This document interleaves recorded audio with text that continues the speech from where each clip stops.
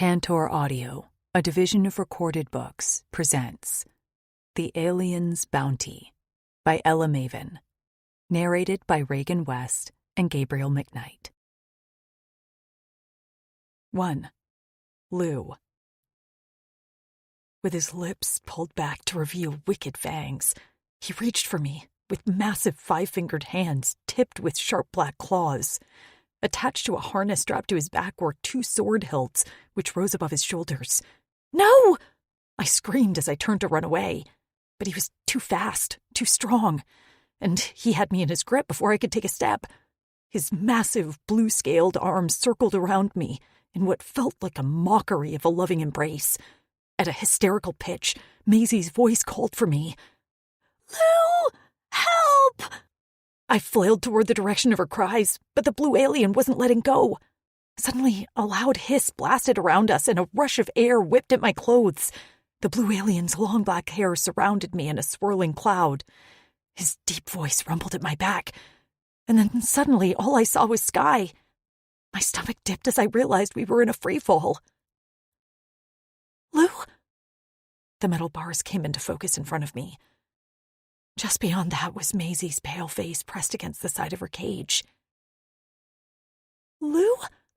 she called again, brown eyes wide beneath her thick dark bangs. Groaning, I rolled onto my hip and pushed myself up into a sitting position. My head spun, and I closed my eyes until the nausea stopped rolling in my gut. "Same one?" Maisie asked. I nodded.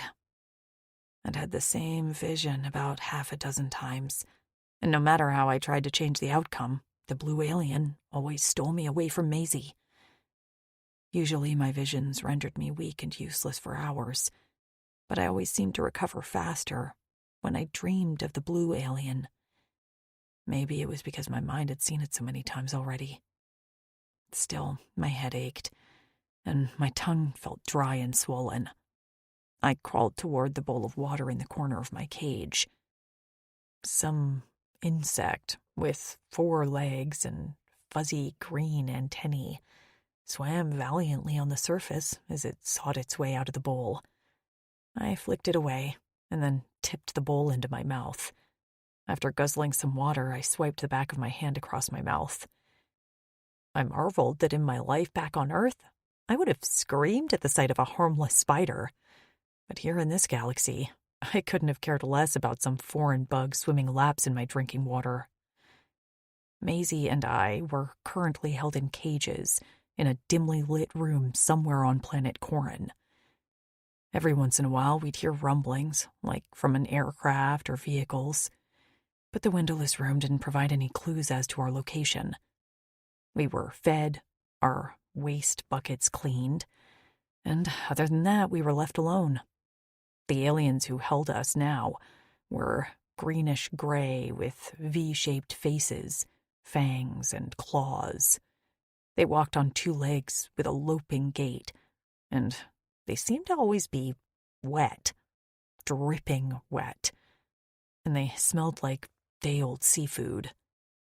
We'd been passed between 3 species. The first ones who'd stolen us from our camp where we'd been living with 4 other human females, our friends, were smelly warthog-looking creatures. Then it was the 4-armed red aliens who looked straight from hell. And I couldn't be sure if these wet aliens were our final destination or not. It's been... I rubbed my forehead. What, weeks? And no sign of this blue alien. Usually my visions come to fruition within hours or days of me having them.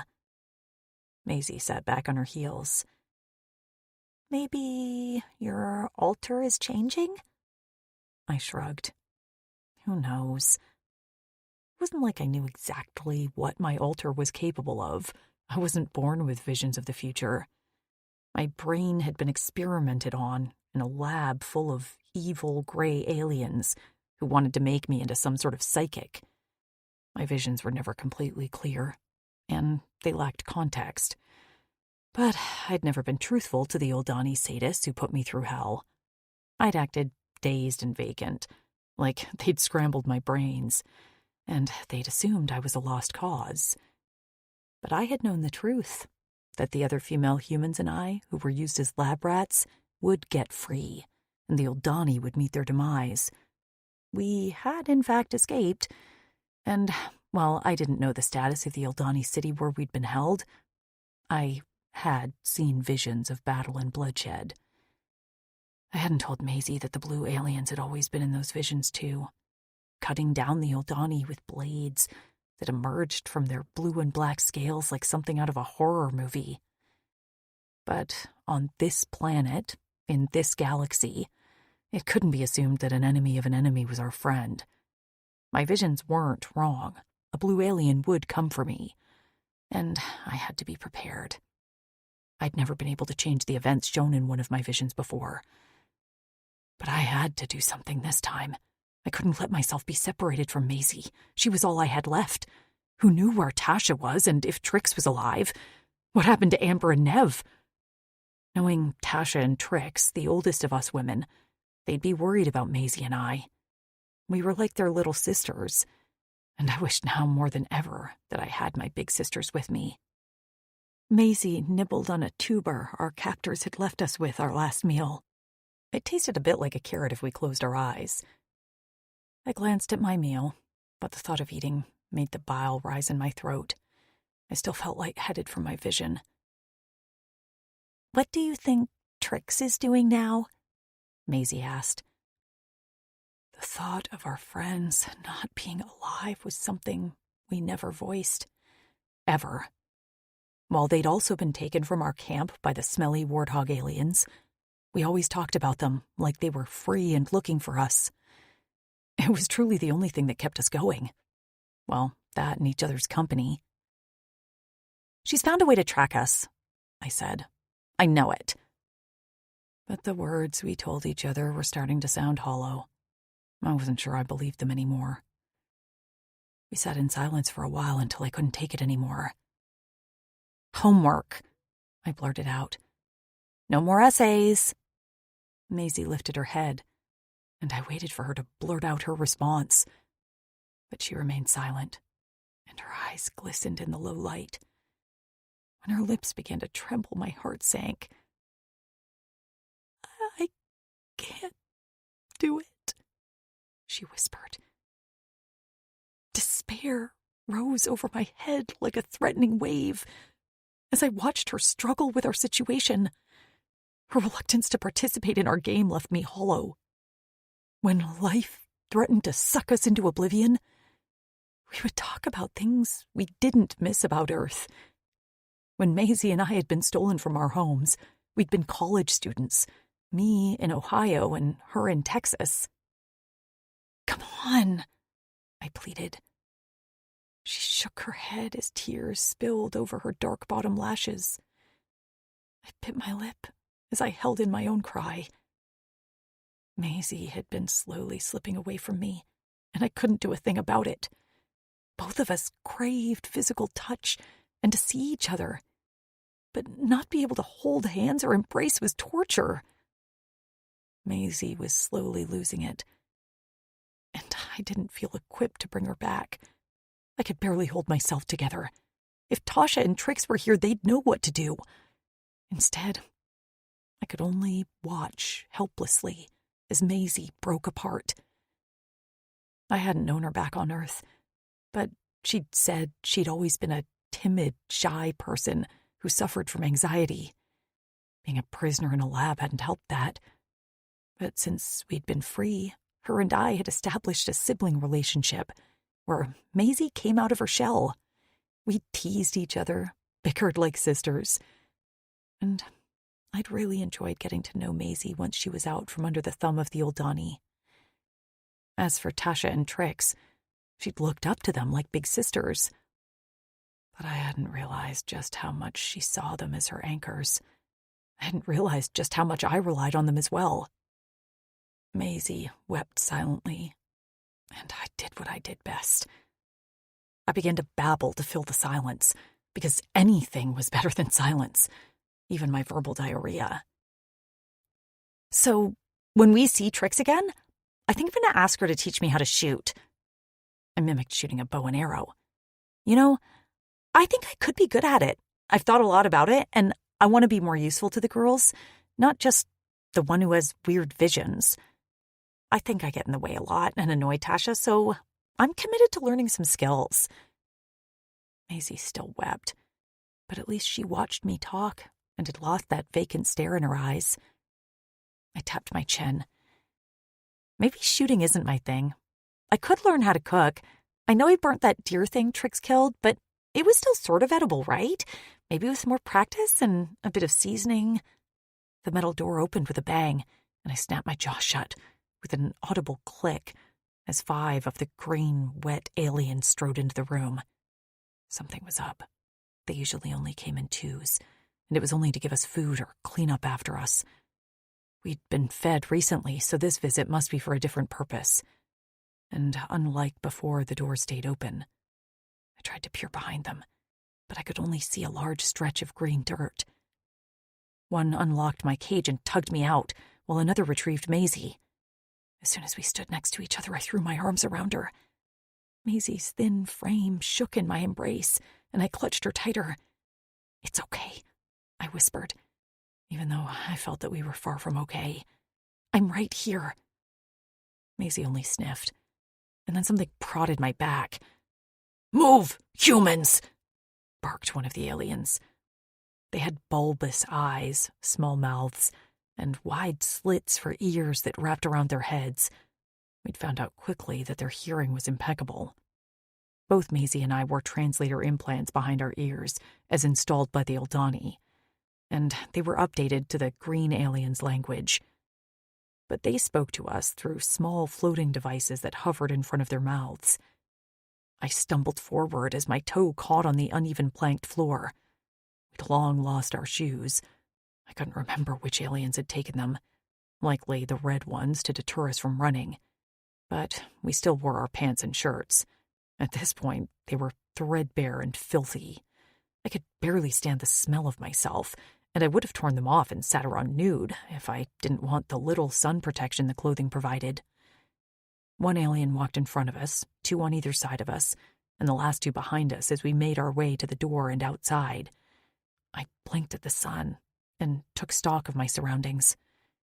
When we'd first arrived here, it had been dark, but I'd been able to make out large shapes in the moonlight. Now I could determine we were at some sort of station in the middle of a barren area that was mostly dirt and weeds.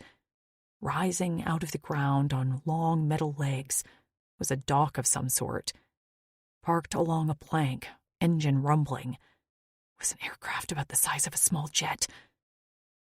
"No," Maisie whispered in horror, and I knew why.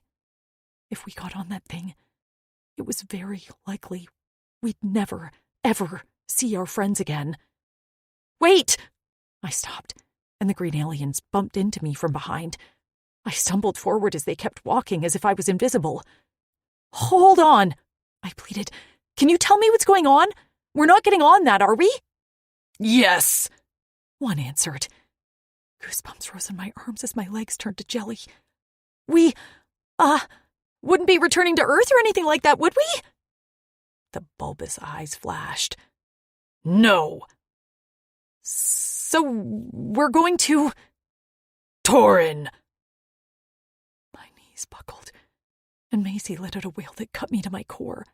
She fell to the dirt beside me, but the aliens didn't care. They only grasped the back of her shirt and dragged her along. All dignity gone, I clutched at the thin pants of the alien closest to me.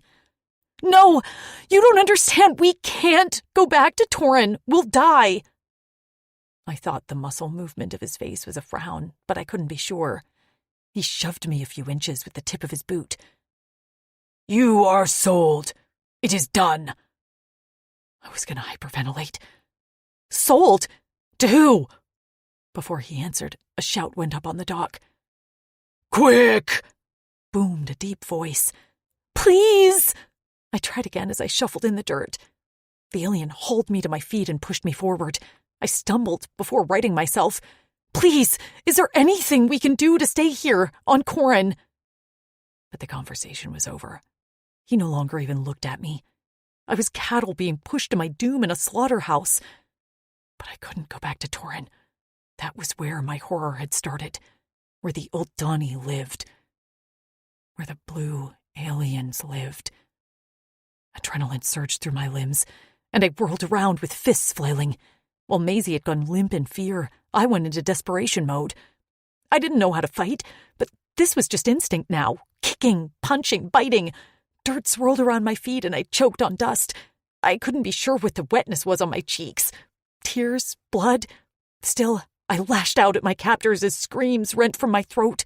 But it didn't matter. I was outnumbered and outweighed. When my strength flagged, one slung me over his shoulder like I was a sack of flour. A rope lashed my hands and my feet, and all I could do was slump in defeat. The alien carrying me walked up a ramp until we were on a platform even with the aircraft. A back hatch opened, and I twisted to see Maisie being carried inside. Our eyes met, and the desolation I saw in hers nearly broke me. "Mace!"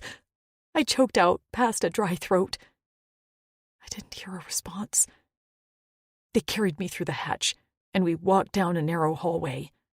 Up ahead, I could see a larger room with a control panel that had to be the cockpit of this saucer-like aircraft. I couldn't see or hear Maisie. When I tried to call out her name, my voice only rasped an intelligible few syllables. "Come, or we chain you," the alien said as he opened a door and dumped me in a small room. He slashed my bindings, tossed me a container of water, and slammed the door shut. Panting, I sat on the floor, guzzling some water. The room wasn't much larger than a walk-in closet, and most of the floor space was taken up by metal chests.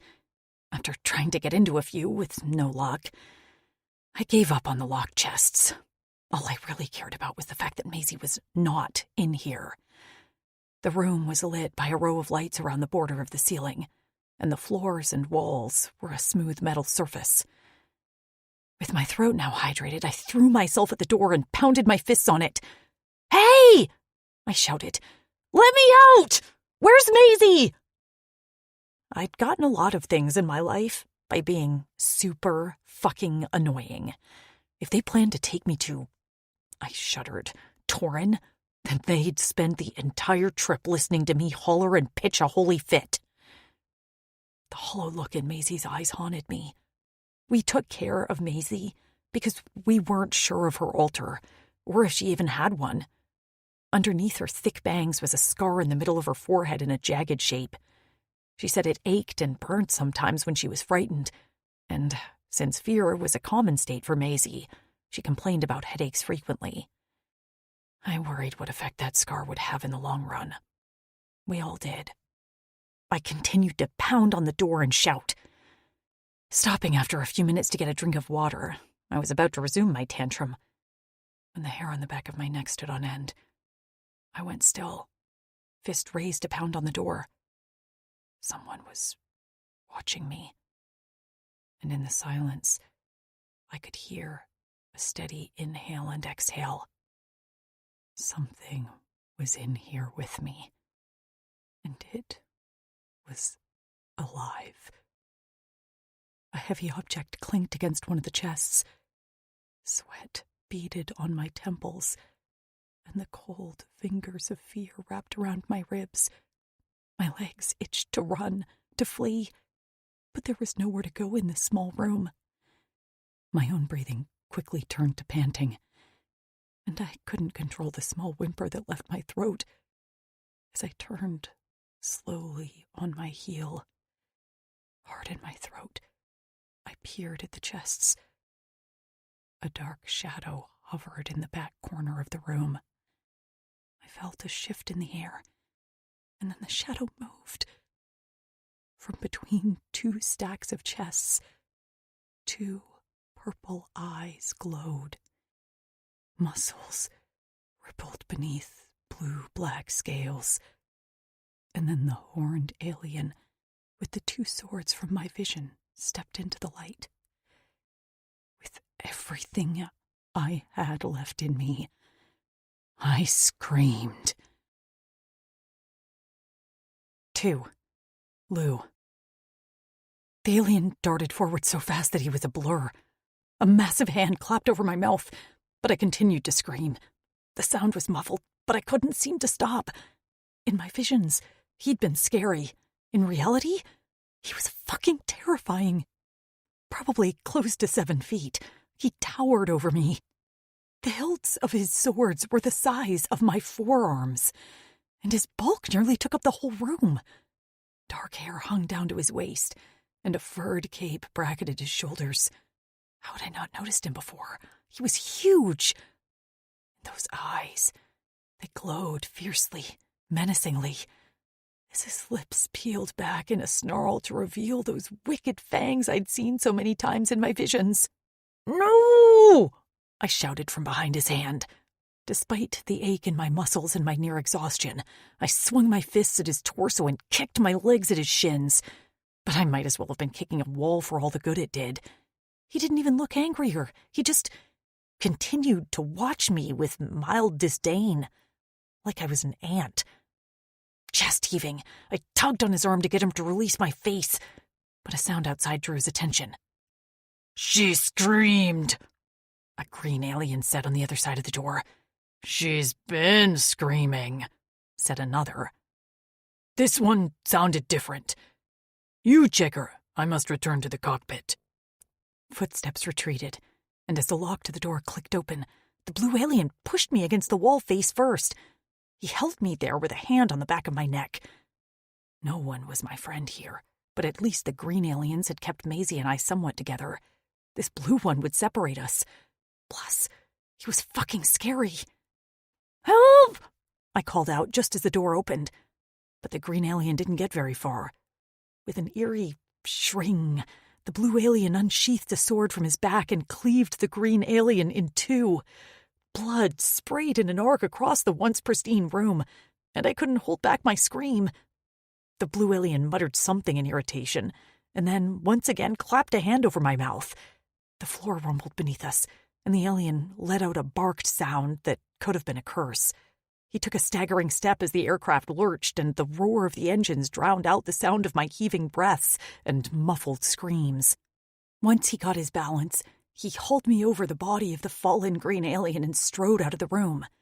In the hallway, he took a hard left away from the front control room, but the commotion we'd made had already drawn attention. A shout went up as a green alien spotted us. Soon, 6 pounded down the hallway after us. From behind the blue alien's bulk, I could see Maisie's tear-stained face from where she sat in the cockpit. When she caught sight of me, her eyes went wide, and she lurched to her feet. "Lou!" she cried. With the last bit of energy left in me, I went into a crocodile death roll. The blue alien's hand slipped from my body, and I hit the hard floor on my hands and knees with a painful jolt that clacked my teeth together. But I didn't care, because I was free. "Maze!" I screeched as I surged to my feet. It was just like my vision. I wasn't fast enough. Those blue arms circled around me, and my head spun as reality clashed with my premonitions. No! I wept, because just like all my visions, even though I knew what was going to happen, I was powerless to stop it. The green aliens were bearing down on us, and the blue alien fainted right and then left into a windowless room. A door slammed shut that separated us from the green aliens. "Maze!" I hollered. I heard 5 words from the other side of the door that sent my heart thudding to my feet.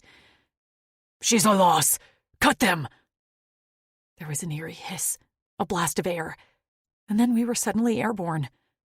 I stared up at the purplish sky, tears leaking out of the corner of my eyes as Maisie's voice rang in my ears. Then the world tipped, and I was facing down, watching as a large stretch of green dirt grew closer and closer. Behind us was a vast ocean of rippling water that stretched to the horizon. Soon, the blue alien eye would be nothing but splat marks on the surface of corn. A fitting end, maybe. I'd known it would end like this. I just wanted more time. The blue alien's arms tightened around me. Even in our death fall, he wouldn't let me go. The bastard! A strap tightened around my waist. and with a jerk that nearly snapped my neck, our mad descent stopped abruptly. My bare feet dangled below me, and farther beyond were the blue alien's big black boots. I looked up to see a massive piece of fabric blocking out the sun and sky. A parachute? This guy had a fucking parachute? Of course, I'd rather be alive than a loo-shaped pancake, but I was still stuck to this stupid alien who decided to steal me away from Maisie. I twisted around to get a look at the aircraft, but the alien was too big and bulky for me to see. All I knew was that Maisie and I were going in opposite directions. She was alone on her way to Torin, and I wasn't quite sure yet of my current situation. Right now, all I could do was float. "Who are you?" I asked. I couldn't turn around and face him as my back was strapped to his chest. He didn't answer. "Hello? Do you speak my language? I don't think I speak yours. What even are you?" Maybe, just maybe, if I annoyed him, he'd leave me alone. I might have been physically exhausted, but my mouth never grew tired. Did I want to be abandoned on a part of Corin I wasn't familiar with? Not really, but it would beat anything some warrior alien species likely wanted to do with me. "Look, I'm not happy with you. You took me away from the only friend I have that I am sure is still alive. She's terrified and alone. So the point of this is what? What do you want with me? Because I'll tell you right now, I'm not agreeable, and I can be super unlikable." He didn't respond. He didn't even grunt. I knew he could speak because I'd heard him use a few garbled words. His hands rested on the parachute strings above mine, and I couldn't get over how long and thick his fingers were. A few thick golden rings adorned his knuckles. One had spikes. I shuddered. But he hadn't hit me yet, even when I screamed. He hadn't bashed my head or slapped me. He'd only covered my mouth, which hadn't been very effective. So if he didn't want to hurt me, what did he want to do with me? Save me for some virginal sacrifice? Because that ship had sailed in high school. I'd be happy to tell him my body count. It wasn't like it was high, and Jason from the basketball team hadn't been great around a clit, but I wasn't a virgin. Was I some sort of reward? Maybe a gladiator's prize or a prince's bride? I didn't want to be either, and I would show everyone just how annoying humans could be. The ground drew closer, and I wiggled my feet as I prepared to make a run for it. Would I beat this guy? Likely not. But I wouldn't be his willing little captive. As soon as we touched the ground and he loosened the strap around my waist connecting me to the parachute, I took off in a sprint. Behind me, I heard a groan before there was a rustling of fabric and then the pounding of footsteps. I risked a glance over my shoulder and stumbled as I realized he was already right behind me. A hand closed around my hair and yanked back. Ouch!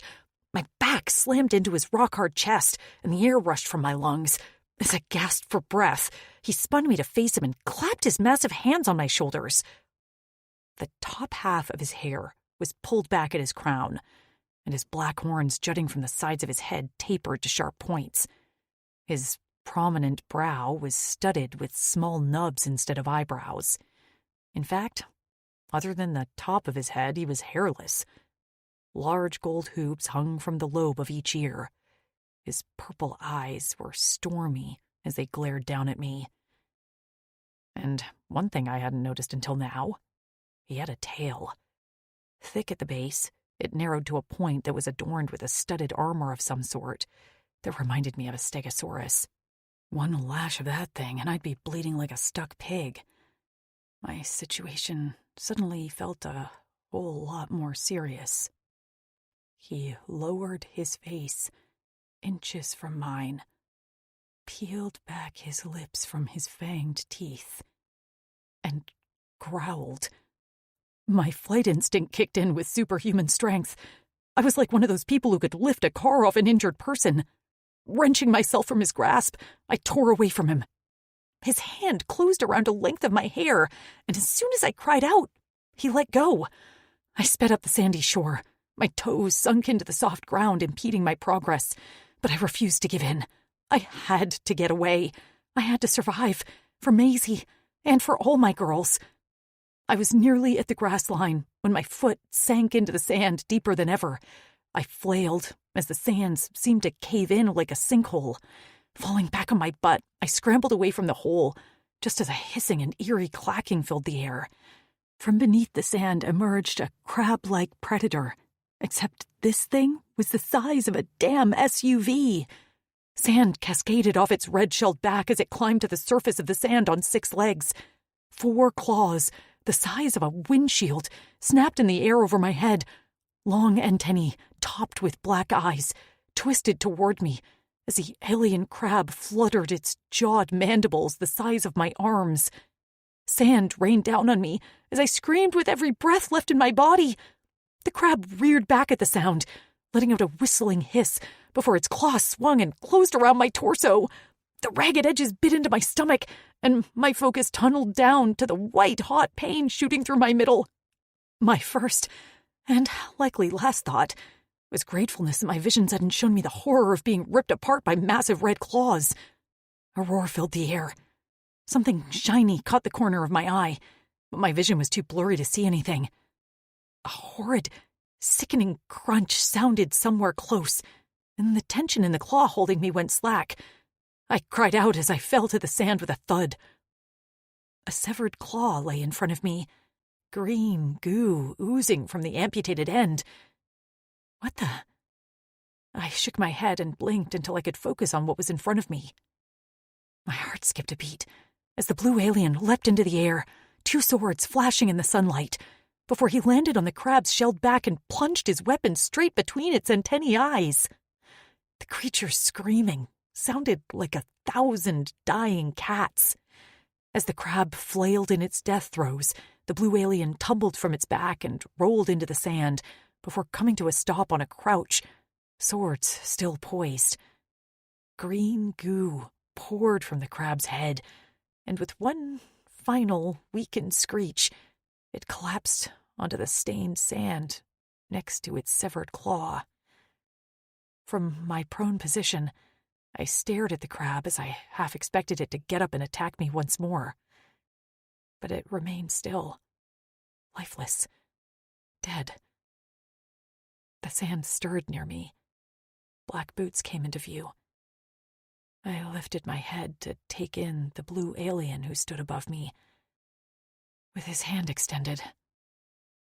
It dawned on me with a bone-chilling realization that I would never survive alone. I wasn't sure why this blue alien was willing to fight to keep me alive, but I wasn't stupid. As much as I hated him for taking me from Maisie, he was also my best chance at survival. 3. Axton.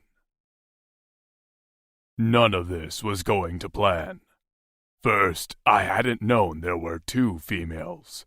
My assumption was they'd all been separated. While hiding as the Horazians boarded the aircraft, I'd only heard one very loud, very shrill female voice, which belonged to the little thing currently sitting on the sand with fire in her eyes. I hadn't intended to take a dive out of a flecking aircraft, but at least I'd grabbed a parachute before we'd been sucked out. And I hadn't intended to be stranded on a foreign part of the planet with a vast stretch of fresh ice making our return home very difficult. What had I been thinking getting on that flecking aircraft? I should have sent a comm to my Drexel and then waited for backup. But no, I hadn't done that, and my pack of supplies had fallen somewhere in the deep fresh ice during my descent. So now I was without a comm and an implant updater, and stuck with a female with escape on her mind. Really, all of this was above my ability.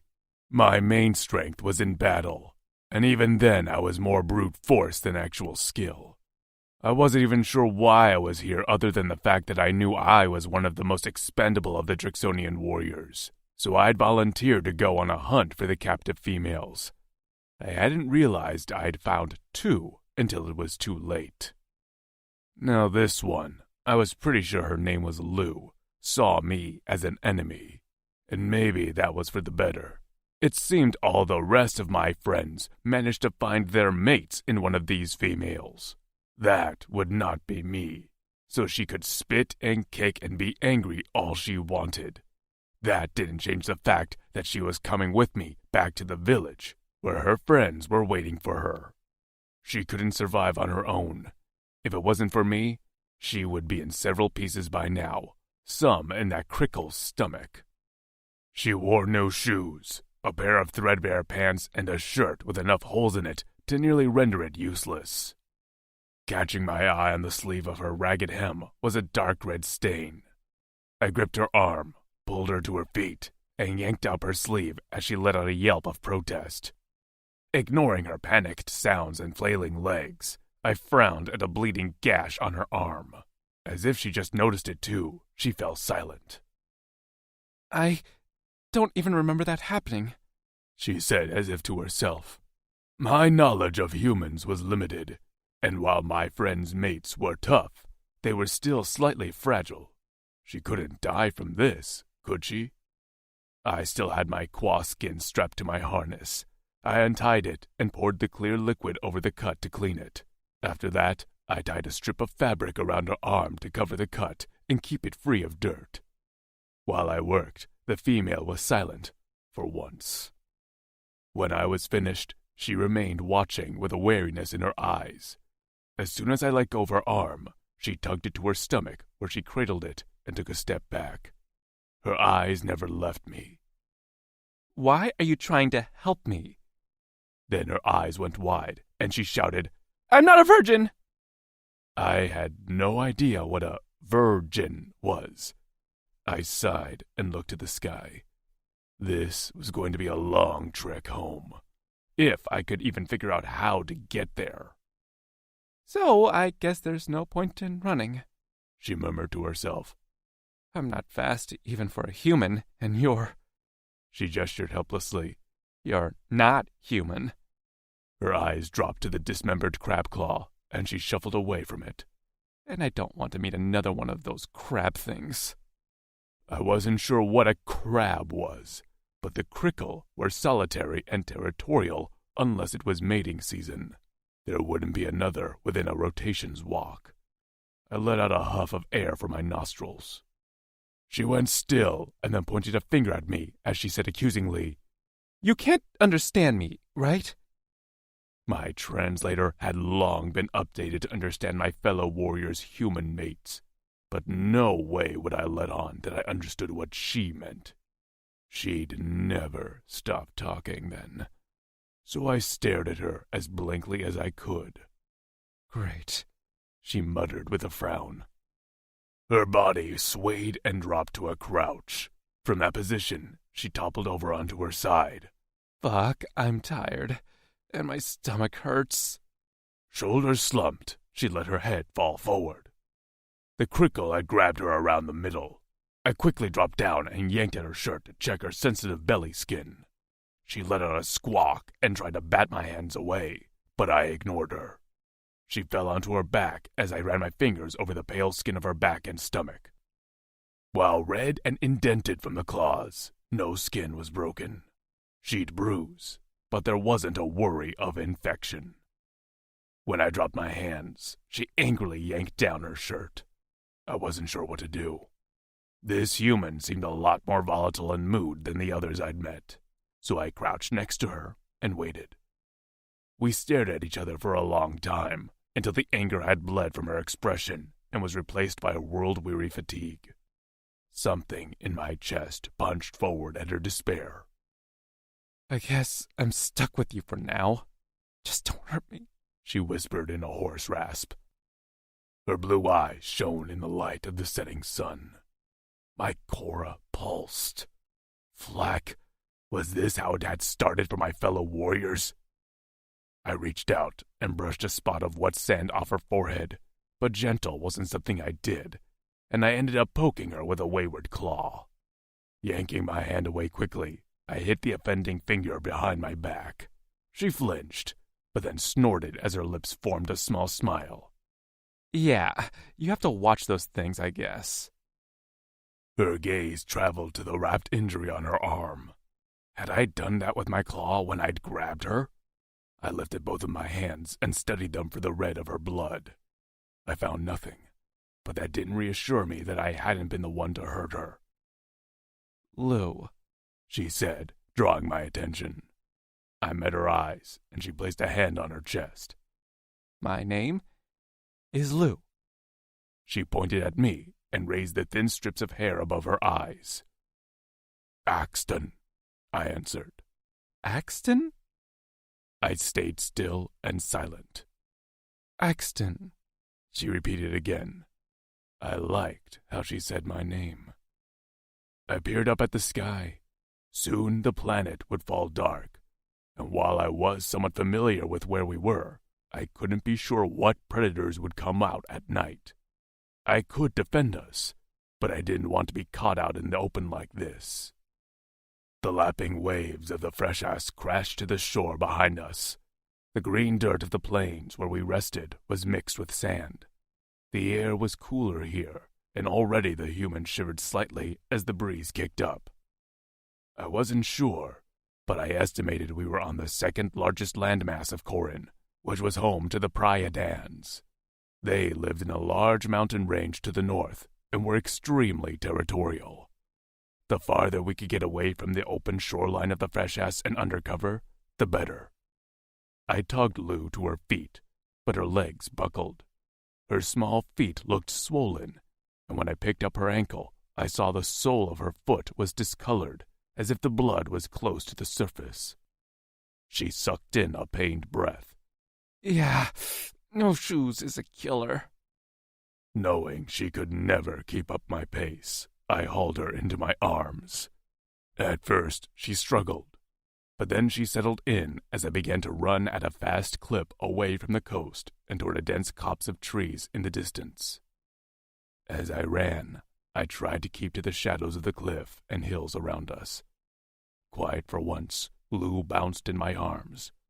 Her eyes were open, and while I preferred to remain hidden during the night, I felt it best to cover as much ground as I could. The farther we could make it from the Pryadan territory, the better. I stopped at a stream to fill my quaw skin and left Lou sitting on the bank. Standing up, I took a few gulps and was about to fill up more when Lou gasped from the bank, a strangled choke that sounded a bit like, "Axe!" I whirled around, terrified I'd find her surrounded by enemies, but instead she was alone. But she was not okay. Shaking, teeth rattling, and the whites of her eyes showing, Lou writhed painfully. "Please, Vatas, no!" I shouted and sprinted toward her. The quaw from the stream splashed around me as I tore to Lou's side. I reached her just as her eyes fluttered, and she fell limp in my arms. Lou. A dry nose prodded at my arm, and I yelped as I shied away from the touch. A gray and black furred face peered up at me with large, yellow, feline eyes, the mouth stretched open, and a pink tongue flicked out. Furred hands, tipped with sharp black claws, reached for me, and as I whimpered, the head rose as the creature towered over me. A tail flicked along a stone surface behind it.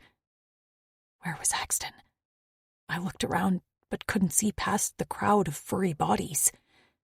My eyes settled on a pair of blue hands in chains. "Axton!" I cried out. I scrambled away, but found my space limited. Then the giant bipedal lion opened his mouth and roared. My eyes shot open. My heart raced, and my head pounded.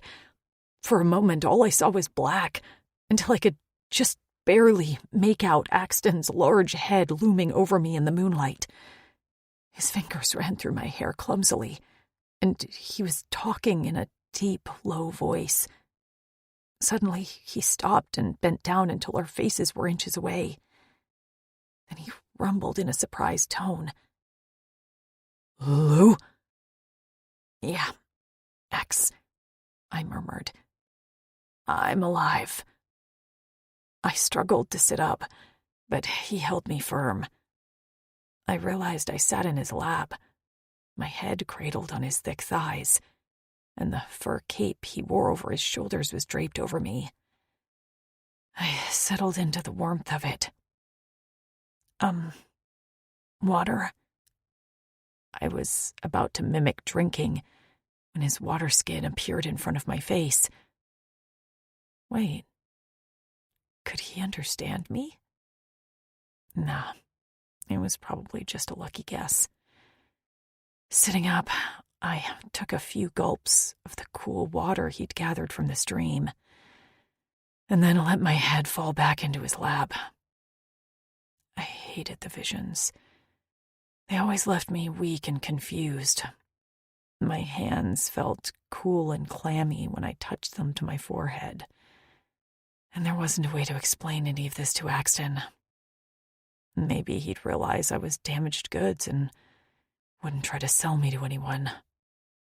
So far, he'd been kind. Sure, he'd stolen me from Maisie, but I'm not sure separating us was part of his plan. He seemed to just want to take care of me, from wrapping my injury to carrying me. Other than that initial growl, he hadn't even been aggressive. What was his deal? And in this latest vision, I'd been looking for him for protection, for safety. If the lion-looking aliens had him in chains, then he wasn't working with them.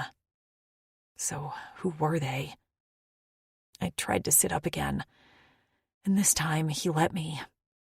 I groaned as I rubbed my forehead. My visions were accurate, but sometimes hard to decipher. Sometimes I felt an urgency behind them, but this one didn't feel that way. But really, I couldn't be sure. All I knew was that I'd definitely be meeting these furry aliens in the future. There was no way to avoid it. It was only a matter of when.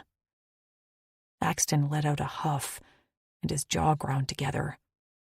He seemed to be thinking quite deeply, and eventually he settled on something, because he positioned me under the cover of a nearby bush, and then crouched to meet my eyes. He mimed eating, and then pointed to one of his swords.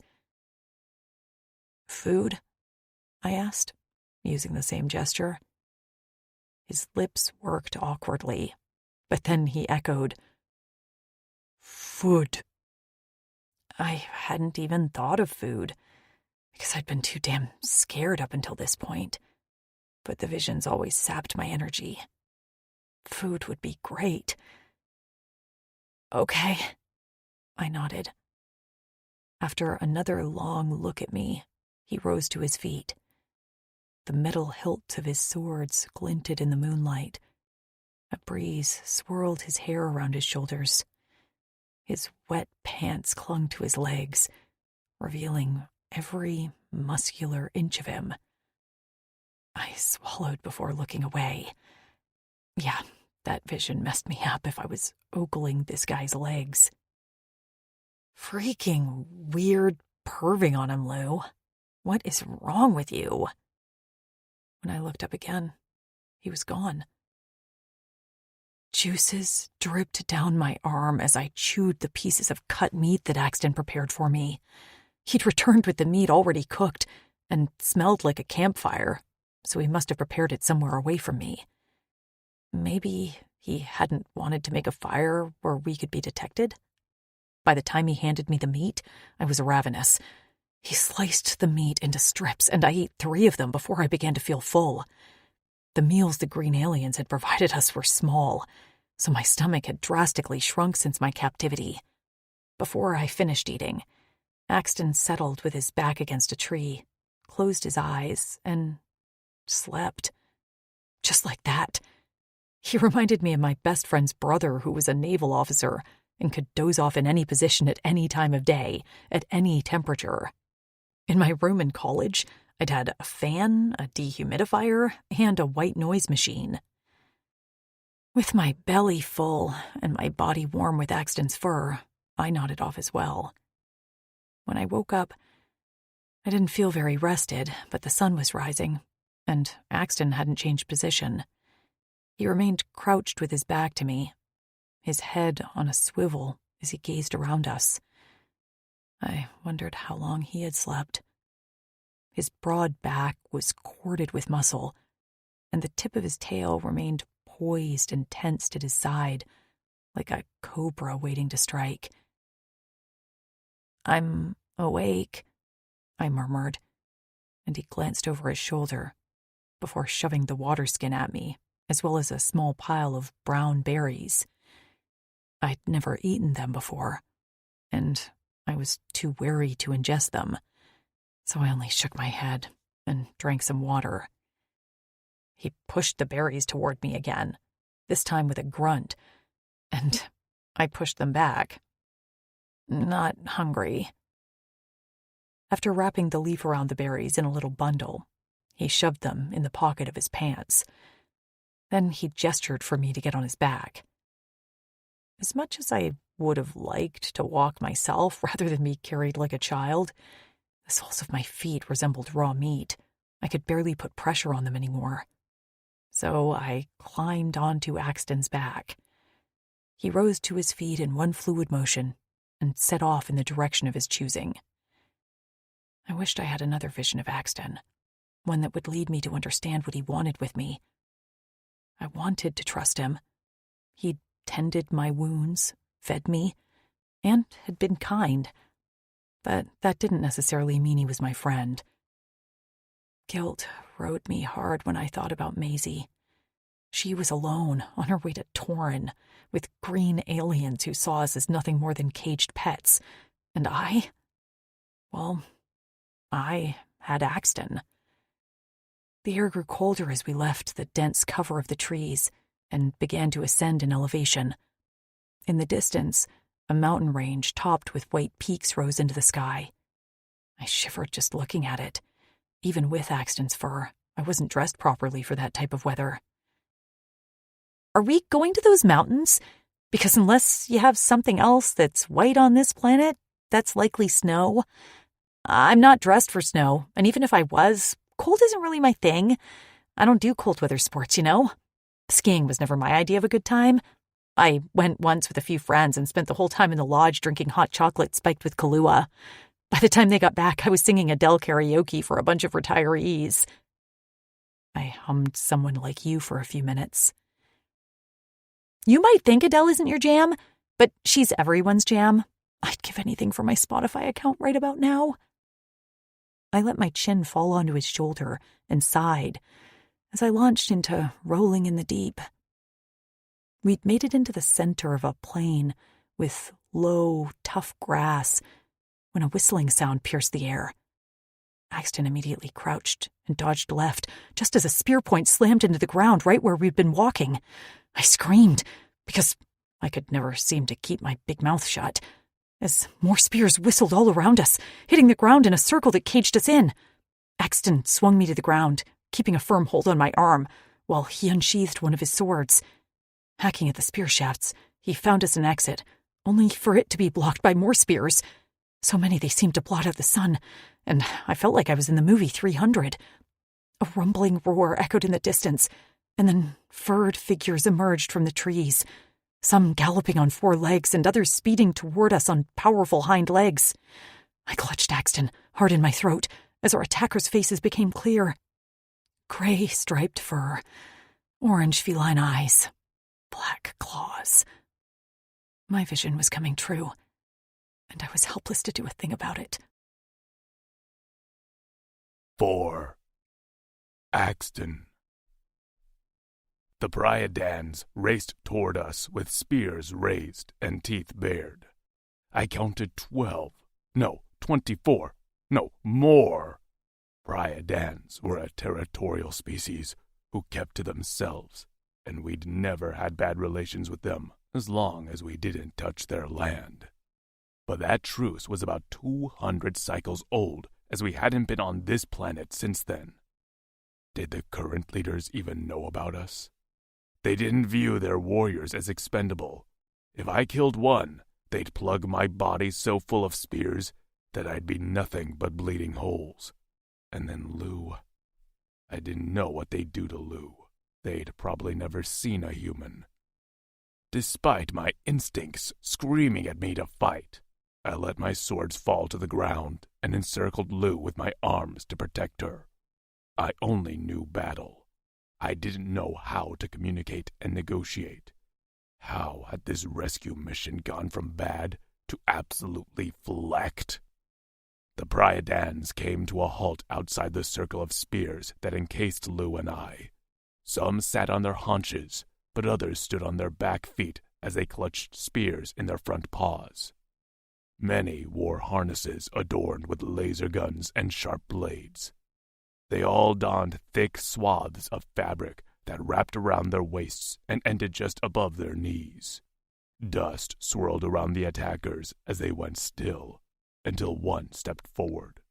With a swipe of a massive paw, he snapped a few spears stuck in the ground and stepped into the circle. He was the largest among them, and gray streaked his gray and black fur. One shoulder was mangled with scars and twisted flesh where fur no longer grew. He also wore a simple gold band around his head with an ornate jewel resting on his hairline. He had to be the Quozel, the leader of the Pryad. The Quozel stood as tall as me, and his orange eyes shone with wisdom, experience, and age. They also flashed a warning.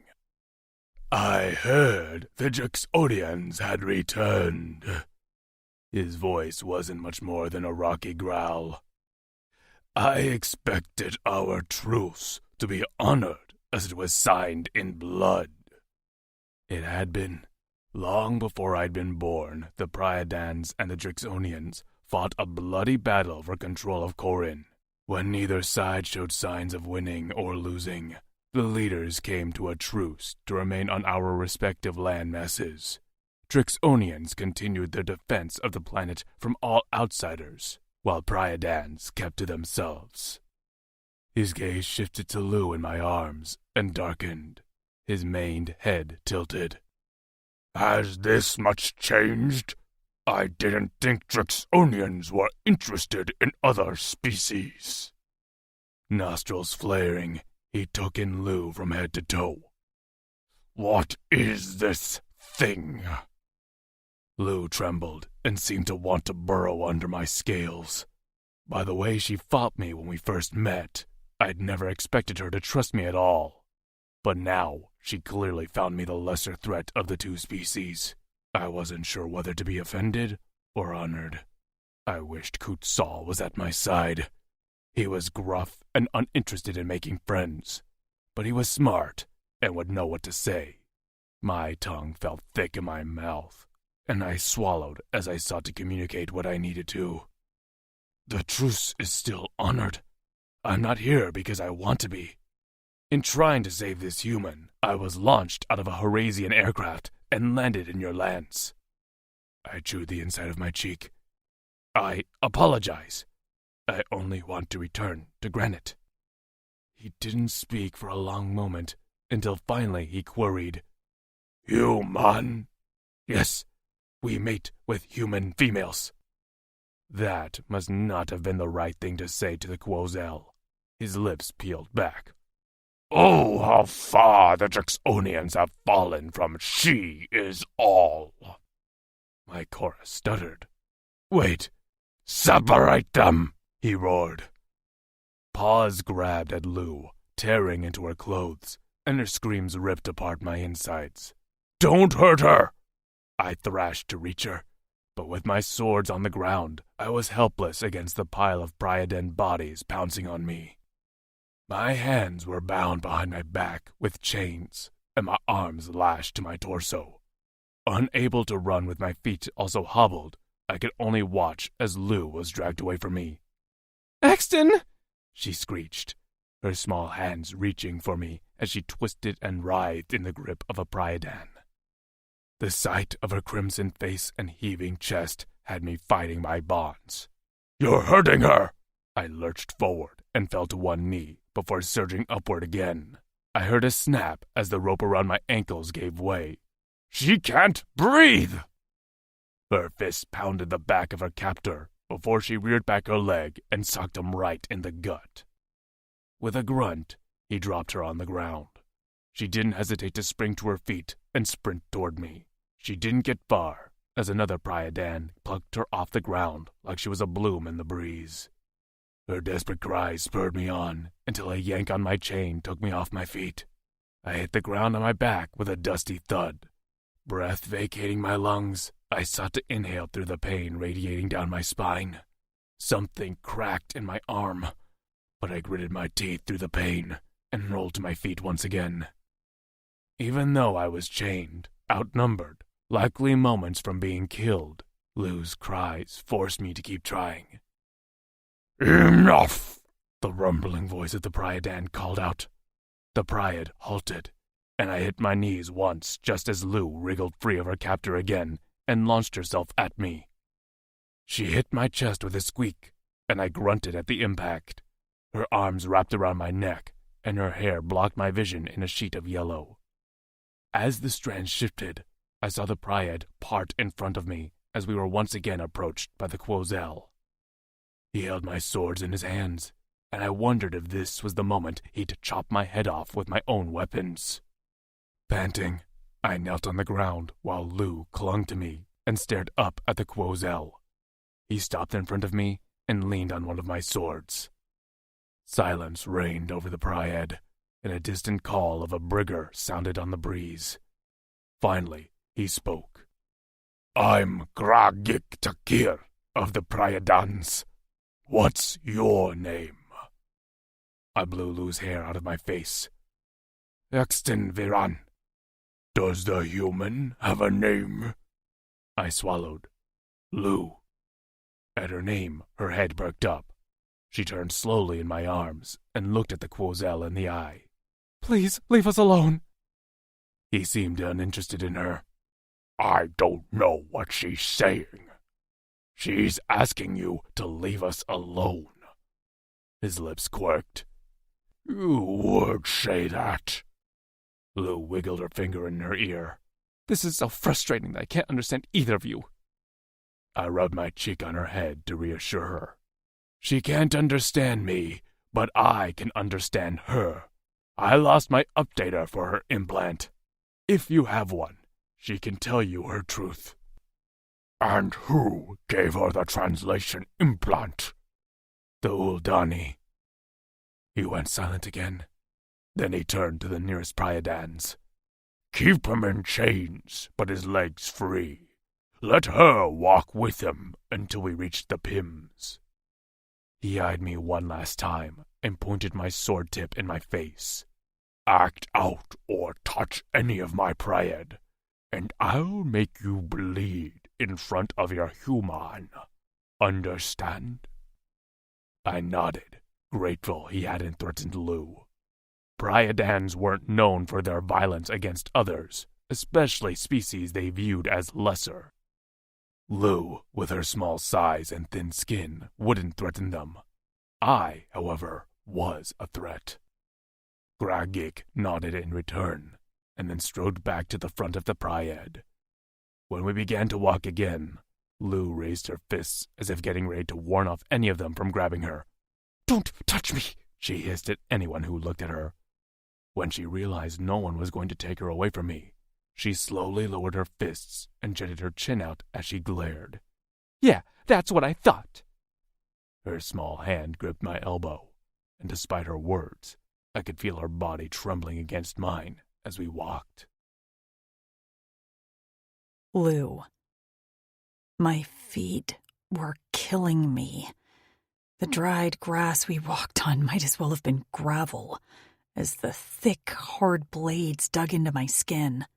My already ripped-up soles protested every footstep. Add in the increasingly lowering temperature, and I could barely feel anything below my ankles but pain. Eventually they went numb, which alarmed me even more. But I didn't say a word. I kept staring at the lion-like warrior who walked closest to me, amazed at his anatomy. He walked upright on two legs, but I'd seen a few run on all fours when they'd first approached us. He wore only a kilt-like cover over his bottom half, and a whip-like tail topped with a black tuft of fur waved back and forth behind him when he walked. Fur covered his head and shoulders like a mane, as well as his upper back and chest. Most of them were all built like lumberjacks, not quite as lean as Axton, but barrel-chested, with thick thighs and massive paws.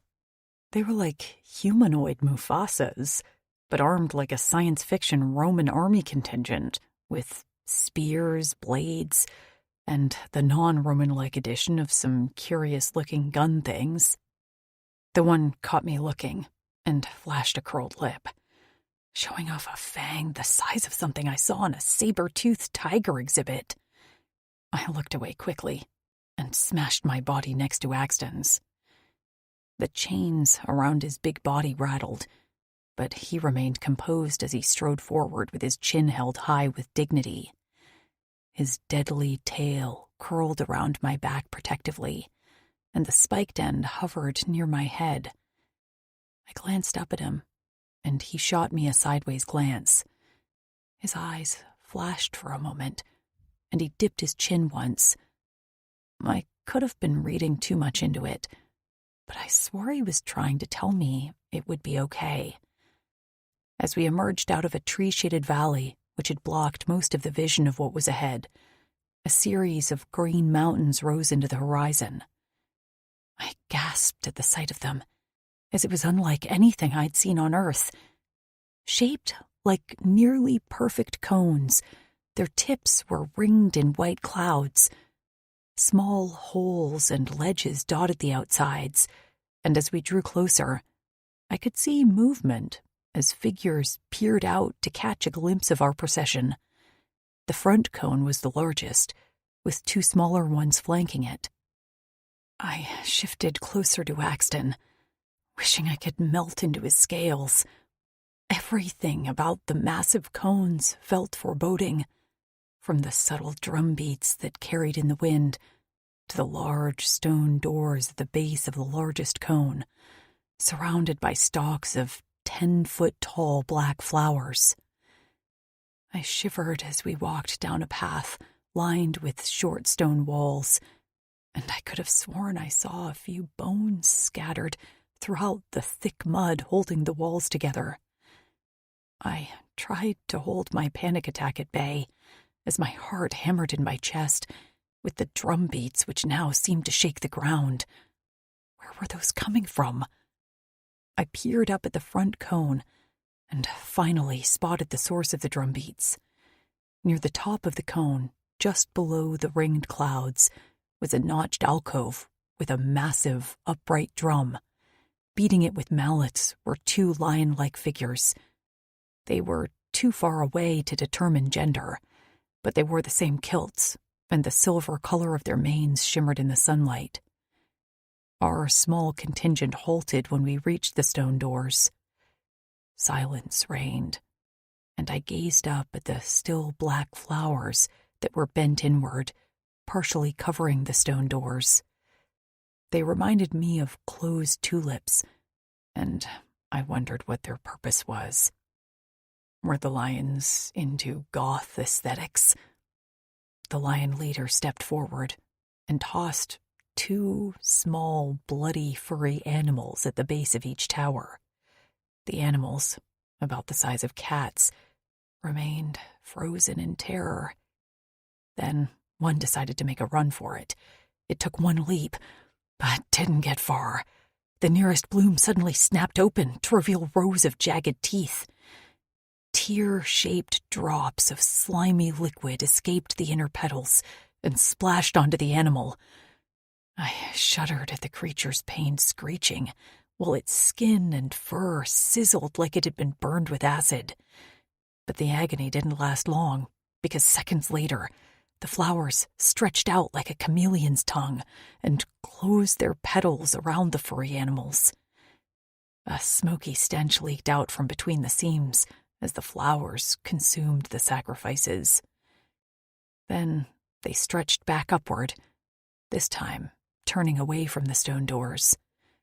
The lumps inside the petals moved before quickly falling still. My heart lodged itself in my throat. The flowers were absolutely not for aesthetics. They were guarding the doors to the lion's home, and they'd just been given their lunch. Bile rose in my throat, and Axton's tail braced against my back as if he knew I was 1 second away from my knees buckling. The stone doors slid open, and the lion leader walked inside. My feet felt rooted to the dirt. I felt like if I walked in there, I'd never come back out. Why hadn't my visions shown me this? But there was no other choice. A spear at my back prodded me forward. Axton snarled at the lion behind me and earned a crack on the head. I stumbled forward. The message was clear. I walked, or they'd make me. I walked, or they'd hurt Axton. Worried I wouldn't see it again, I glanced at the sun one last time. A sob bubbled up in my throat as I stared up at the top of the doors as we entered the cone-like home of the lion aliens. The inside of the cone was brighter than I thought. Strategically placed holes in the walls let in enough sunlight, and the darkened areas were lit with rocks that glowed. We entered into what felt like a great hall. Large columns held up the ceiling, and etched stone reliefs lined the walls with images of battles and celebrations. And everywhere I looked, there were chains. Metal chains lined the pathway, leading to a large throne made of stone links. The columns themselves were wrapped in chains like Christmas lights. The lion leader wore thick chains around his chest, and as he approached the throne, a figure stepped out from behind the seat. She wore only a long skirt with high slits up each side, and her long mane was studded with gold links and decorated with intricate braids, while a small crown sat on top of her head. 6 breasts hung from her torso, and multiple strands of golden chains strategically covered her nipples. Large hoops hung in her triangular cat-like ears, and her eyes were rimmed with a dark kohl.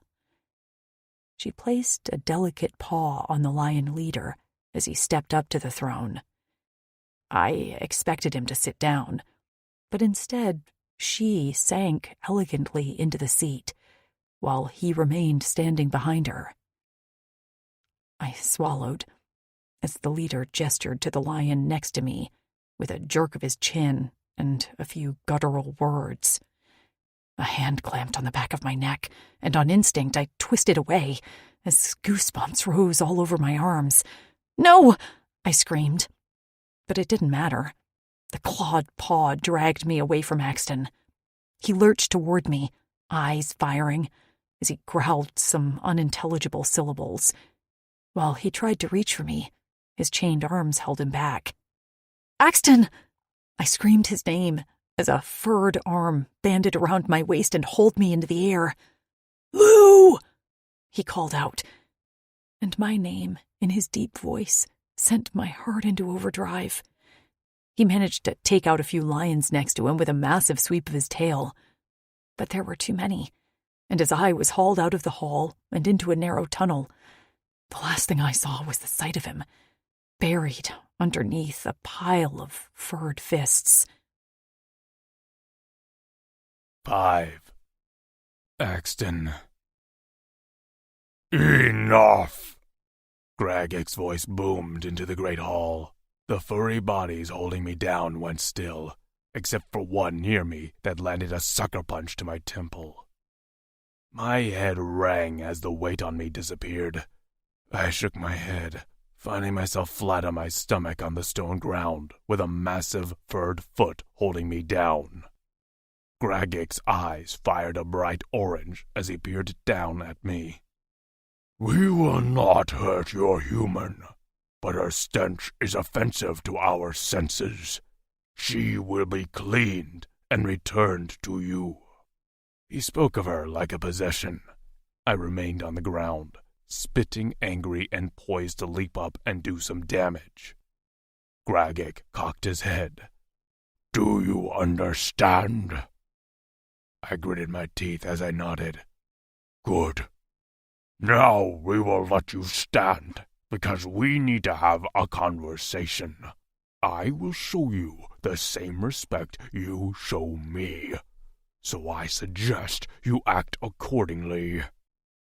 With a yank on my chains, I was hauled to my feet. The room spun for a moment, and I shook my head to clear the pain of that last blow. Gragik returned to stand beside his mate where she sat on the throne. "I'm Maven, the Roselle of the Pryad," she said. Her voice was deep and refined, and her intelligent eyes watched me carefully. "We know of the virus that affected the Drixonians, and how the remaining living males traveled to Torin to work for the Uldani, and how you fought to gain your independence from them. We also know of the final battle, where you defeated them for their transgressions against you." Transgressions was an understatement. Unbeknownst to us, the Uldani released the virus that killed our females and most of our elderly males, used our grief to enslave us, and then performed experiments on many of our warriors. We gained our freedom, but when we found they were kidnapping human females from Earth, we marched on their city and took down the elite. The Uldani that remained alive had committed to a truce and a promise not to hurt others. I remained silent, as nothing she said was incorrect. Her head cocked. "But we don't understand what you are doing with this human creature. What is it to you?" I didn't want to set off Gragik again, so I thought of my words carefully before I spoke them. We still abide by she is all, and that applies to human females. We found the Uldani were taking them from their home on planet Earth with the intention of creating a race of Drixonian and human offspring to work as their servants. We rescued them, and during that, we found that Vatas chose them as our mates. Many of the warriors have formed Korra eternal bonds with the human females, and we have settled once again in our former city of Granite. Marin made a soft sound of surprise. "But that bond is rare for Drixonians, even among your own race." "It is." She tapped her chin, and the chains dangling on her chest rattled. "And these humans accept the bond?" "Although fragile, they are an intelligent and resilient species. They have taught us a lot and given us hope, not just for the future of our race, but also because the bonds have provided us with purpose again." "She did seem to favor him," Gragik said with a hand on his mate's shoulder. Marin remained silent for a moment before tilting her head up to Gragik. He crouched until her lips were at his ear. She whispered something, and he gave her a nod before stepping toward me with his paw braced on the blade strapped to his waist. My gaze drifted to Marin, and for the first time, she seemed to look worried. I braced for violence. Gragik noticed my stance because he held up his paws, palms out and claws sheathed. "I do not approach for violence." I still watched him warily, and he seemed to find it slightly amusing as one corner of his lip curled. "I have a mission for you before I let you free." "A mission?" I glanced around at the members of his Pryad lining the great room. "You look like you have plenty of warriors for a mission." He flinched as if I'd struck him. "A lot has changed on this planet since you've been gone." "You don't have to tell me that," I murmured under my breath. We'd had enough run-ins with other species who'd taken advantage of our absence and settled on Corin. Gragik lifted his chin. "Rescue our son, and I'll escort you and your human back to Granite myself." Surprise nearly knocked me back on my heels. "You want me to rescue your son?" "I have lost many warriors attempting to retrieve Faran, and we are running out of time. I need a non-Priadon to rescue him and return him home." I tugged at the chains binding my arms behind my back. "Where is your Faran?" Gragik swallowed, and his paws flexed at his side. Behind him, Marin's head bowed. The Priadon Quozel held my gaze solemnly as he said, "He's being held by the course, and if we don't reach him in a low rotation, then he will be dead." My scales rippled, and my machetes threatened to unfurl at the name we rarely dared to speak. The Course were an old species of large winged creatures who hibernated for hundreds of rotations, only waking to eat and breed. They usually feasted on creatures from the freshas, snatching them out of the Qua with their massive hooked claws. But sometimes, for their elders who required more sustenance, they capture larger prey. Course were dangerous, angry, and hungry. From the apology in Gragik's eyes, I knew he was aware that he was sending me on a nearly impossible mission that would end in my death. "And if I don't return?" Groggett's jaw shifted. "Then I will return the human to Granite, once we have confirmation you attempted but failed." And that was really the final piece of information I needed to make my decision. I had to do everything I could to return Lou to her friends, and if anyone was willing to take on the Course, it was me. My odds were terrible, but they weren't zero. All I had to do was try. Even if I failed this mission, I would succeed in my greater one, saving Lou. So I lifted my chin and spoke the words that I would likely come to regret. "I'll do it." Lou. I fought until I was too exhausted to even swing a fist. The lion aliens took me down a corridor before handing me off to a group of female aliens, dressed similarly, but less elaborately than the one I had seen in the main room. They bore fewer chains, their breasts were smaller, and they wore long skirts with high slits. I could have been wrong, but they seemed younger, even though they still towered above me. With soft paws and sheathed claws, they handled me more gently than the warriors had. In fact, they touched me as if I was a stinky rag, pinching the edges of my clothing with their paw pads and turning away from me with wrinkled noses. They talked amongst themselves in higher-pitching rumblings and purrs, as if I wasn't there, and I got the sense they were talking about me, and not in a nice way. "Hello?" I called out, just to see if they'd respond. The nearest lion made a face like my breath was rank, but otherwise ignored me. I breathed into my hand, and had to admit I was less than minty fresh. I was just about to launch into another struggle again to see if I could run back to Axton, when the sound of rushing water drew closer. After another turn, we entered a large, cavernous room, filled with a murky liquid that didn't smell like water, but flowed like it. In the middle of the underwater lake was a platform with a thin, curved wall where the liquid cascaded in a neat sheet. As we stopped along the outer edge of the lake, I looked down into the water. Snake-like shapes, about the width of my thigh, slithered beneath the surface. I yelped and tried to leap back, but the lions held me firm. One hissed at me, and I shrieked, just as she tossed me onto her back, lowered on all fours, and leaped into the air. A scream bubbled up my throat as the shapes beneath the surface seemed to shadow us. What the hell? Was I going to be some sea creature food? We landed neatly on the platform in the center of the lake, and the lion dumped me unceremoniously from her back. With a slash of her paws, she tore the clothes from my body and tossed them into the lake.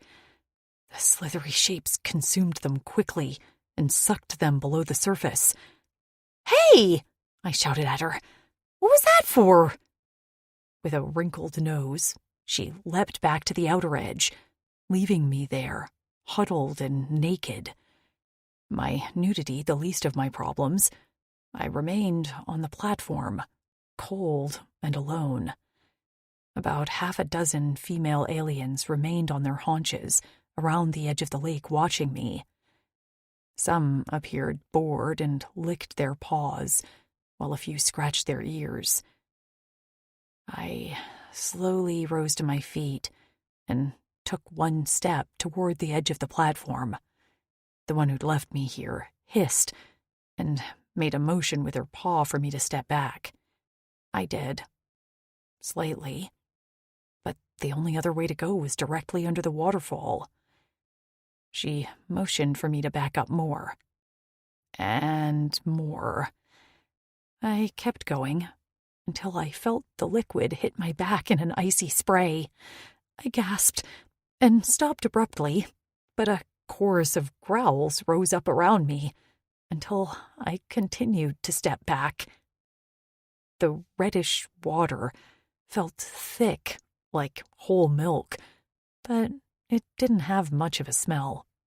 The lions clearly wanted me wet. For what purpose? I had no idea.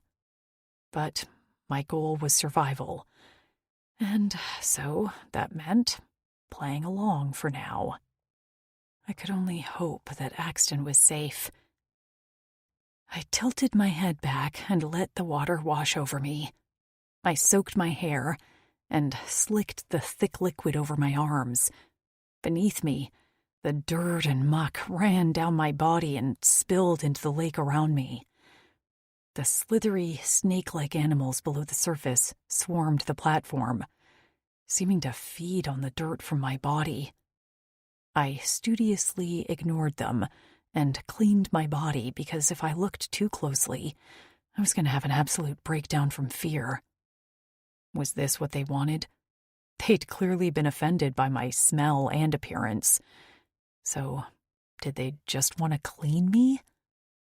Naked and soaking wet, but feeling clean for the first time in a long time, I finally stepped out from under the thick waterfall. The lions on the edge of the lake seemed less agitated now. I swore some sighed in relief as they twitched their noses. A lion jumped from the edge, tossed me on her back, and then leaped back to the edge with the rest of the group. Two came toward me with a skirt that had clearly been slashed at the bottom to fit my short stature. The hem still dragged on the ground, so I rolled the waistband a few times. My hair was oddly mostly dry, as well as my skin. I couldn't understand what the liquid was that had cleaned me, but I couldn't deny I was actually clean. After fixing my skirt, I waited for them to hand me a shirt, some chains, a mere scrap to at least cover my nipples, but they were empty-handed. "Do you have something to cover there?" I pointed to my bare breasts. The lions ignored me. One yawned. Two others seemed to be involved in a play fight. One chased her tail. "Hello?" I queried. "So, we just go topless here?"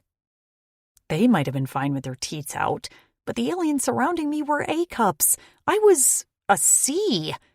Despite being on an alien planet and not eating well, my breasts had only gone from a D to a C, which was total bullshit. Back on Earth, I'd contemplated a breast reduction, but clearly that had never happened, and now I was stuck in some faraway galaxy with big titties. I braced my forearm over them, but still felt oddly exposed. It wasn't that I minded being naked, but I did mind being naked around aliens I didn't trust. It didn't seem like they viewed me as a sexual object, but I couldn't be sure. And what about Axton? My nipples tightened beneath my arm as I thought about those purple eyes, seeing my bare skin. What would he think?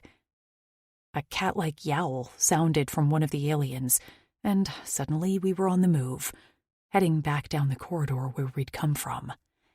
I still had no shirt and no shoes, but at least the ground was smooth and covered in a soft moss, which was kind to my savaged souls. I couldn't be sure of the direction we were going, back to the main cavern in Axton, or somewhere else. Was this where I'd be delivered as a prince's bride? A gladiator's prize? A virgin sacrifice? In any of those scenarios, someone was going to be very disappointed. I was not a good bride, a worthy prize, or a virgin. I was a messed-up human with a battered body and a warped mind. Suddenly, I very much missed Maisie.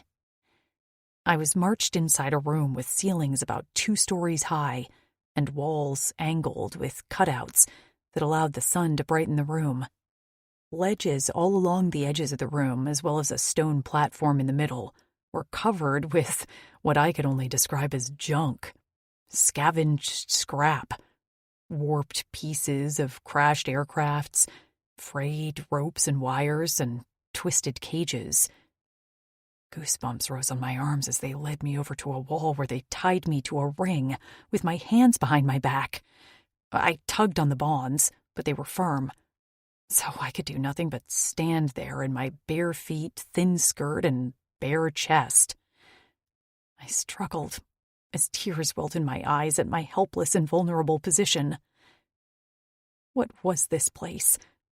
What did they want with me here? Please, I begged the young female lions.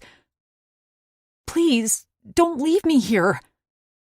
But they didn't even look at me as they turned on their silent paw pads and left.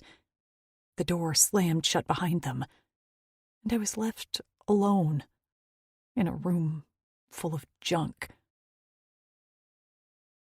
6. Axton. You have until the next meal to find what you want. Graggett grunted at me while he stopped in front of a large door in the tunnels of the main PIMS. Is there one in there? I asked. He shrugged. Maybe.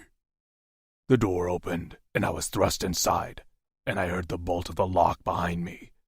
Growling, head aching, I stared at the mess in front of me. Junk was everywhere. A collection of scraps piled on tables and the floor. This was going to take fucking forever. Hex, came a breathy voice.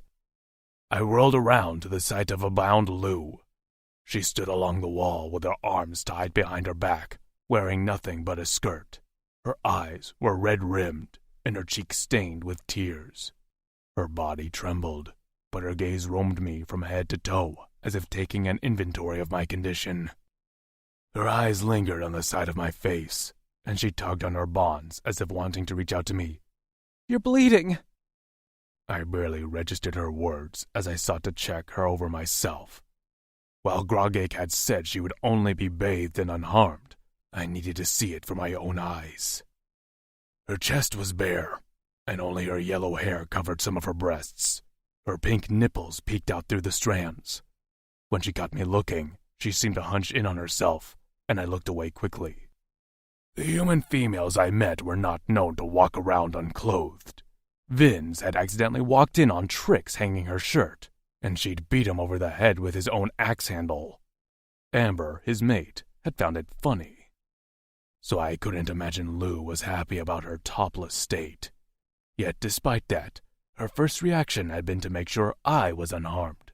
Me, a Trixonian warrior, while she stood tied and vulnerable in a messy, dirty room that had far more scrap in it than I imagined. The Priadans must have been hoarding this for many cycles with no intent to organize or use it. I couldn't imagine I'd find an implant updater in here, but I had to try. I could not abandon Lou here without explaining why I had to leave. But first, I had to find something to cover her chest, and maybe something for her feet, too. I noticed a heap of discarded clothing in a pile and clawed my way through it until I found a long length of fur. When I hurried over to Lou, her gaze was still on my head. "Those jerks," she muttered. "They hurt you. You're bleeding." I wasn't concerned with my injury as I stretched out the fur to judge how to put it on her body to cover as much skin as I could. I remembered Amber had arrived at a morning meal one time with a complicated wrap around her chest. I scratched my head trying to decipher how to tie it around Lou. "Axe?" My name was a question. I hadn't wanted to converse with her when we first met, and now I would have given all the claws of my left hand to explain to her who I was. I eyed the fur in my hands one last time, and then looked down at Lou. She shivered slightly, and when her teeth clacked together, she gritted them. Of course she was cold. Flack, I had to get her dressed. I carefully reached out and brushed her hair back off her chest so it didn't get tangled in the wrap, but I hadn't thought that through, because now her full breasts were on display. With her hands tied behind her back, her chest was pushed forward, and I couldn't look away from the hard bud of her nipples. My cock stirred in my pants, and I whistled out a breath between my teeth at the unfamiliar hardening of my shaft. I'd never felt arousal before. The Drixonian male libido died with our females. But now I understood why my fellow warriors found the human women so enticing. I imagined palming the soft skin of her perfect breast and delivering that hard nipple to my waiting mouth. I'd roll my tongue around the peak and suck until she cried out beneath me. Then I'd slide down to my knees and bury my face between her thighs. Flack, it was disgusting. Imagining taking her while she was tied up and helpless in front of me. I ground my molars together and avoided her gaze. I'd stood too long staring at her breasts, so surely she'd caught me. I didn't want to look up and see the utter disgust in her eyes, but as I wound the fur around the back of her neck, our eyes met. Her cheeks were flushed with pink, and despite the cool temperature in the room, a drop of sweat slid down her slender neck. She strained against her bonds toward me, and her breast swayed with the movement. Her blue eyes seemed almost feverish. There was no anger or disgust. If anything, she looked as aroused as I was. A scent perfumed the air, something delicious that I wanted to wrap my tongue around, but as quickly as it came, it was gone. I had to have imagined it. I quickly crossed the fur below her throat, and then spread each end to cover her breasts. The back of my knuckles brushed a nipple, and a bolt of heat slid up my arm. Her breath hitched.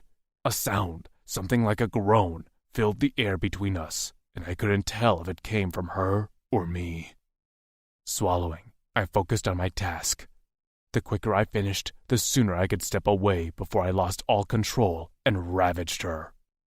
I wrapped the fur around her back, crossed it, and brought it forward again where I tied a tight knot below her breasts. By the time I finished, I was panting, hard as a rock, and salivating. I whirled away from her face to the opposite wall, but I couldn't get the sight of her heated blue eyes out of my mind or the way her breath caught in her throat when I brushed her nipple. Without looking back, I busied myself looking for a pair of shoes. The Priadons didn't wear them, but most of the items in this room were scavenged, so hopefully they had something that would work on Lou. I grunted in triumph when I found a pair of Rogastic's boots. They were a large species, but their kits were about Lou's size. I turned back around and approached her. Kneeling at her feet, I lifted up one of her ankles and slid it into the shoe. Luckily, the fit was snug. I palmed her other foot, and the soft skin of her ankle made me pause. I ran my thumb beneath her prominent bone there, over the delicate tops of her toes, and brushed a knuckle on the arch of her foot. I couldn't seem to help myself, and was rewarded with a soft groan that was unmistakably Lou. A scent wafted in from my nostrils, the same delicious aroma as before, but stronger now. I lifted my head and glanced up at Lou, just as she brushed her thighs together. The enticing scent filled the air and sent my mind into a tailspin of need. My head fell forward, my nose pressed against the front of her skirt, and I inhaled on a rumbling growl, just as the beginning vibrations of a prush began to emanate from my chest. Lou. Only the thin fabric of my skirt separated my bare pussy from Axton's nose and mouth. With one hooked claw in the slit of my skirt, he could shove it aside and be right there, smelling me, tasting me. A purr-like sound rumbled from his chest, and the vibration sent me on another plane of need. My head spun as I imagined how he'd hook one of my legs over his shoulder and lap at me with that long blue tongue. The edge of Axton's nose brushed my clit, and his eyes fluttered closed. He was smelling me like some sort of primal animal, and he seemed drugged by the smell of my wet pussy. I made a strangled sound in my throat as a drop of my arousal slid down my inner thighs. I'd never felt this turned on, this heated, like I would come out of my skin if I wasn't touched. Straining against my bonds, I clenched my damp palms. What was happening to me? How had I gone from terrified and vulnerable to getting wet over this big blue alien? Axton, I whispered. I wasn't sure why I said his name. I didn't even know what I wanted. His eyes fluttered open, appearing glazed and unfocused. But with a quick shake of his head, his pupils cleared the haze. With a quick flick of his wrist, he shoved my foot into the shoe and leaped back. His chest heaved, and my gaze roamed down his chest to the obscene bulge in his pants, like he had shoved a damn baseball bat in there. Holy shit, I murmured. Fleck! He barked out like a curse and whirled away from me. His arm moved as if he was adjusting himself, and for some reason that turned me on even more. But my mouth had gone dry, my legs trembled, my shoulders ached. His head tilted back as he looked at the ceiling. Suddenly, his body tensed, and black blades emerged from the outside of his forearms and from the top of his head down to the base of his tail. He turned toward me, eyes flashing. I wasn't scared. I should have been, and the Lou of 2 days ago would have been absolutely terrified. But I wasn't afraid of Axton. Every instinct in me screamed to trust him, that he would care for me. He was bleeding from the head and a little battered, but he'd taken the time to dress me.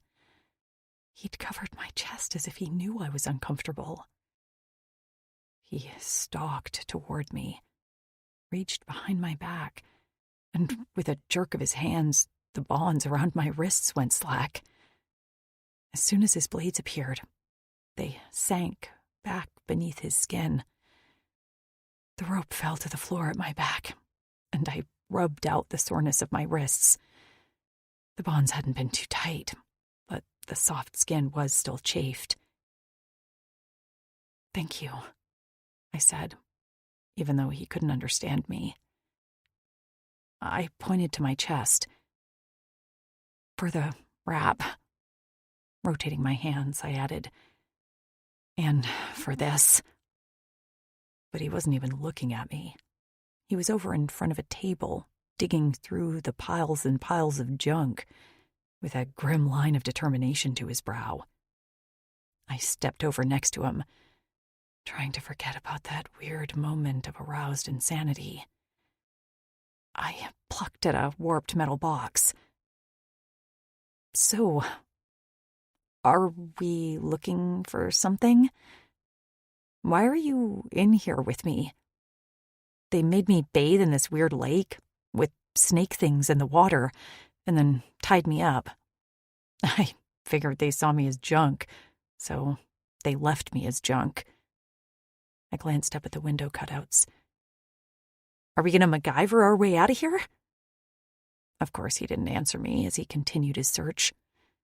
Wandering over to another table, I pawed my way through it, even though I had no idea what we were looking for. I didn't think a hooked ladder or climbing gear was going to magically appear. Underneath a pile of rusted wires was a shape that caught my eye. I'd seen it before. It was a translator implant updater. This one looked a little worse for wear than about 3 models ago. I was about to toss it back into the pile when Axton appeared at my side like a ghost and snatched it from my hand. He fiddled with it, smacking it a few times and making a series of frustrated grunts. "Yeah, I don't think that's working," I said, strolling away to examine another table. "It'd be nice to talk to you, but I guess it's not meant to be." The room went silent, and when I turned to see what Axton was doing, I found the updater gun pointed at me. I had to cross my eyes to see it. "Wait, what?"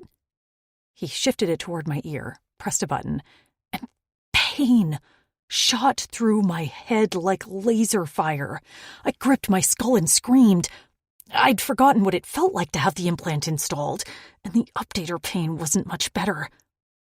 But the pain faded quickly, and when I blinked my eyes open, I found myself on my knees, hands cradling my head, and Axton crouched beside me. "Are you all right?" he asked. I stared at him, barely able to believe that I could understand his words. I'm okay," I answered.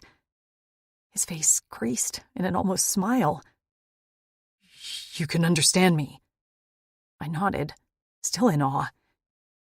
"Can you understand me?" "I can." "Does it not hurt when you update your implant?" He shrugged. "The pain is minimal." Well, mine had felt like my skull was on fire. "You didn't even make a sound." "I didn't update mine now." I felt like we weren't having the same conversation. "What? Why?" He answered calmly, as if this wasn't brand new information. "My implant has been updated to your language for cycles now." I blinked. "I'm sorry, cycles?" "Rotations around the sun." "Years?" I screeched. "You've been able to understand me this whole time?" He nodded, and then cocked his head. "What is an Adele?" I collapsed onto my butt as I stared at him. Oh my God. Oh my God. He reached for me. "Are you hurt again?" I batted his hand away. "I'm not hurt. But why didn't you let me know that you could understand me? That would have changed everything." "What would it have changed?" Just, I sputtered. "I don't know. Everything." Then I narrowed my eyes as a thought occurred to me. "Wait. Why do you know my language? Have you met humans before?" This time he did sort of smile, and the expression brightened his face into something alien handsome. "Many."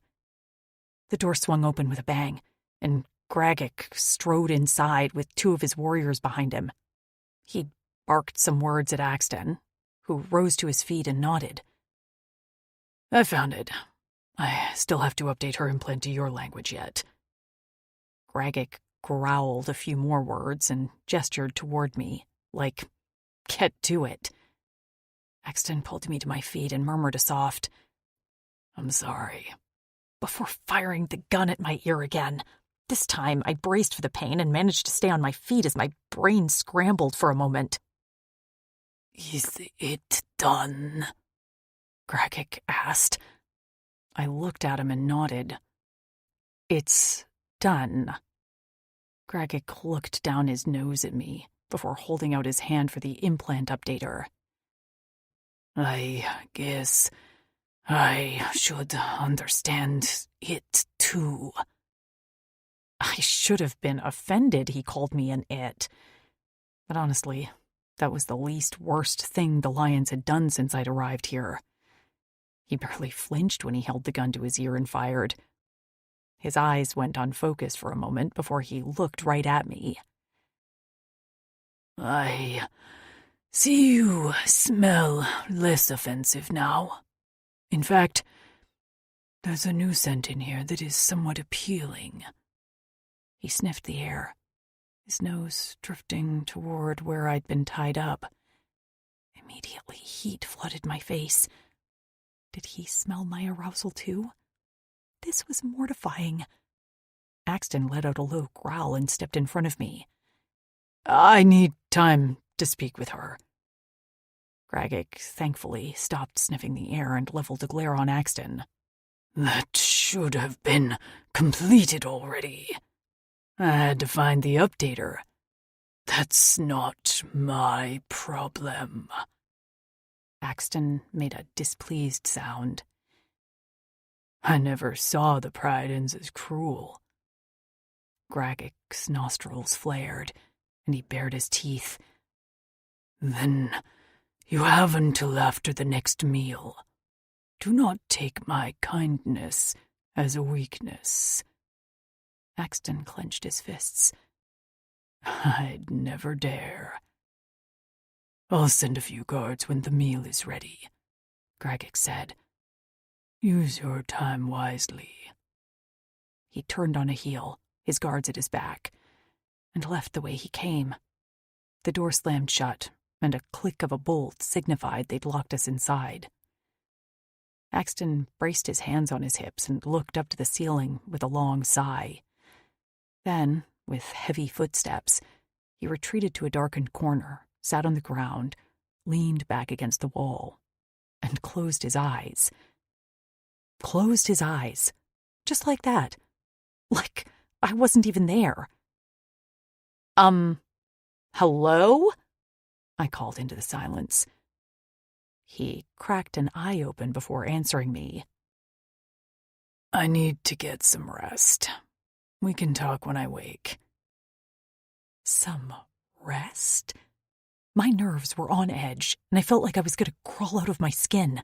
Sure, I was exhausted as hell too, but I was also terrified for my life. I'm sorry to postpone your nap, but could you let me know what that was all about with the lion guy? Gragic. Huh? He's Gragic, Quozel of the Pryden's. None of those words made sense to me. Okay. I have a deal with him. They need me to complete a mission, and once I do, they will give us safe passage back home to Granite. I frowned. Us? Home to Granite? Yes, he said quickly, almost impatiently. His eyes were open now, and he didn't look happy about it. That's the Drixonian city. He was confusing me. What's a Drixonian? Me. He puffed out his chest. I'm a Drixonian. Okay, but I, do appreciate you and all, but that's not my home. It is. He nodded very emphatically. No, I said carefully. not wanting to anger him. I'm from Earth, and my home now is with my other human friends. I know, he cut me off. Waiting for you at Granite are your friends.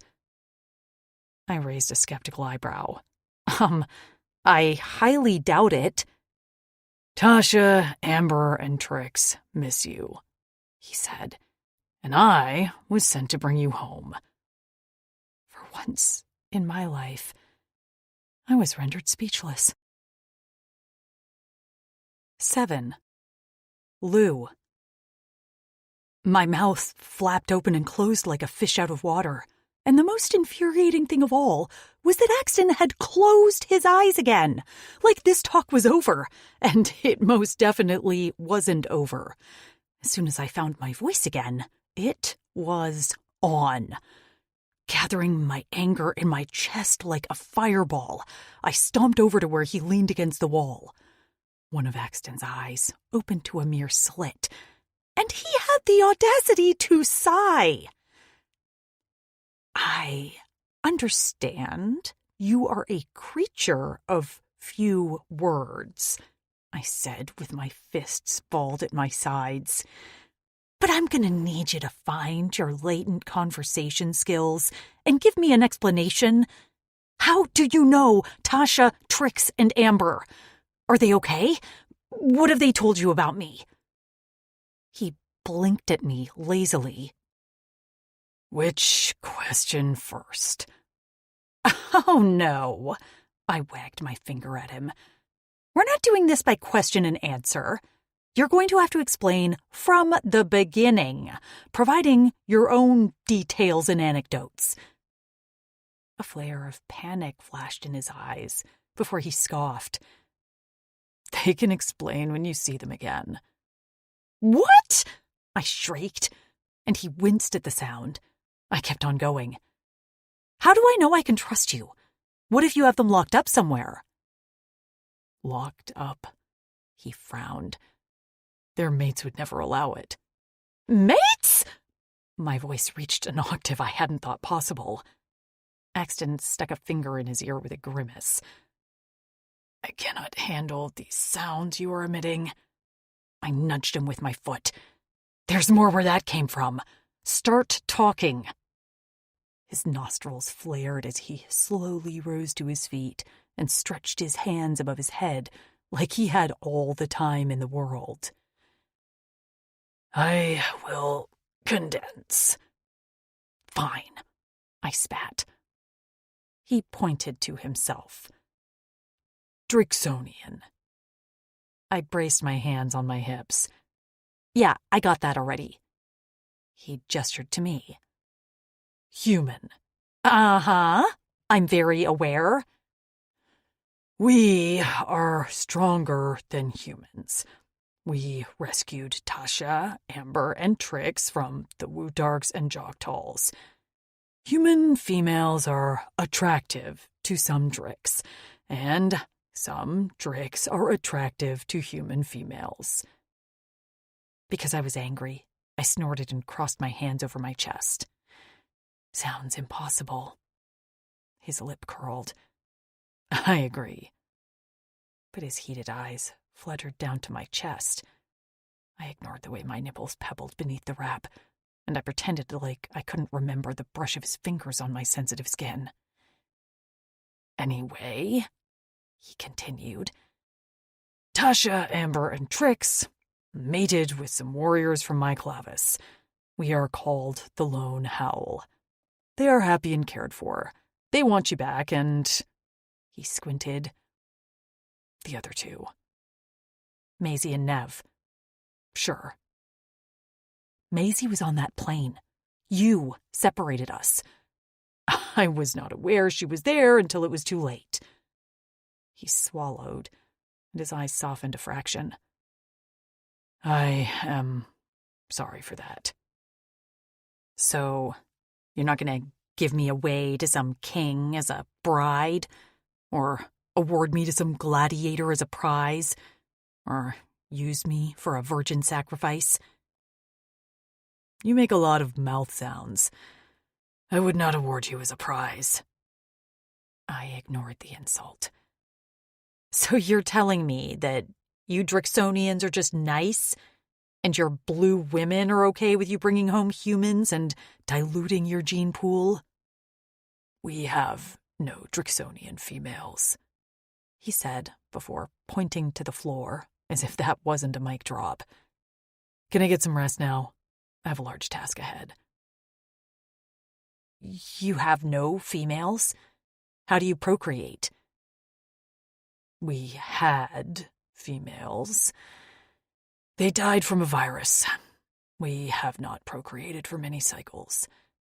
However, some Drixonians have had offspring with their human females. My knees nearly buckled. How have my friends already... Not Tasha, Amber, or Trix. He frowned at me like I was a moron. The Drexel of the Night King's Clavis has 2 chits with his human mate. My head was spinning. You're telling me there are more human females mated to your Drixonians than just my 3 friends? He nodded. Over 12. Reeling, I braced my hand on the wall to keep from falling over. I took a few deep breaths. And they live at this place called Granite. He nodded before sliding back down to the floor. Rest now. I'm sorry, but this is just a lot to process. He settled in with his arms crossed over his chest and his head leaned back against the wall. His eyes fell closed. You will get back to them, but first I must complete the mission for the Pridens, and to do that, I need some sleep. He yawned. They will come for us when the next meal is ready. I sank down on the floor next to Axton as he once again closed his eyes. I watched him for a while and marveled when his breath evened out in mere seconds. I couldn't understand much of what had happened in the last day. Had it only been a day? Axton had gone from sniffing me like a bloodhound to dropping the mother of all bombs into my life to sleeping like a baby. I knew I should be sleeping too, but I was too keyed up. My friends were mated to aliens? It was nearly impossible to believe. But I couldn't find it in me to heavily doubt him. He hadn't hurt me. He'd protected me. And now he vowed to get me home to my friends. And I had to admit, even if they were locked up in a dungeon somewhere, call me crazy, but I wanted to be locked up with them. I just couldn't picture Axton being cruel. The rage and desperation with which he'd called my name when the Pridens dragged me away wasn't fake or rehearsed. And the relief that had been etched on his face when he saw me again. I just couldn't believe he would hurt me. Maybe I was crazy. Or maybe I was just desperate to trust someone who was stronger and more capable than me. I'd been treated like property from the moment I'd been dropped into this galaxy from my abductors. But Axton hadn't made me feel like that. Are you really going to be my hero? I whispered. His nose twitched, but he didn't wake. Please be a hero, I said into the quiet room.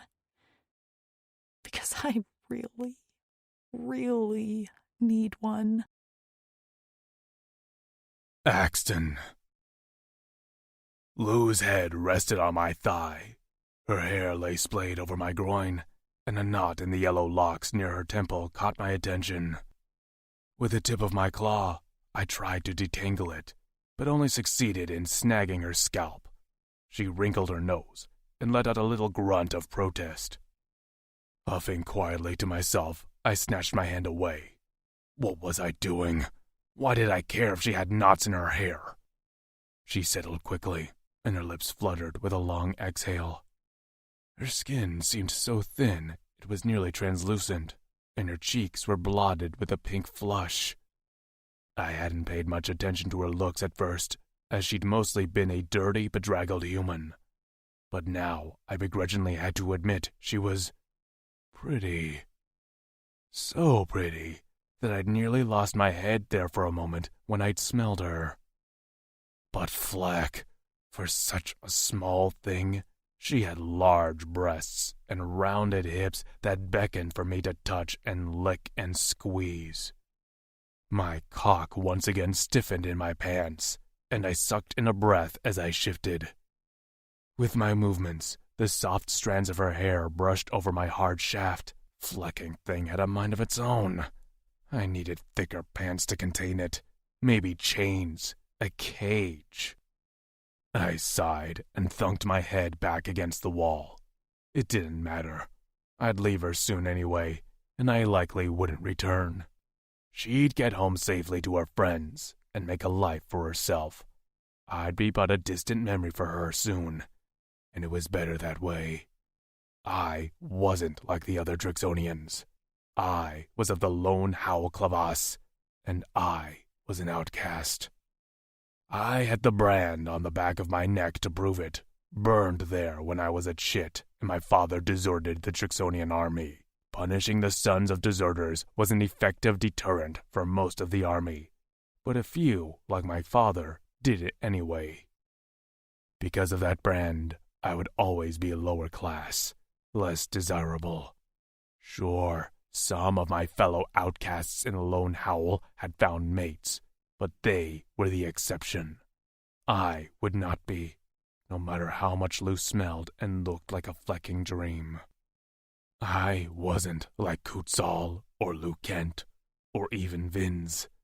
They had skills and smarts and charm. I was just killing time until Fatas decided I'd been alive long enough.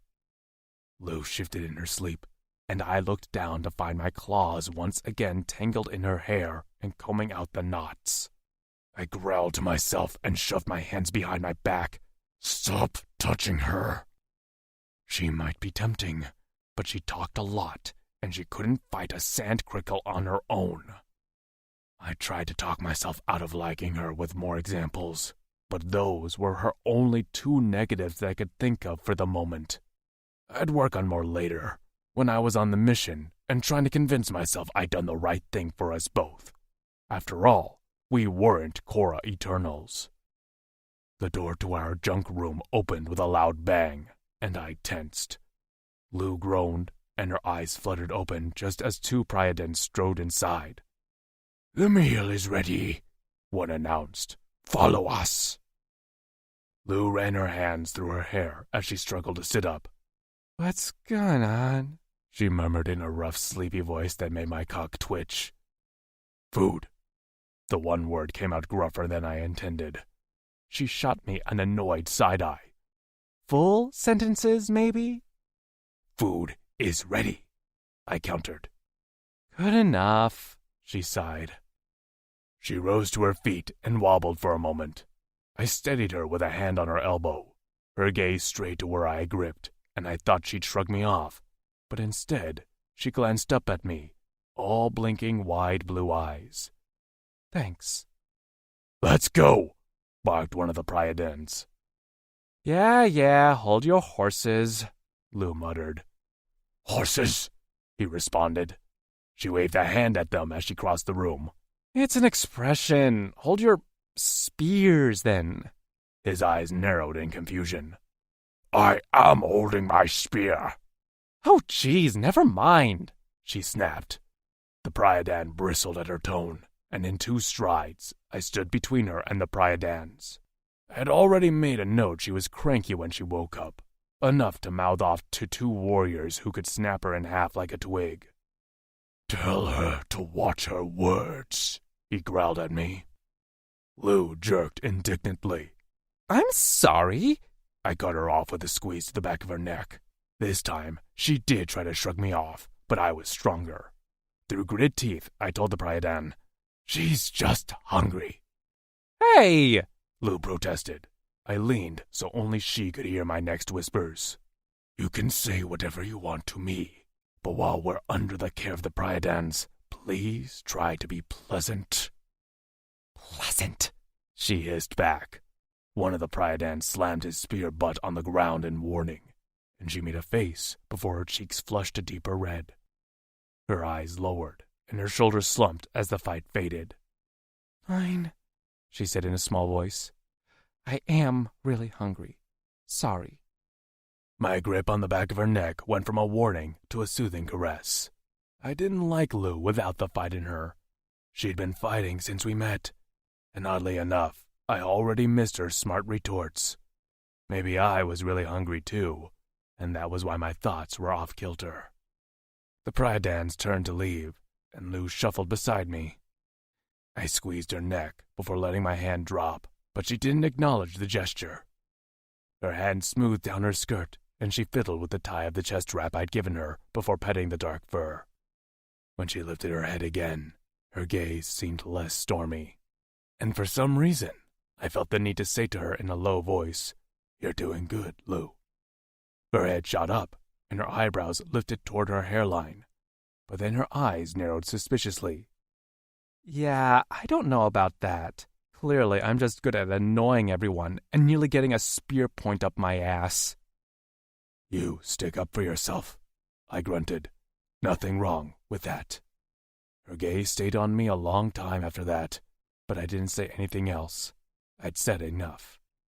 The Priadans led us down a series of hallways and upstairs until we reached a large doorway where sunlight streamed onto the ground.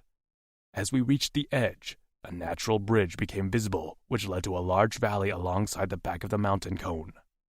In the valley, dozens, maybe hundreds of Priadans lounged around on rocks and hammocks amid leafy trees. The ringed white clouds were closer now, and I could see more platforms and valleys etched into the mountainside as it rose to the sky. Carcasses roasted over open fire pits, and platters of raw meat lay on rock tables. Fighting over what looked like a liver, a few younger Priadans snarled at each other. One eyed Lou and licked his lips before an older female Priadan cuffed him on the head. After that, he ignored us, but I didn't take my gaze off him for a long time.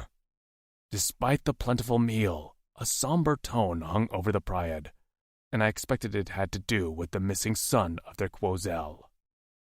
What caught my eye after that was a Priadan wearing a long robe made of linked chains sitting under the shade of a tree.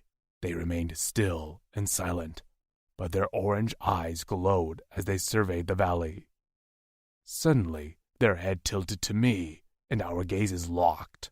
I refused to look away, even as my cora beat rapidly, and my scales seemed to itch around my machetes. The robed Priadan nodded at me once, and then closed their eyes.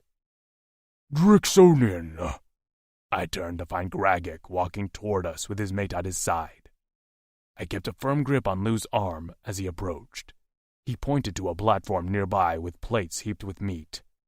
"Sit, please." Surprised by his manners, I sat and tugged Lou down next to me. She stared at the meat with large eyes, and I noticed why moments later. The meat was raw. She leaned in to say something to me, but I was one step ahead. "I'm sorry, but the human can't ingest raw meat." Grogik stared at me blandly. "And you?"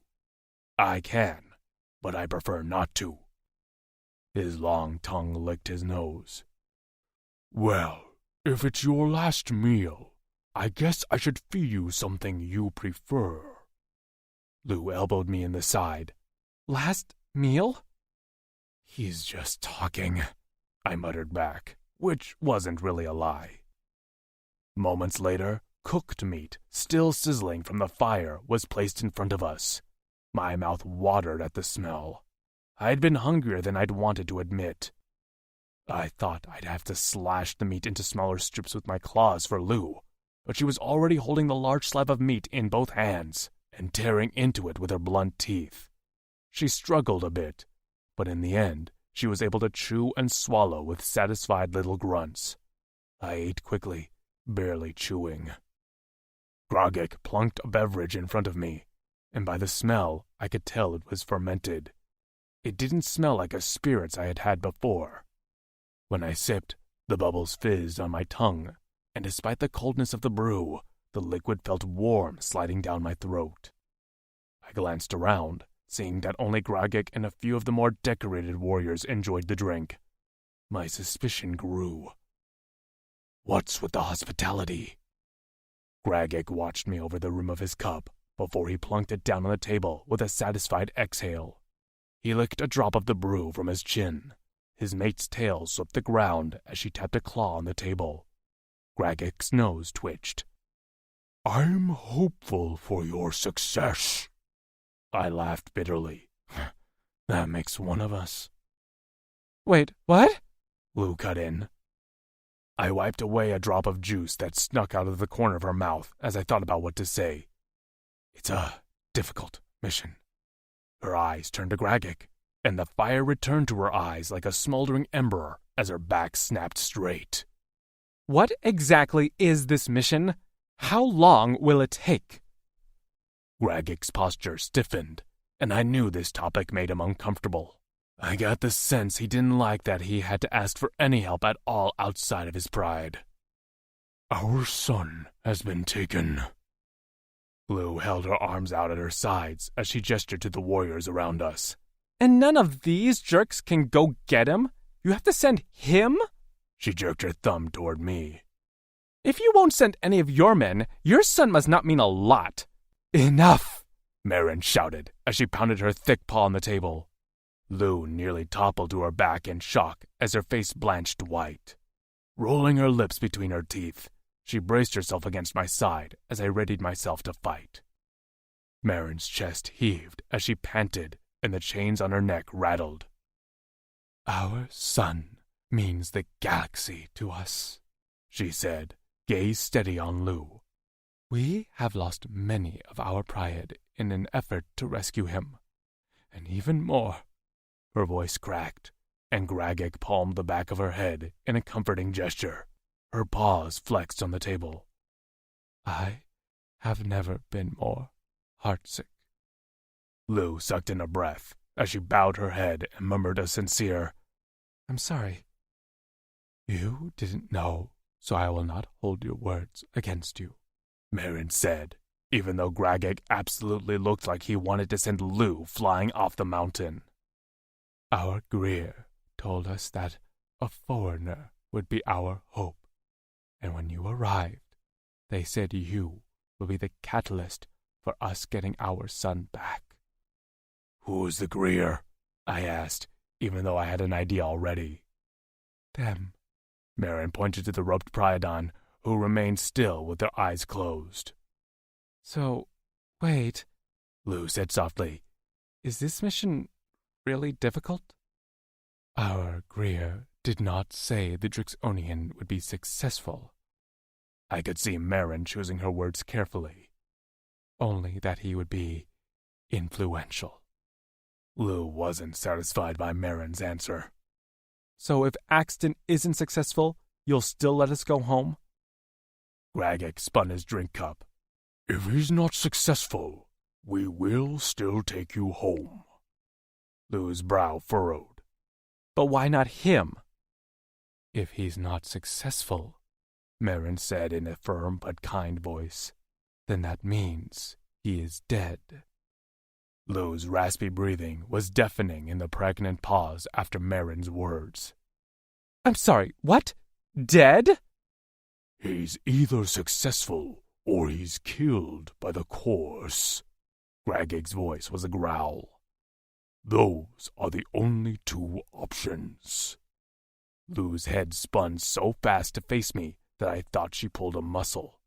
Did you know this? Her voice had raised a few decibels, and some of the Pryad had begun to fall silent and look at us. I swallowed. I did. Her eyes bugged out. And you didn't tell me? You just slept? I told you I needed sleep. She reared back her fist and punched me in the shoulder, hard. It didn't hurt, but I was surprised at her strength. You asshole! Marin leaned toward her husband. That word isn't translating. I'd heard Tasha use that word a time or two toward Kutzal. It's not nice. I said to Maven. "Look at me!" Lou demanded. Fatas helped me, I didn't want to, but I did, meeting her eyes and seeing the broiling emotions plain as the sun.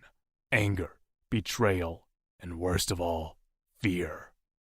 Lou, I placed my hand on the back of her neck. The priority is getting you home. Why am I the priority? She looked at Gragek and Maven helplessly as the panic began to cause her lips to tremble. What am I missing here? She is all, Gragek muttered after taking a long sip of his drink. What? She snapped. He didn't correct her on her tone. You're male here. He's a Drixonian. I know that already, she said dismissively. But do you know what that means? What he stands for? She eyed him, nostrils flaring, before shaking her head. No. Drixonians originally lived on this planet in a society ruled by their beloved females. She is all, they proclaimed, as their females were prized, until a virus killed them. But the Drixonian males still believe she is all, right? I nodded, Cora pounding as he summed up our tragic past in a few words. So he will do anything for you. They all will do anything for their females. That includes you, even as a human. He'll fight for you and die for you, because you're his purpose. His gaze shifted to me and held mine. Lou's hand touched my arm, and the warm puff of her breath blew on my chest. Axton? She was closer now, but I refused to look at her as I held gazes with Gragek. Is that true? Yes, I answered, as an invisible heavy weight settled on my chest. I hadn't wanted her to know this much about me.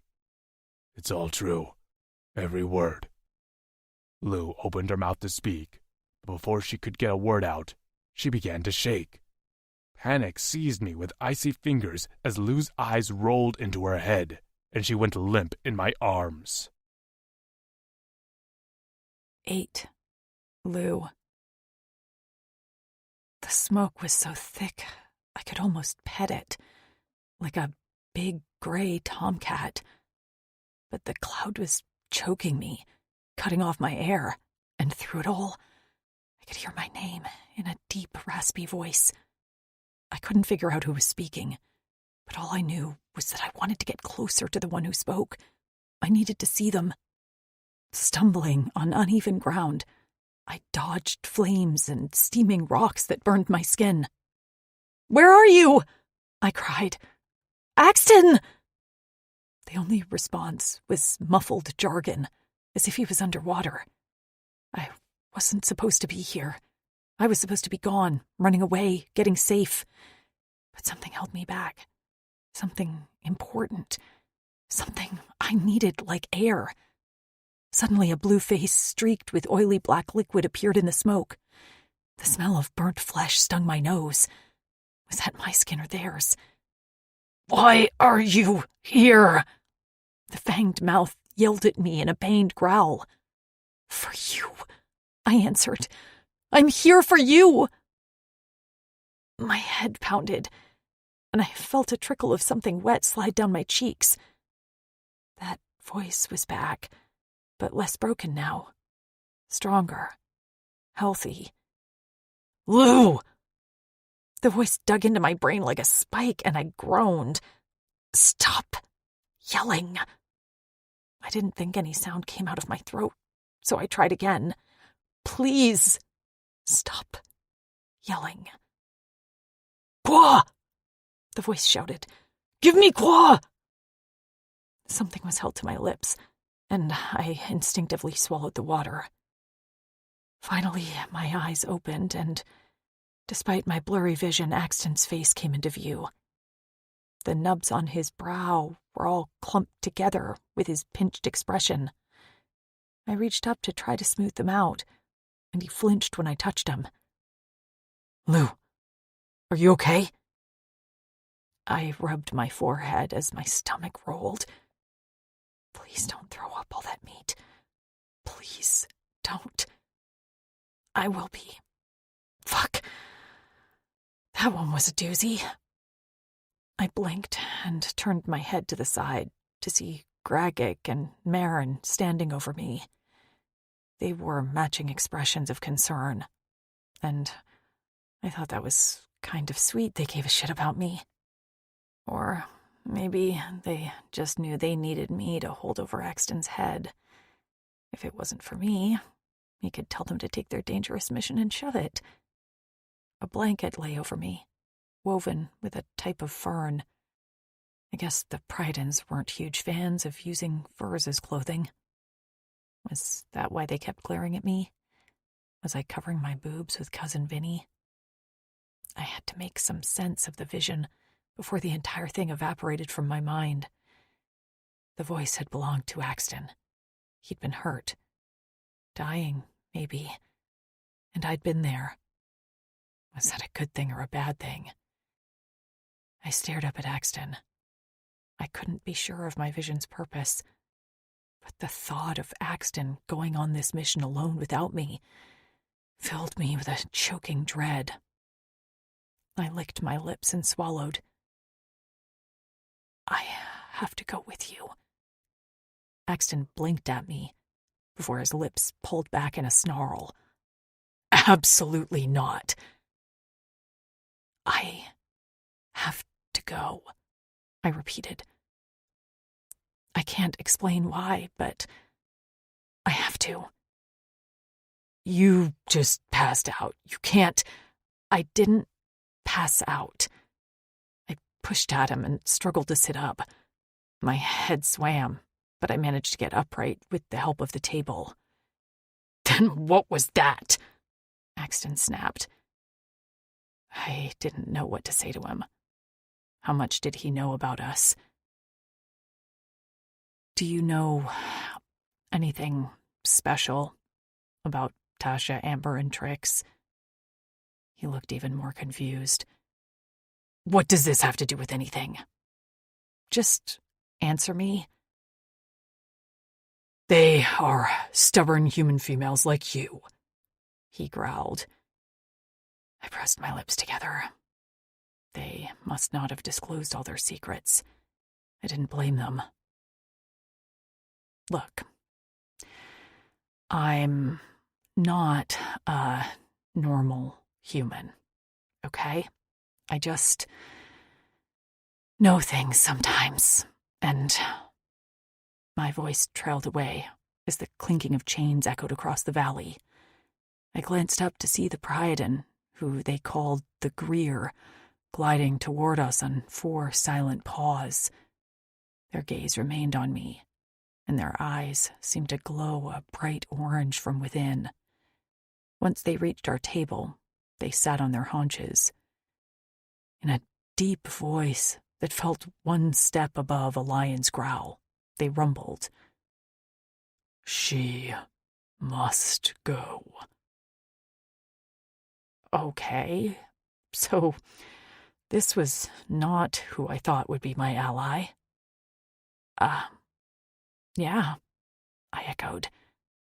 See? They think so too.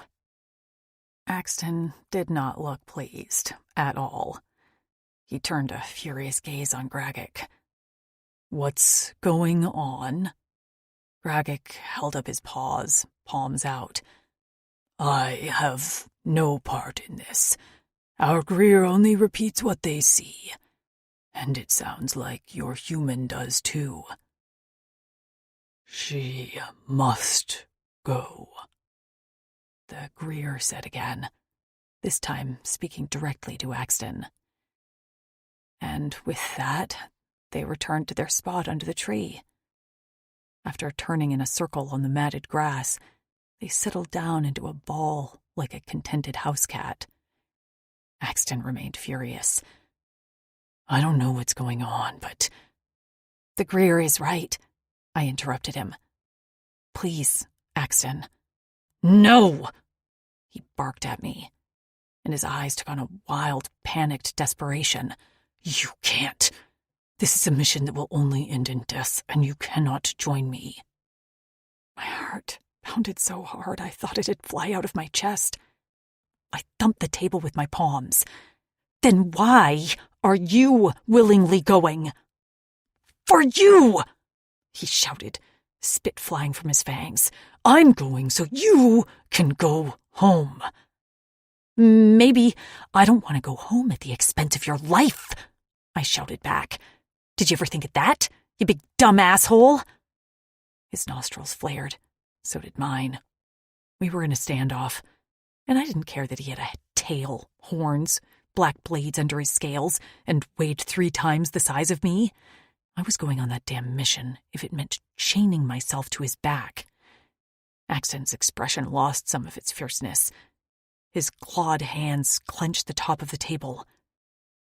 I can't allow it, he said in a pained voice. I nearly caved, but the images from my vision were still fresh in my mind. I shook my head. It's not up to you. Your friends will never forgive me if something happens to you. This is my choice. I found a grit in my tone I hadn't known was there. My choice, Axton. Please respect it. His eyes closed, and he leaned his head back as his shoulders slumped. I knew I'd won, but the victory didn't feel triumphant. I worried my instincts were wrong, that I was only leading both of us to our deaths. What if I was more of a burden and less of a help? How could my presence be an asset? But I couldn't deny the way my heart pulled me in his direction. This was something we had to do together, and if I was wrong, then it was my choice.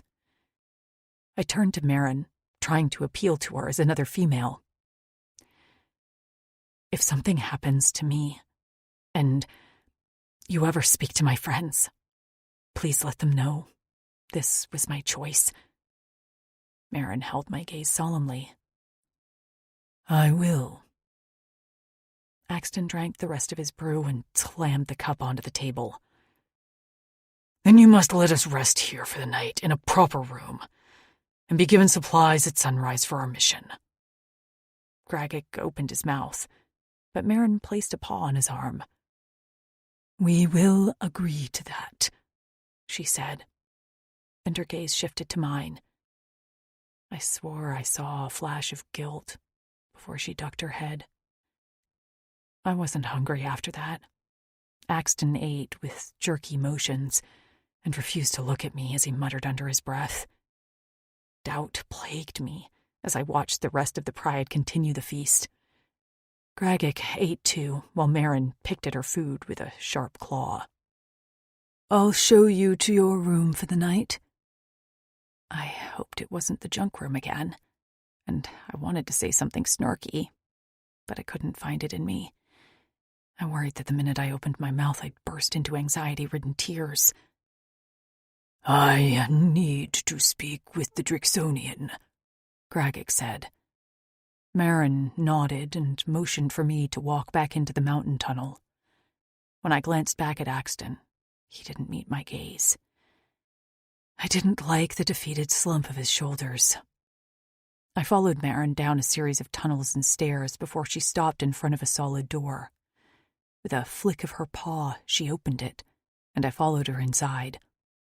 The room wasn't large, and it was mostly dominated by a massive bed pallet, hanging from the ceiling by chains. Seriously, they loved their chains here. Marin lit 2 lanterns hanging on the walls, which illuminated the space. The floor was made of a colored tile that was warm beneath my feet. A pitcher of water and a basin sat in the corner near a ringed curtain that hung from the ceiling from, chains. This is where you can relieve and bathe yourself. Marin pointed to the curtain. I trust you want to sleep, so I'll leave you to it. She took a step away as I blurted out, What's with the chains? Her head went up, and her eyes widened in surprise for a moment before her paw drifted to caress the chains on her chest. They are a symbol that our pride is linked. Everyone means something to us. No one is expendable. We are stronger together. I remembered how angry she'd been when I'd suggested they send their own warriors to rescue their son. I see. She turned fully to face me and lifted her chin in the air. Her whiskers twitched. I realize we are asking a lot of you and the Drixonian. You think? Well, apparently I did still have snark. There are those who you care about, right? Who you'll do anything for? Marin took a step closer to me. That's how I feel about the Pride and my son. I'll do anything for them. I know I'm using you and the Drixonian to get what I want, but I'm a mother, and a Priden first.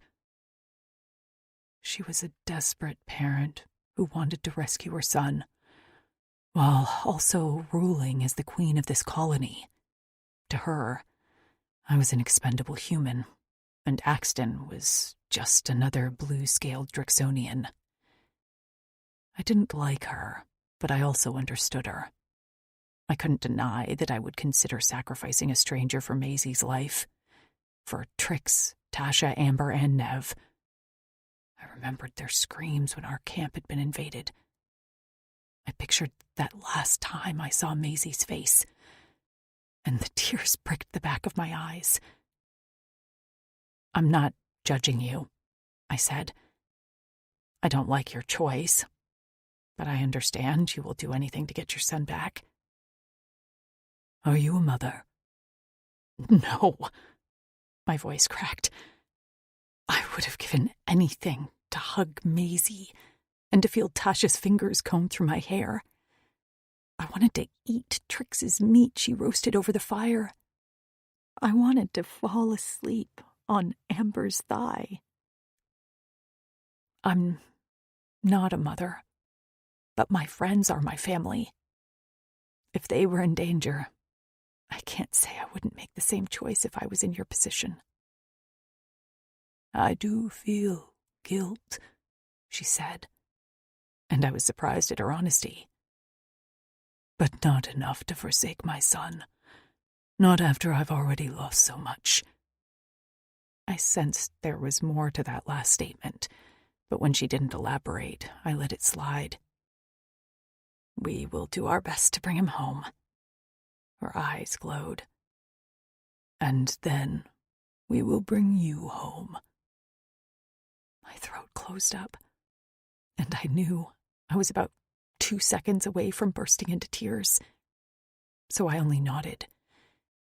Maybe Marin knew I was on the verge of a breakdown, because she ducked her head and said in a soft voice, "See you at sunrise," and walked out the door. As soon as it clicked shut behind her, I began to sob. I did want to go home and see my friends, more than anything. But I couldn't ignore the feeling that my only purpose wasn't to get home. I had to go on this mission with Axton, even if it scared the hell out of me. Axton. My stomach threatened to dispel its contents, and I didn't understand. The meat wasn't bad, the brew wasn't strong, and I had drank plenty of qua, but my scales itched, my head ached, and I wanted to vomit. Had Gragic poisoned me? I eyed him as I placed a hand over my stomach. He lifted one brow at me. Sick? Did you taint the food? He lifted one lip in a sneer. Absolutely not. You're just nauseous over the human. That didn't make sense. Whatever I felt had nothing to do with my digestive tract. That's impossible. You're worried. That can make you feel ill.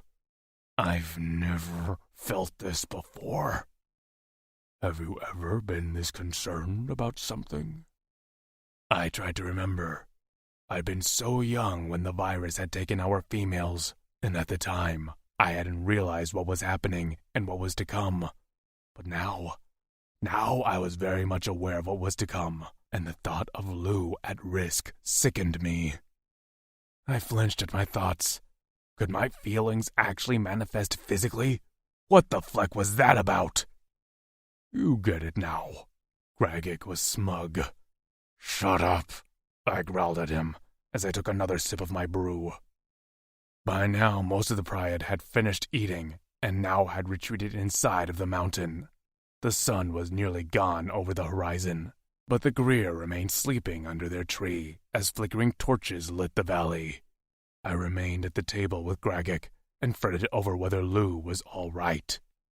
In a way, I hated her for making me worry and for upsetting my stomach.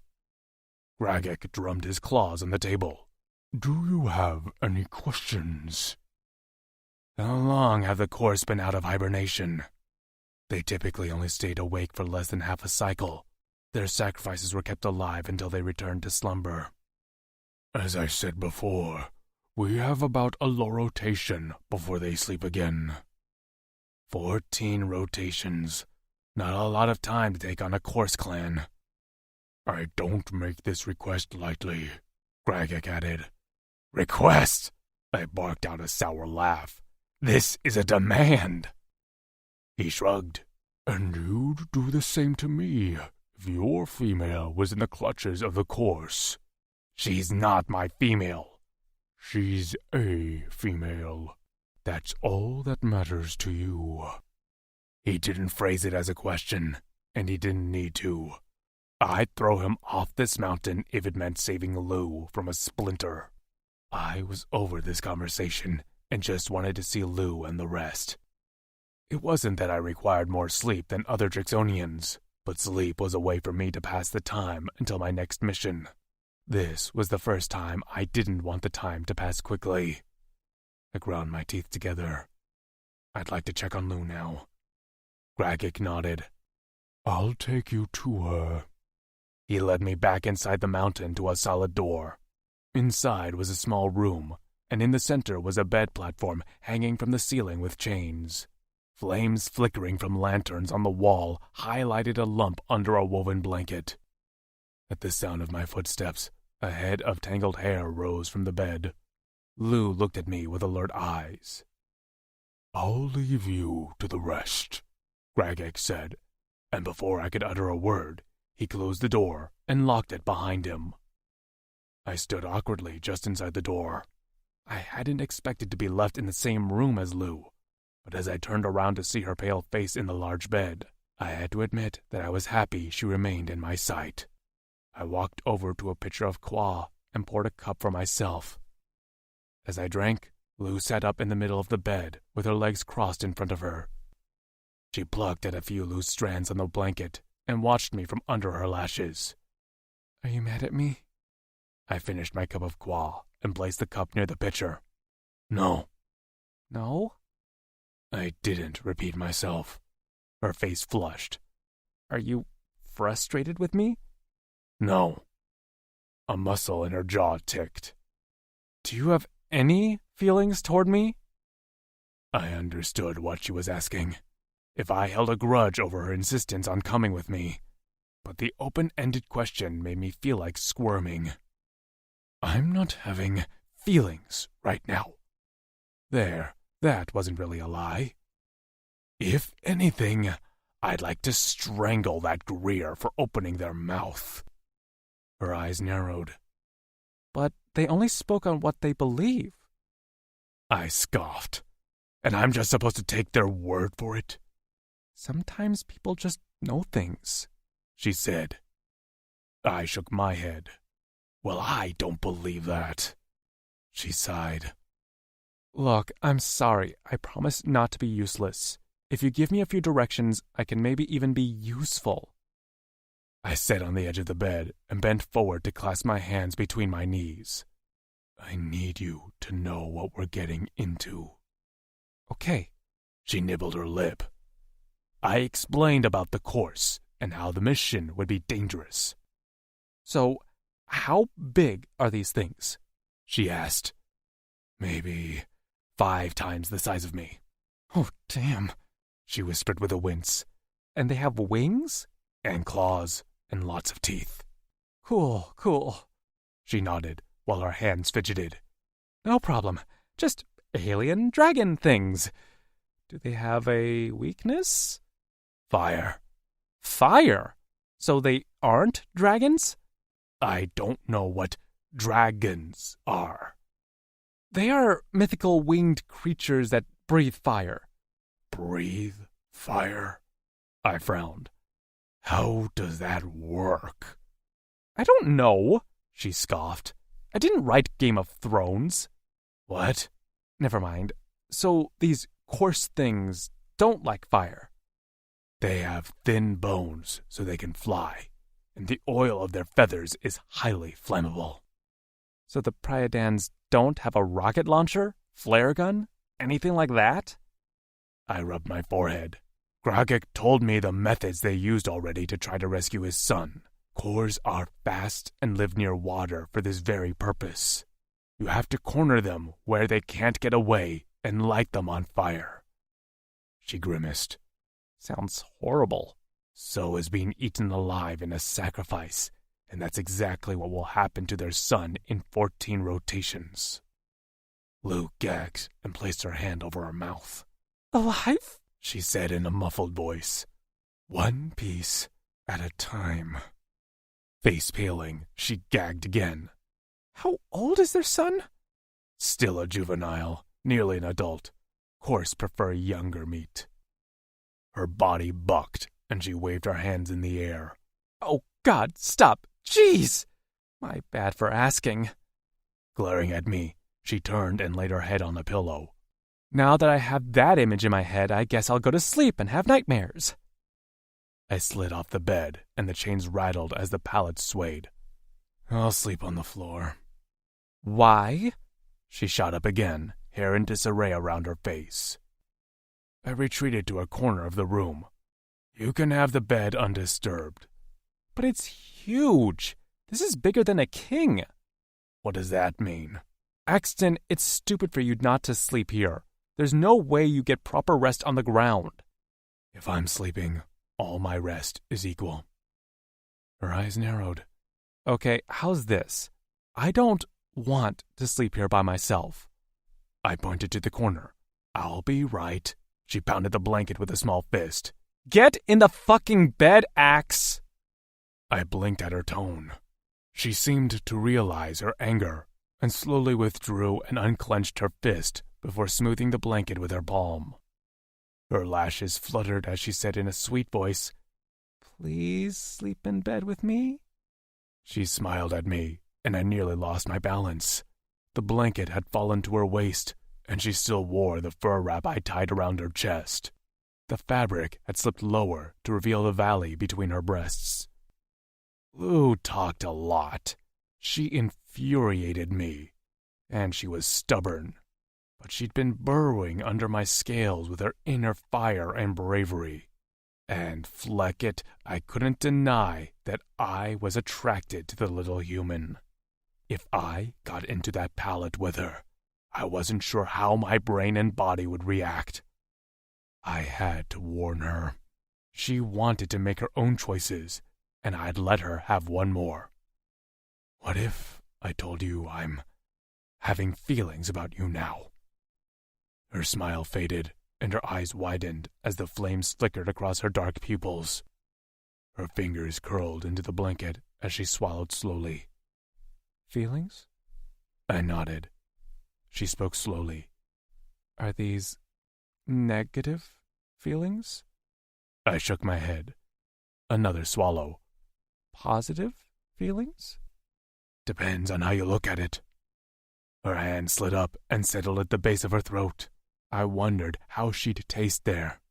My head swam as I remembered that musky scent she'd given off when she'd been aroused.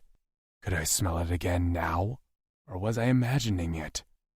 I took one step toward her, and her chest hitched as her breathing sped up. Do you still want me in bed with you, Lou?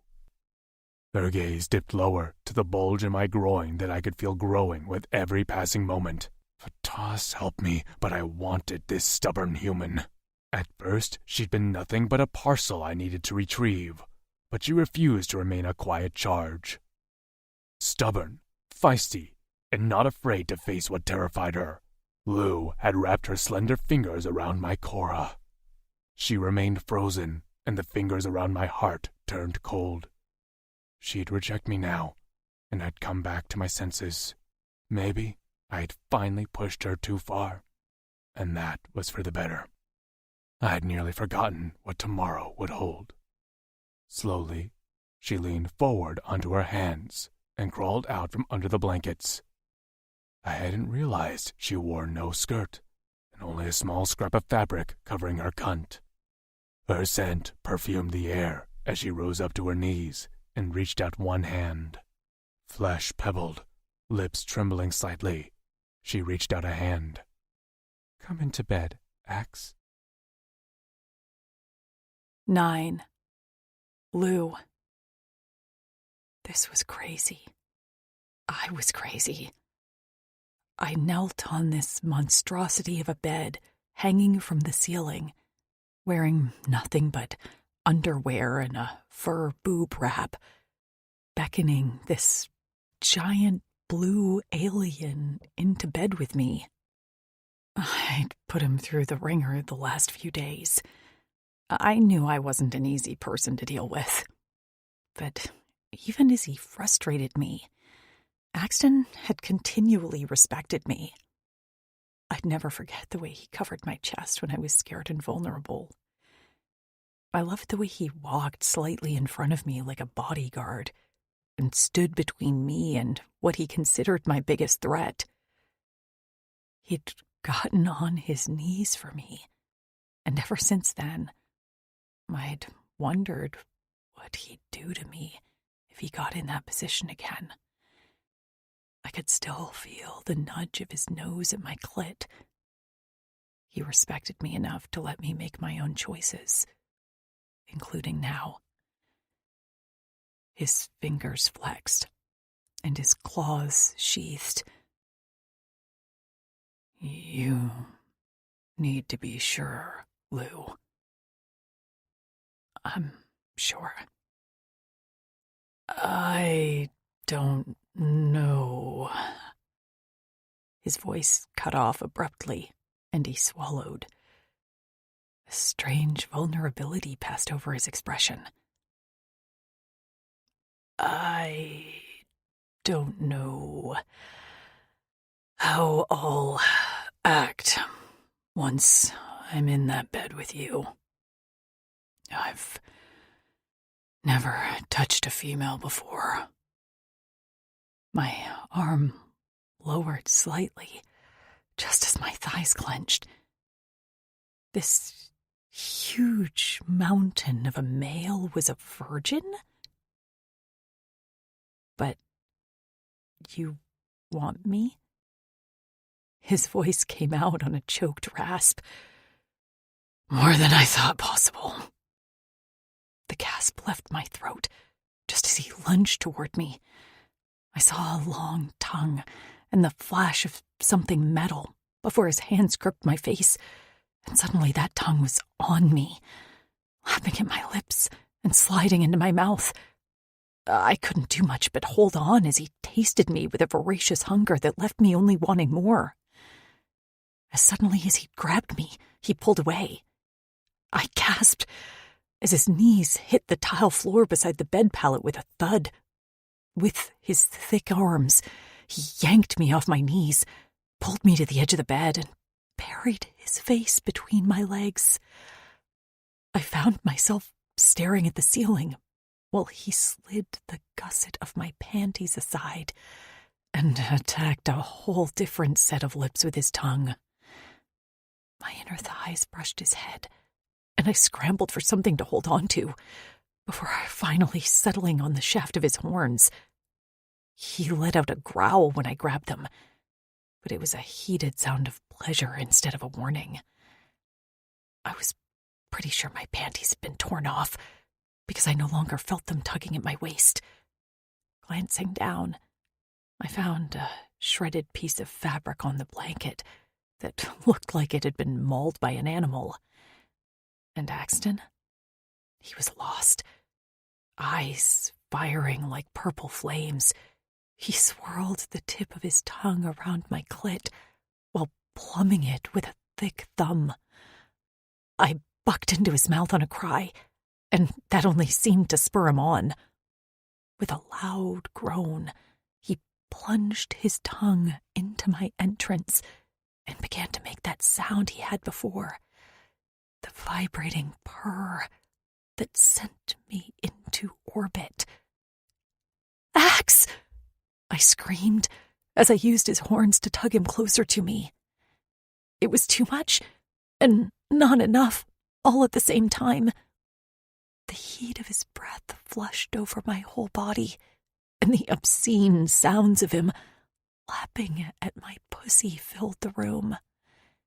His strong fingers gripped my thighs, and just when I didn't think I could take any more, he glanced up my body and met my gaze. Nostrils flared, eyes lit from within. He was a wild madman on a one-way mission to make me cum my brains out. The orgasm hit me like a gunshot, firing through me as I screamed out the pleasure pain, all while thrusting against Axton's face like a Mustang.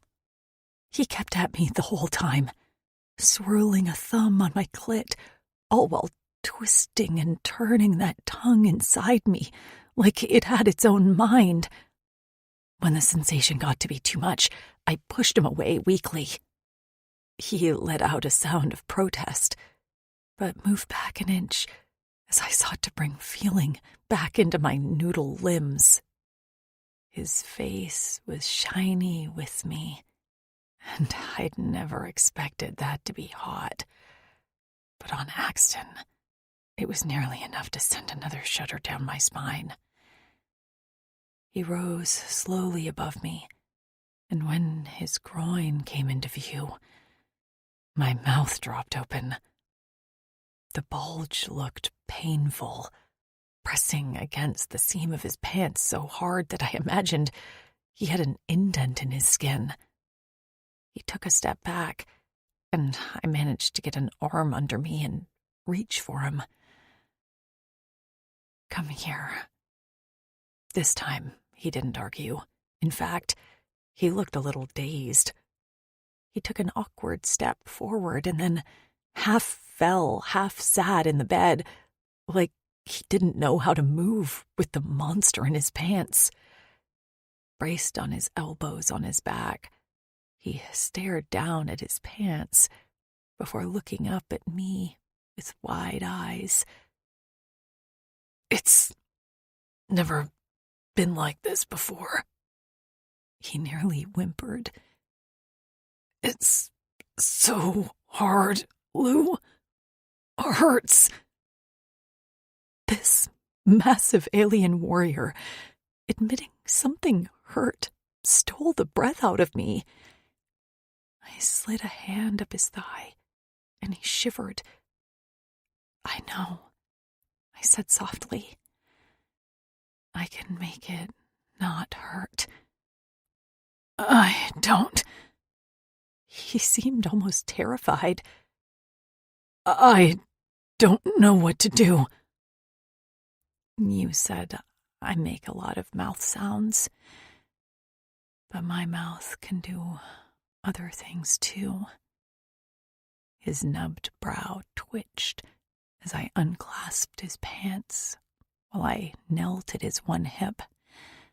As soon as I pulled down the placket of his pants, a pale blue cock emerged from his pants like an X-rated Jack-in-the-Box. When I wrapped my hand around it, my fingers didn't touch, and I swore it pulsed in my hand. The tip leaked profusely with a clear, sticky liquid that dripped down his shaft to pool in his hairless groin. An odd lump protruded from the base at the top of his cock, and when I prodded it, he moaned. I'd seen him fight a car-sized crab, and he'd barely breathed hard. But now his chest heaved rapidly, and he panted like he completed a triathlon. Hell, I was worried he was about to have a heart attack. His gaze was on my hand around his shaft, and then he let out a groan while another gush of liquid slipped down his shaft. "Lou," he whispered in a daze. "Please." Right. Get to the blowy, Lou. Damn, it had been a while since I wrapped my lips around a cock. But I didn't have a big mouth for nothing. I knew how to use it for more than just annoying people. I lowered my head and lapped at the clear liquid. I braced myself for a bad taste, but instead it was relatively flavorless, if not just a little sweet. Emboldened, I slipped my lips over the bulbous blue head of his cock and sucked. Axton howled. I hadn't thought it was possible for him to make that noise, but his crooning exclamation of intense pleasure made me smile around the massive shaft in my mouth. Look at me, Lucia Woodrow, turning an alien putty in my hands. And not just any alien, but Axton, this big, silent warrior who somehow found me something to cherish. I couldn't go down very far on his shaft before the head of his cock hit the back of my throat, but I used one hand to slick him up with his own liquid and my saliva. Soon I had a rhythm going. Suck, slurp, pump. Suck, slurp, pump. And Axton's hips were writhing beneath me. I felt a hand smooth down my back as I knelt at his hip, facing his side, and then his palm cupped the bare cheek of my ass. Just as I was about to suck, a third finger plunged into my pussy, and I screamed around his cock. Gagging, I pulled off, but he didn't relent, now using 2 digits to finger fuck me. His thumb brushed my back entrance, and I saw stars. Still slick from his tongue and my own orgasm, I thrust back into his fingers, and he let out a rumbling growl. Glancing up his chest, I found his gaze on my undulating body. "You like me touching you?" he gritted out through clenched fangs. I nodded and hummed around his cock. He barked out a groan and bit the air with a snap. "Your mouth. I'll never complain about it again." I pulled off with a pop. "Is that right?" The dark veins in his neck stood out stark against his pale blue scales. "Make me come, Lou. I want to see you swallow me down." He scissored his fingers inside of me, and my eyes rolled back into my head. I plunged back down on his cock just as he flicked my clit. I tried to hold back, but the orgasm snuck up on me. Clenching around his fingers, I moaned as I sucked on his blue head and bucked back into his hand. "Oh, Fleck!" he groaned, just as his shaft pulsed in my hands. "My patas!" He erupted in my mouth, and I hadn't expected that geyser. He came like a hose, and I tried to swallow his release, but only got in a few gulps before I had to pull off and let the rest spurt out onto his stomach, my face, and all over his thighs. Wiping my face with what was left of my panties, I finally came back into myself, more aware of my waist-down nudity, and the fact that I'd just sucked off a blue dick in the most intense sexual experience of my life. But now, what happened? I sat up slowly as Axton stared at the ceiling. I was sure any minute now he'd come to his senses and retreat to the floor with barely a word. He'd just come for the first time, and he'd just made a female come for the first time. The air in the room chilled me, and I shivered as I grew self-conscious. Feeling fragile, I looked around for my skirt. A blanket settled on my shoulders, and I was tugged down onto a hard chest. The scales beneath my cheek felt smooth and covered with soft fur, almost like velour. Thick fingers cupped the back of my head, and a soft kiss dotted my forehead. We lay crosswise on the bed, and Axton's legs dangled off the edge, while his somewhat softened cock lay on his lower stomach. But he was cuddling me, cradling me to his chest. I listened to his heartbeat beneath my ear. He didn't speak, but the way he held me, I didn't need words right now. I needed to feel not alone. And in the silence of the small room, I felt companionship. "Are you in any pain?" he finally asked, his voice low and gravelly. "Pain?" I huffed a laugh. "No." "I was worried I'd been rough." He was worried. Oh, God. My eyes brimmed with tears at the honesty, and I blinked them away. "You weren't rough. Sex can get intense." "So, that's normal?" I lifted my head, and he watched me curiously, very much wanting the answer.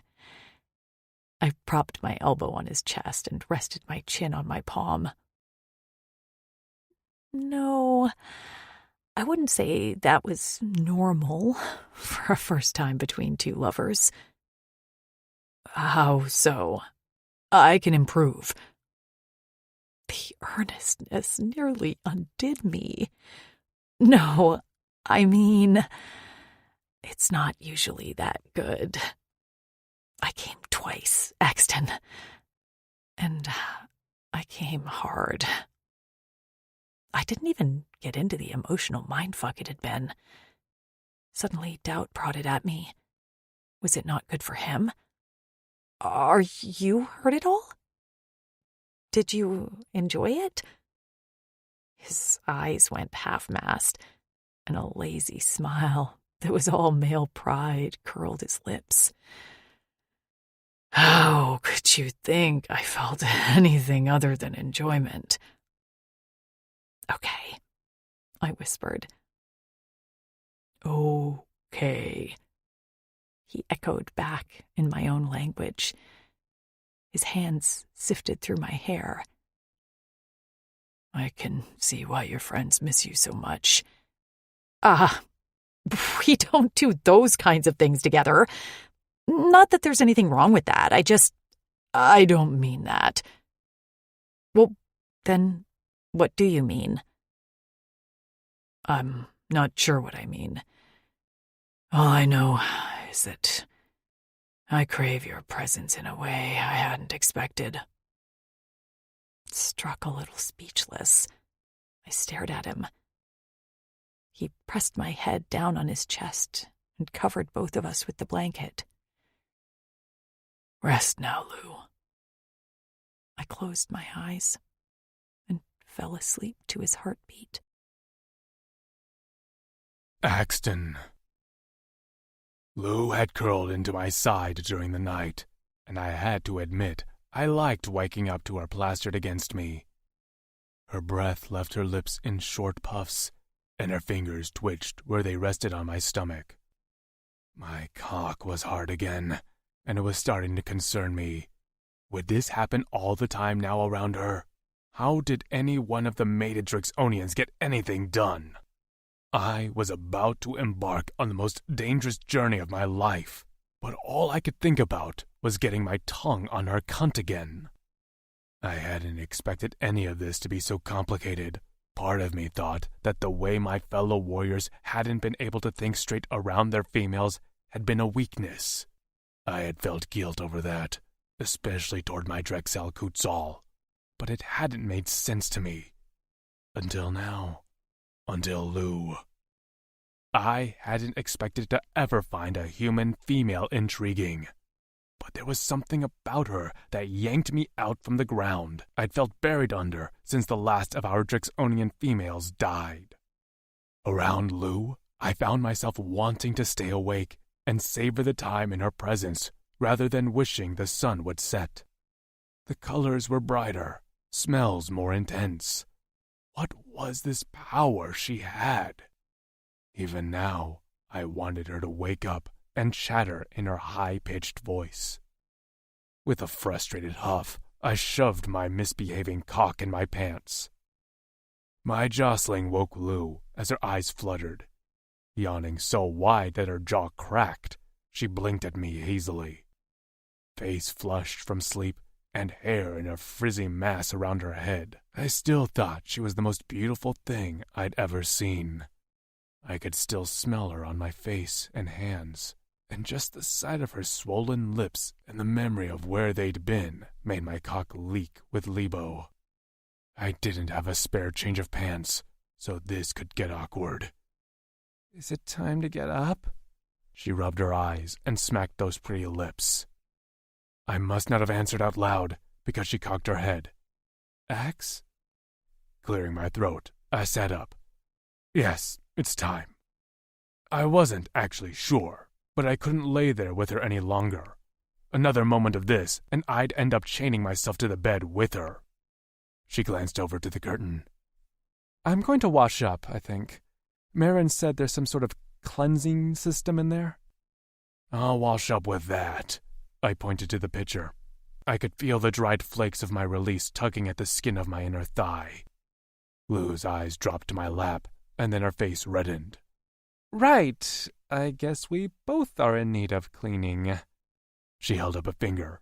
"Oh, I didn't tell you about what happened when we first got here when they separated us." At her frown, I sat up straighter. "Did they hurt you?"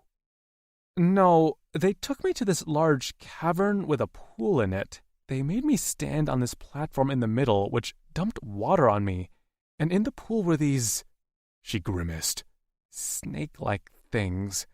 They swam under the surface and seemed to eat my dirty bathwater." She shook her head. "That sounds crazy, right?" "I'm not sure what snakes are, but there is a fresh-ass species called Sipili that feed on dead skin, and their excretions are a natural soap." She stared at me with an open mouth. "Wait a minute." Shaking her head, she waved a hand in the air. "Hold on. Are you telling me that I bathed in their pee?" "Their urine and feces, yes." She gagged. "Oh, gross! Well, I guess it's not too much different than when I swam in the ocean, except that pool was literally stuffed with those things. That water had to be 75% Sipili pee." She gagged again. "I just remembered I got some of it in my mouth." "It's sanitary." "Okay, Bear Grylls." She rolled her eyes. "I bet you drink your own urine out of a snakeskin just like him, wouldn't you?" "I don't understand your words." "It doesn't matter," she exhaled before glancing at the curtain. "If I go in there and scream, it's because there's a bucket of Sipili things, and I'm not pouring them over me again." "They only live in large pools with many of their own kind." Climbing off the bed, she muttered, "Know-it-all." She was still naked on her bottom half, and I watched the way her hips swayed as she crossed the room. Suddenly, she turned and narrowed her eyes at me over her shoulder. "Are you staring at my ass?" "Yes." She let out a bark of laughter. "Well, at least you're honest." With a smile, she disappeared behind the curtain. A few moments later, she called out, "No Sipili in here." "Told you," I answered. We each cleaned ourselves, her behind the curtain, and me with some of the qua in the pitcher. I dumped the rest over my head to rinse out my hair, just as Lou emerged from the curtain. She was dressed again in her fur wrap and a long skirt. Sitting on the floor, she pulled her boots on while her damp hair lay plastered to her shoulders. She was just standing up when there was a knock at the door a moment before it swung open. Marin stood in the doorway with Grogik behind her. In front of her was a cart of food, which she rolled inside. With a tug on a rope on the wall I hadn't noticed, a table on hinges folded down. I was surprised to watch the Quozel and Rosa of the Pride set the platters of food on the table and gesture for us to sit down. Lou sat easily, crossing her legs in front of her, while I had a little bit more trouble with my bulk. Marin and Grogik sat across from us. "We thought we'd spare you from eating with the rest of the Pride," Grogik said. "I know that can be overwhelming." Lou's eyes were on the food as she pressed a hand to her stomach. "This is a bigger selection compared to last night." Marin nodded. "We know the Drixonians have a more varied diet than us. We had no idea what humans ate." Lou plucked a Bayer off its stem and popped it into her mouth. "This looks great. We're omnivores, so we eat a little of everything." "Omnivores?" Marin asked. "You're a carnivore. You survive on meat. Herbivores eat plants." "These are human words?" She hesitated for a moment. "Yeah." "Carnivore." Grogik puffed his chest out. "I like the sound of it." Marin shot him a suffering look. "Just eat." We ate silently. I wasn't in the mood to talk. While waking up to Lou had been a dream, what was to come would be my reality. I had been able to be ignorant for a while, but this wasn't the time to lose my head to the female next to me. I had to at least get Lou out of this mission alive, and that would take all my focus. When we finished eating, Marin pulled out 2 packs from the cart she'd wheeled in. She handed one to Lou and explained there was a change of clothes and a few supplies inside. As for me, Grogik left the room and returned with my only 2 possessions I cared about, my swords. He handed my harness to me as well, and I felt more like myself when I had it strapped to my chest and the swords at my back. Marin gave me a larger bag than Lou's, which she said held skins full of qua, food, and a flint rock in order to hopefully light a fire to kill some corse. Also included in the bag were basic medical supplies in case of injuries. The unspoken words were that surely her son would not be in good condition after being held by the corse for as long as he had. If all his limbs were still attached, we'd be fortunate. Marin and Grogik led us to the front entrance of the Pims. When the front doors opened, the light from outside highlighted a figure looming on the corner. Lou startled with a small squeak, and I squinted into the darkness as the figure came forward. The Greer crept toward me on all 4s, and then stopped to sit on their haunches. Their flat, wide tongue licked their lips slowly before they spoke. "You will succeed only when you grow wings." As I pondered their words, they turned and walked back into the shadows, long tails swishing behind him. "Why can't they just explain what they mean?" Lou grumbled. "Because if I take their words literally, I guess we're failing, since neither of us are going to sprout wings." "Their visions aren't always clear," Grogik said, watching the Greer go. "They tell us as much as they can." Lou accepted that answer with a whispered, "I understand that."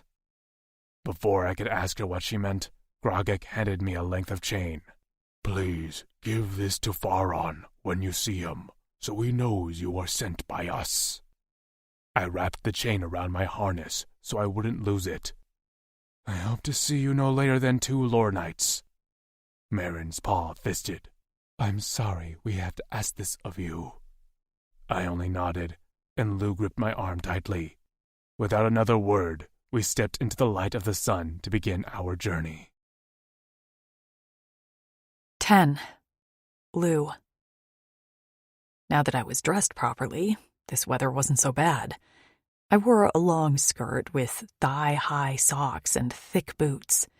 Marin had given me some salve for the soles of my feet, and they'd healed surprisingly fast. I had some more stowed in my pack if I needed it. On top, I wore the fur wrap Axton had first given me. I was kind of attached to it now, and a cloak that covered my arms and clasped in at the front with a crude bone button. I wore my hair in 2 braids on either side of my head, but already some hair escaped from the plaits and flitted over my face in the breeze. Of course, I didn't know where we were going, but Axton walked with purpose. It wasn't until the scent of the air changed that I realized we were heading back toward the coast. Not the same one we'd landed on, but a coast nonetheless. I stopped abruptly, and it took Axton a moment to realize I wasn't walking next to him anymore. I held out my hand. "Can I have a weapon?" He looked at my hand, and then back up at my face. Weapon? "I can smell the air. We're heading back to the water, and if one of those crab things emerges from the sand like a tremors worm, I'd like to be able to do something about it rather than wait for you." He scratched his chin as if thinking. "What weapon do you have proficiency in?" I tried not to laugh at his dead serious tone. I wasn't proficient in anything, but I was scrappy. "Stabby weapons."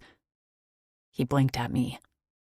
"Not one of those swords, because the thing weighs like 50 pounds. Do you have a knife?" He thought some more before sifting through the pack on his back. He pulled out a dagger about the length of my forearm. "Marin gave me this, but I don't prefer short blades." He slid it into a sheath attached to a belt. Short was all relative. I went to take it from him, but he pulled it back at the last minute. "Do you know how to use it?" "It's a knife." I mimicked stabbing him in the gut. "Don't I just thrust it?" "Thrust and twist." He finally handed it to me. I wrapped the belt around my waist and already felt safer with my own weapon at my side. "Thank you." "We likely won't see any more crickles, but if we do, scream. That knife won't do much damage to their outer shell." "Oh, don't worry, I'll be yelling," I muttered. "What's the plan, by the way? How long until we get there?" "When we are closer to the coast, we will follow the tree line until we reach the northern cliffs, where the Kors live. Farron will likely be held in one Kors cave, but will be guarded by several." "What are Kors like? Do they speak a language you understand?" He shook his head. "They adapt their language often, so we have never been able to translate it." We continued walking, and the dagger sheath slapped the outside of my thigh. The ground was hard, but fairly flat, and not littered with too much debris. We seemed to be on some sort of path. Through the trees in the distance, some winged creature circled overhead. "Is that them?" I gasped. Axton kept walking. "No, those are just Yayos. They are a freshwater brigger." By brigger, I realized he meant bird. "Oh, like seagulls." "I cannot confirm that." "What do they eat?" "Huppas from the freshest." "Fish. Okay, so, yeah, like seagulls." As the trees began to thin, we took a turn along the path. On our right was the mainland, and to the left was the ocean coastline. We remained under the tree cover for protection. Axton walked first, and when the path dissolved into dense brush, he hacked at the branches and foliage with his swords so I could walk behind much easier. With his long legs, he likely wouldn't have had to clear anything, but I appreciated that he understood I wasn't built like a mammoth. Axton was quiet because, well, he was usually quiet. And while I started out the walk humming and asking questions, as the day went on, my energy flagged. Even when we stopped to eat and take a break, I couldn't find it in myself to annoy him with my ramblings. And by the time the sun was setting, I could barely lift my legs anymore. Every muscle in my body felt like it hurt, even my eyelids. Axton looked like he could walk another 500 miles, but he must have noticed my slowing pace. Abruptly, he stopped at a small clearing and dropped his pack to the ground. "We will rest here for the night." I immediately fell to my knees. Oh, thank God! He crouched next to me. "I'm sorry I pushed as far as I did." No, it's okay. I want this over as much as you do." "I will make a fire, and we'll eat before sleeping." A fire and food sounded amazing. I had stopped feeling my nose a few miles ago, and my feet felt like numb nubs. While I withdrew our food supplies and gave each of us a decent set of rations, Axton built a fire. We heated up a meaty stew and ate it with a hard cracker. I chewed on a vegetable root as well, and washed it all down with some water from the skins Marin provided. With my belly full and my nose warm, I thought I'd fall asleep easily, but once we were bedded down on a pad, I couldn't seem to stop shaking.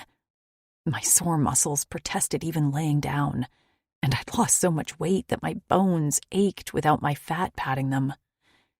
I lay facing away from Axton, but he rolled me over with a quick flick of his wrist and stared down into my face. The fire flickered over his eyes as he gazed up and down my body. "Why are you shaking? Are you ill?" My teeth chattered, and even my gums hurt. "No, I'm just sore from walking. Before you rescued me, I sat in a cage for what felt like weeks. I'm not used to this much physical activity." He huffed out an angry breath that I knew wasn't directed at me. "Those Horasian flecks!"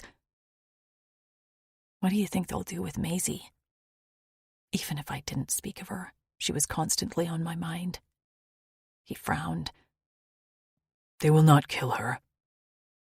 That did not make me feel better. I mean, great. That's the lowest bar. I'd like for her to be unharmed. He didn't answer, which turned my stomach.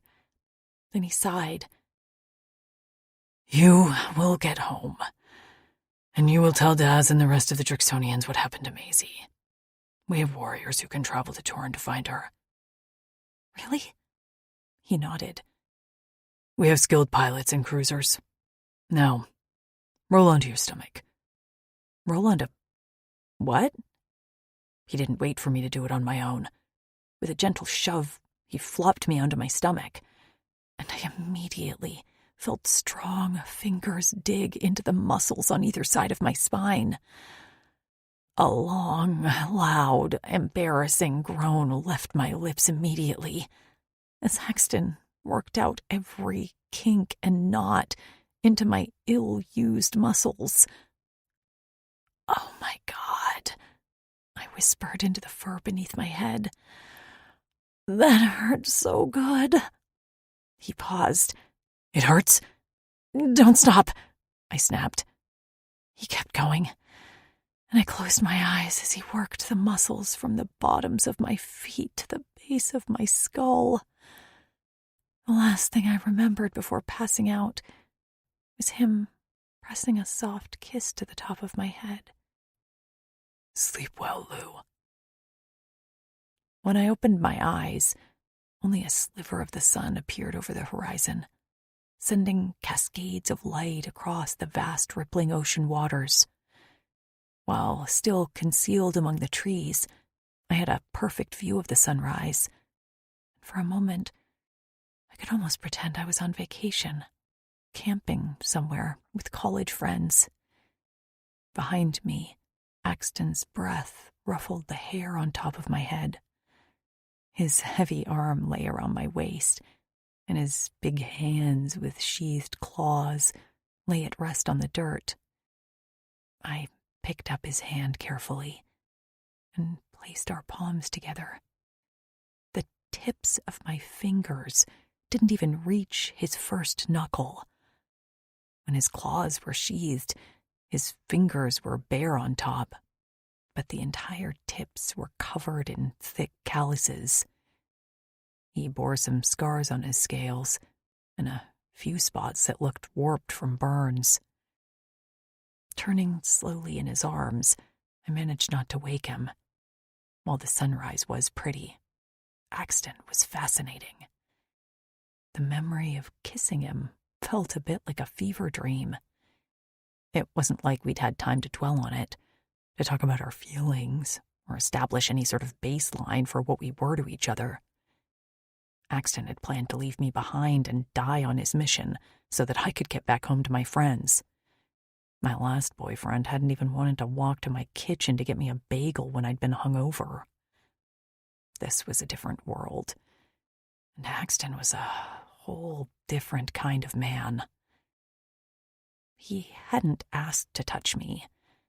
He hadn't asked for anything of me. And he'd been willing to give it his all to save my life. I didn't even know how to relate to that.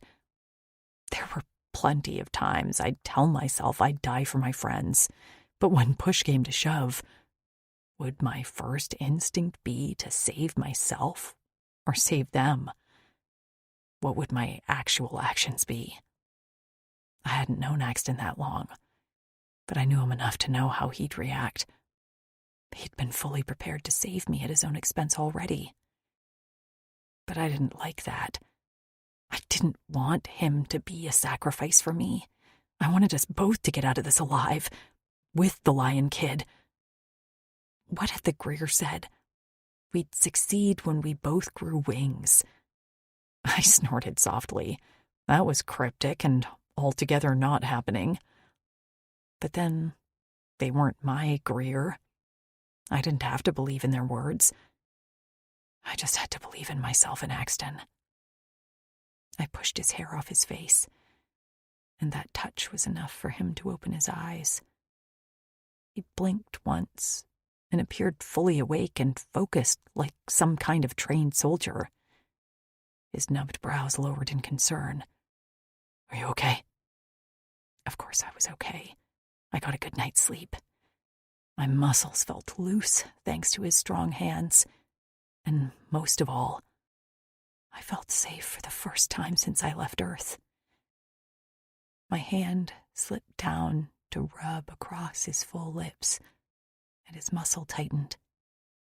Something hard poked me in the stomach, and I didn't have to look down to know what it was. His cheeks grew ruddy, like he was embarrassed, and he shifted back in an effort to get away from me. "Sorry," he murmured. But I didn't want him to feel sorry. I didn't know what would happen in the next few days, and I craved physical touch from Axton. I snuggled closer to him and draped my thigh around his hip.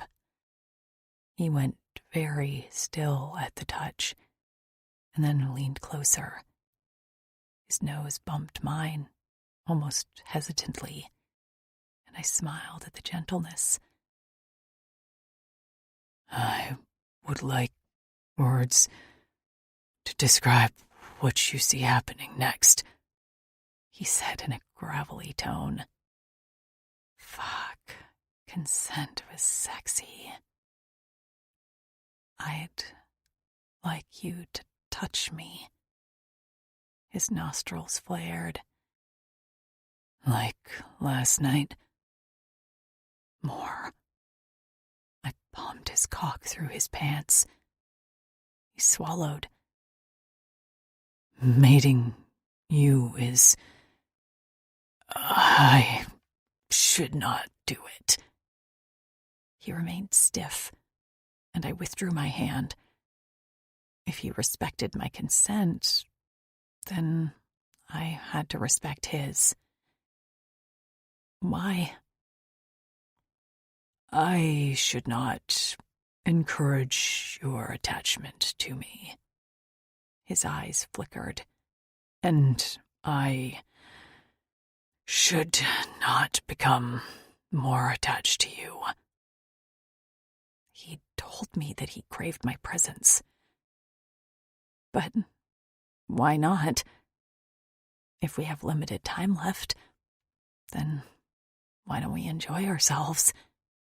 He shook his head. "I can't think like that. I cannot allow myself to accept that you will not survive. You must, or I have failed. Axton, we had a differing belief system, and we were going to have to come to some sort of compromise. Then how about this?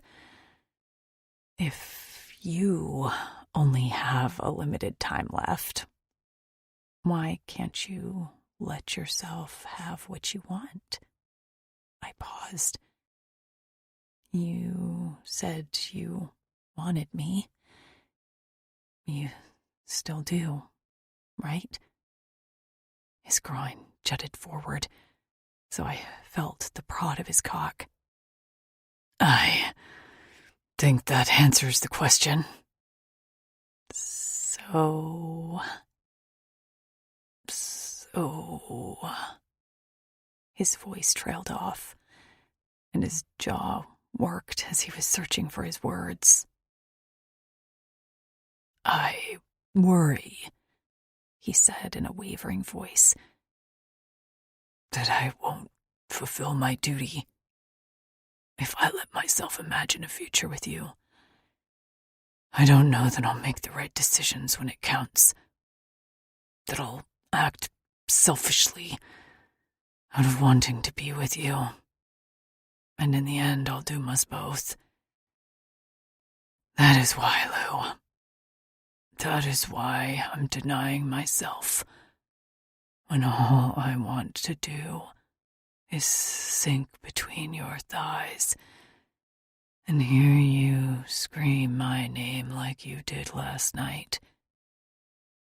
I can't be that weak. I hadn't realized I was crying until his face blurred. A tear slipped out of the corner of my eye, and I sniffed. Here I was thinking about getting off, and Axton was having an outright war within himself. "I'm sorry," I murmured, as I clasped his face and pressed kisses to his light blue skin. "I'm sorry I pushed you. I'm sorry I made you make that confession. I'm so sorry, Ax." His chest rumbled, and soon he was making that soothing vibration that settled into my muscles like an invisible massage. I'm sorry, he mumbled back until our mouths found each other. Our lips tasted like my salty tears as Axton swept his tongue inside my mouth and let out a pained groan. His cock pulsed against my stomach, still hard and straining in his pants despite his fear. Remembering his words, I shoved him away, and a sob bubbled out of my throat. Scrambling up onto my knees, I lurched forward as the tears came faster.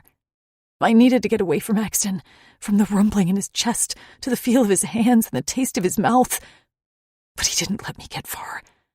Before I could take a few steps, his body hit me from behind, sending us careering into a nearby tree trunk.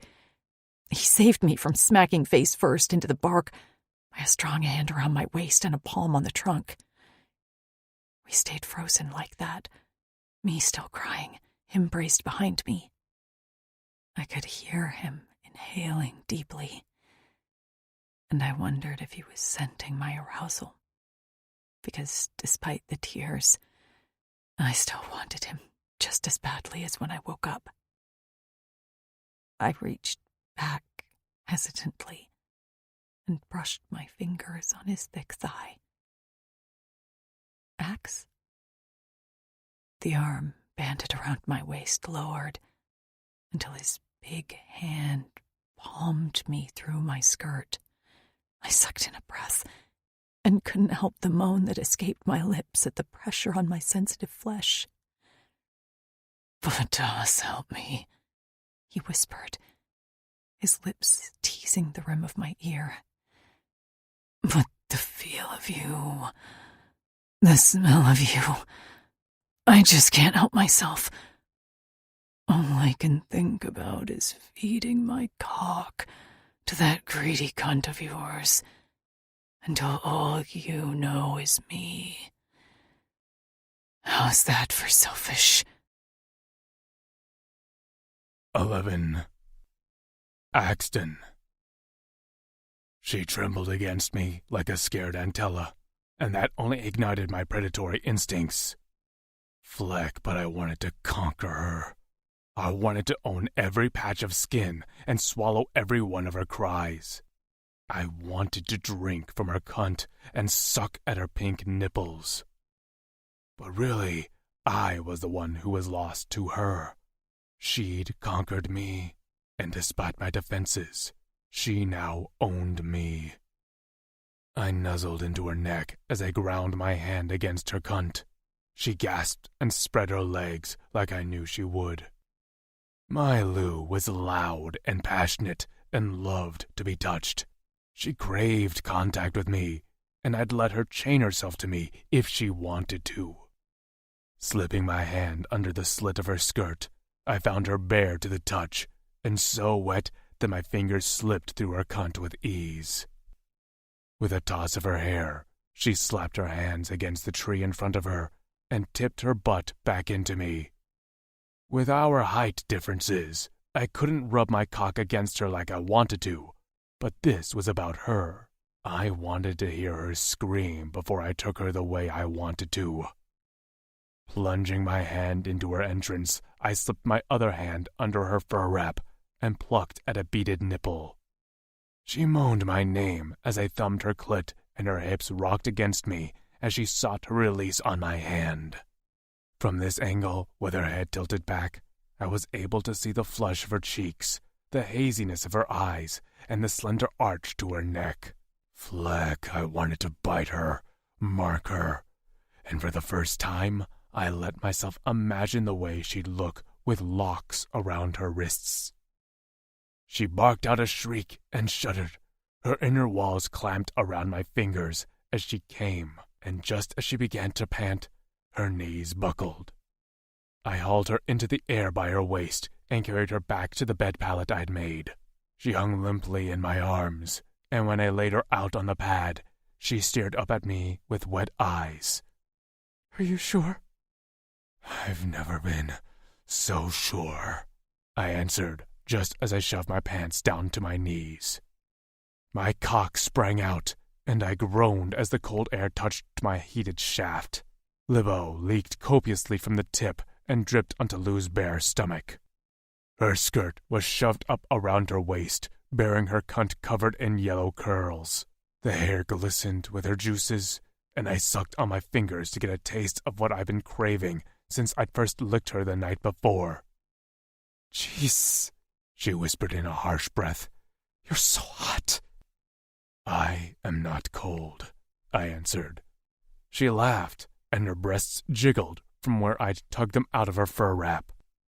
I leaned down to lap at a nipple, and she moaned as she carted her fingers through my hair. When I lifted my head, her eyes glittered. "Go on," she said. "Feed my cunt that cock." As soon as I sank into her wet heat, I knew I'd never be the same. Her back arched as my cock found home, and her mouth opened on a wordless cry. "So big," she whispered as I pulled out and thrust again. Her body bucked, and she ground against me as I began to pump into her on a rhythm. My subcock extended and latched onto her clit. She screamed, eyes wide, and then her mouth stretched into a wide smile as she laughed hoarsely. "Oh, that's a special trick you have there." "It's no trick," I growled, as I plunged into her again and again, sending her body sliding up the fur blanket. I'd worried that the lack of cock piercings that most Drixonians have would make my skills lacking, but with Lou shuddering and moaning under me, I felt on top of the world. A shiver slid down my spine and pulled in my guts, then dropped into my balls. They felt near bursting, and my cock was a hard spike plundering the female beneath me. "Lou," I choked out, because the pleasure coursing through my body was bordering on pain. "Yes." Let each note be a step inward toward calm. Enjoy this musical break before we continue. Thank you for your time and presence.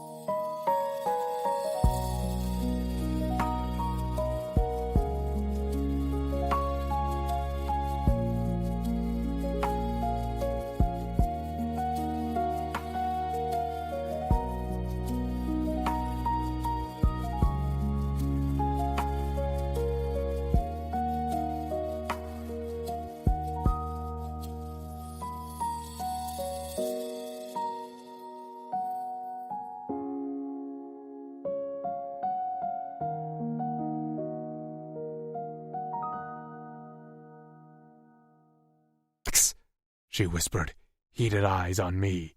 Come inside me. Stars burst behind my eyes. Time rearranged itself. My limbs disconnected. The very ground beneath me shook as I roared into the sky, just as my cock released inside her soft body. I shuddered as I sank into her as deep as I could go, while the rest of my seed filled her.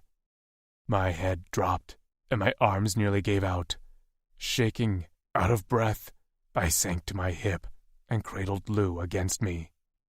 Still connected, we embraced as I sought to collect myself. Her hand stroked my chest in a soothing pattern, and I didn't realize I was prushing until the vibration shook her voice against my chest. Thank you. I didn't know what she was thanking me for. She'd just given me the best gift of my life. She is all had always been my duty, but I'd never fully understood it. Now I realized how very valuable the female was in my arms. It wasn't just the mating. She gave me purpose, the promise of a future of happiness.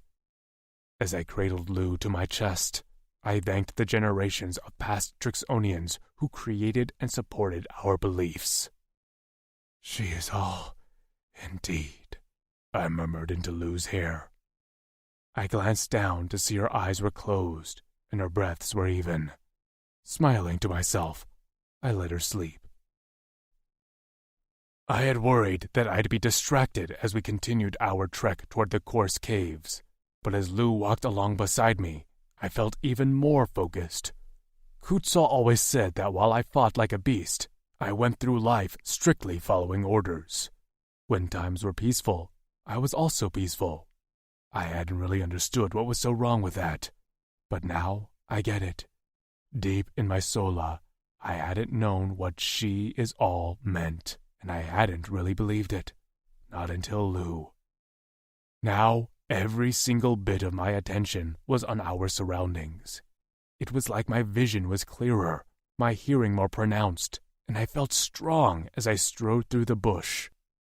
I cut wide swaths out of the path with my swords so Lou had an easier walk with her short legs. When she'd woken up, she'd seemed almost embarrassed. Her cheeks had been flushed, and she'd stuttered a bit with her words. I'd helped her clean herself, which seemed to surprise her, but then after that, she'd touched me often. Even now, as we walked, she held onto the belt loop of my pants. By nightfall, we'll be close enough to observe the area, I explained to her. Then another half a rotation to a full rotation to get to the caves. She nodded, and then tripped with a little cry. When I glanced down, I saw one of her boots had become untied. I quickly turned and bent at one knee to take her laces in my hands. Her hand settled on my shoulder. I can tie my own shoes, Axe. I knew that, but I wanted to do this for her. I wanted her to be as safe as possible. Plus, the ties on the Rogastics boots could be difficult. Lou's fingers plucked at my hair. Too late, I felt the cool air on the back of my neck, and it was like being plunged into the cold fresh-ass. What? She murmured. I reared my head back, and she jerked in alarm at my sudden movement.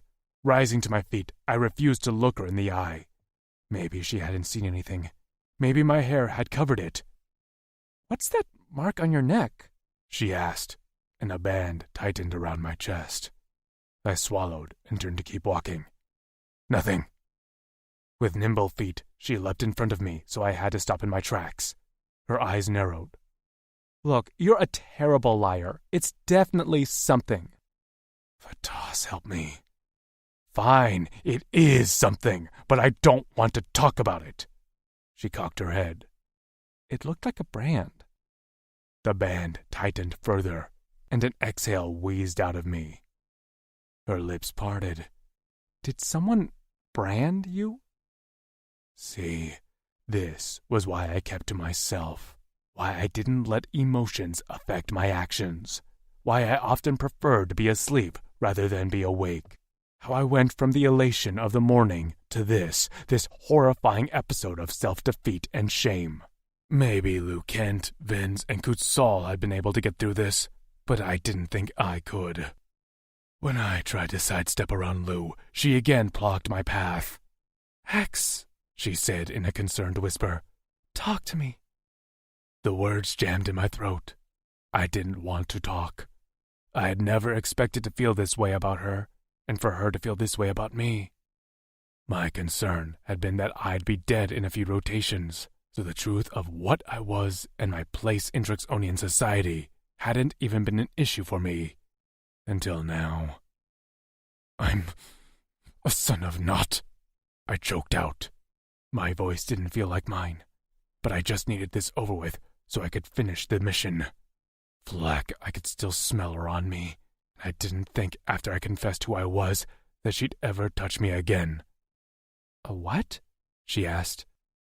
When a Drixonian male deserts his defense post, the punishment is that his future generations are branded as sons of Nott, and we are forbidden from mating or maintaining any position of power in society.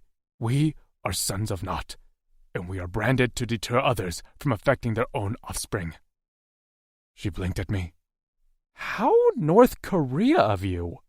What? She shook her head. Jeez, it's not like your father killed someone. She paused. Did he? No. So you're telling me that you're like some outcast? Our Drexel now has changed this belief, but it will take some time for the society to restructure. Many of us still bear the brand, and it is a long-held tradition. But I'm not Drixonian. You didn't want to tell me because you thought I'd feel the same way? I'm marked, I said through gritted teeth, I carry the shame of my father. I'm not a desirable choice for a mate. Something changed in her face, a hardening that I didn't quite understand. So, you think because you're marked by another that you're not a desirable mate? Yes, I'm not like the others. I don't have the piercings they do to symbolize our virility and fertility. I am not as well versed in female pleasure, and most of all, I hold no special position. There are many Drixonians who will never respect me, because I'm a son of naught, and that would reflect on you. Her blue eyes swirled with the coming storm, and her chin trembled as she balled her fists at her sides. And you believe that? That your mate being less than perfect reflects on you? Yes, She turned abruptly and stomped down the path. She tripped a few times over a branch, but carried on anyway. Was that it? I'd disappointed her with the truth, just like I thought I would. Lou, wait. She only walked faster. Lou, I growled as I reached her side. You're going to hurt yourself. She whirled around, and the tears staining her cheeks took me aback. Is that so? And will my stupidity reflect on you? Face red, veins in her neck protruding, Lou was furious, and I couldn't figure out why. What? I'm not perfect either, she spat. With jerky movements, she parted her hair and pointed to a long scar running along the hairline at her temple. A chill ran down my spine. How had I never noticed that? I'm marked, too, by someone who saw me as less than. But your secret is safe. You don't have to tell anyone what I am. I wouldn't want to reflect badly on you to the rest of your people. In the back of my mind, her words registered, but one emotion roared to the forefront. Heat flooded my veins as I sought to keep myself from screaming. Who had touched my Lou? Lou. I had always felt shame at what the Uldani had done to me, but never like this. Tears blurring my vision, I blindly stepped into brush that was nearly taller than me. I let out a grunt as I furiously swiped at a branch next to me. Suddenly I was yanked backward into a tree, and then Axton's big, warm body loomed over me. His eyes like thunder as he gritted out, "Who hurt you?" He had used this tone when we'd first met, and I'd been scared shitless. But now I knew he wouldn't hurt me physically. Unfortunately, I'd given him the power to hurt my heart with a well-placed arrow, and he'd notched a perfect 10. It doesn't matter. It matters to me, he growled. I don't know why I lost my head and thought males in another galaxy were going to be any different. I glared up at him. But sounds like you still have egos, and I want no part of it. His big hand cradled my neck, and he inhaled deeply as he forced some of the anger out of his expression. Lou, please, tell me who hurt you.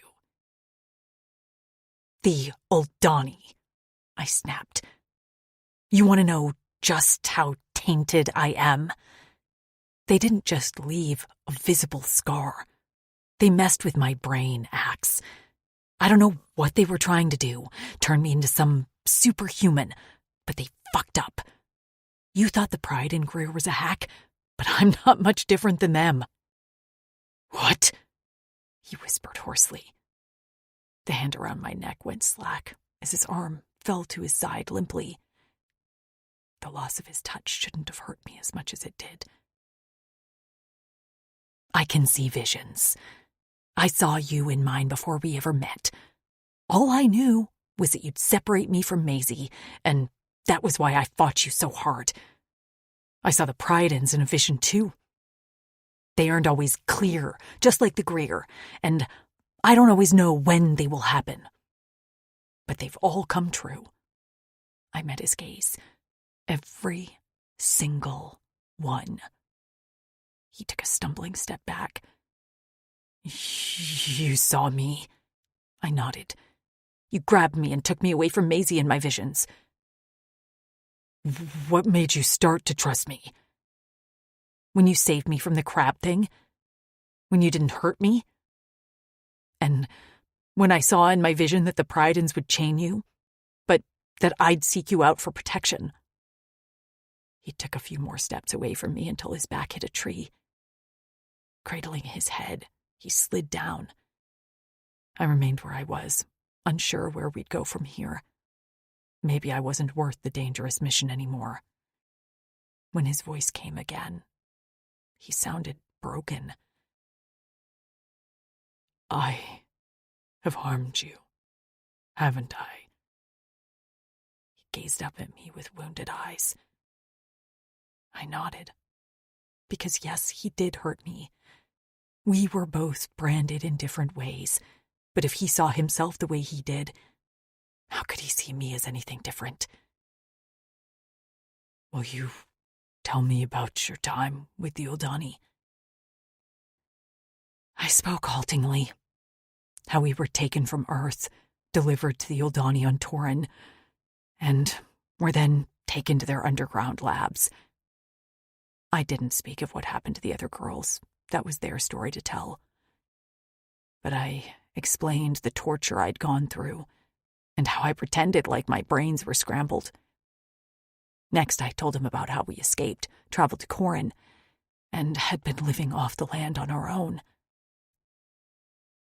I admire you even more now, he said quietly. I looked away, wishing I didn't crave his admiration. But I didn't care about that mark on the back of his neck, or that his father deserted the army. His place in his society wasn't of importance to me. I cared that he protected me, made me feel safe, and cherished me. He rose slowly and came toward me again.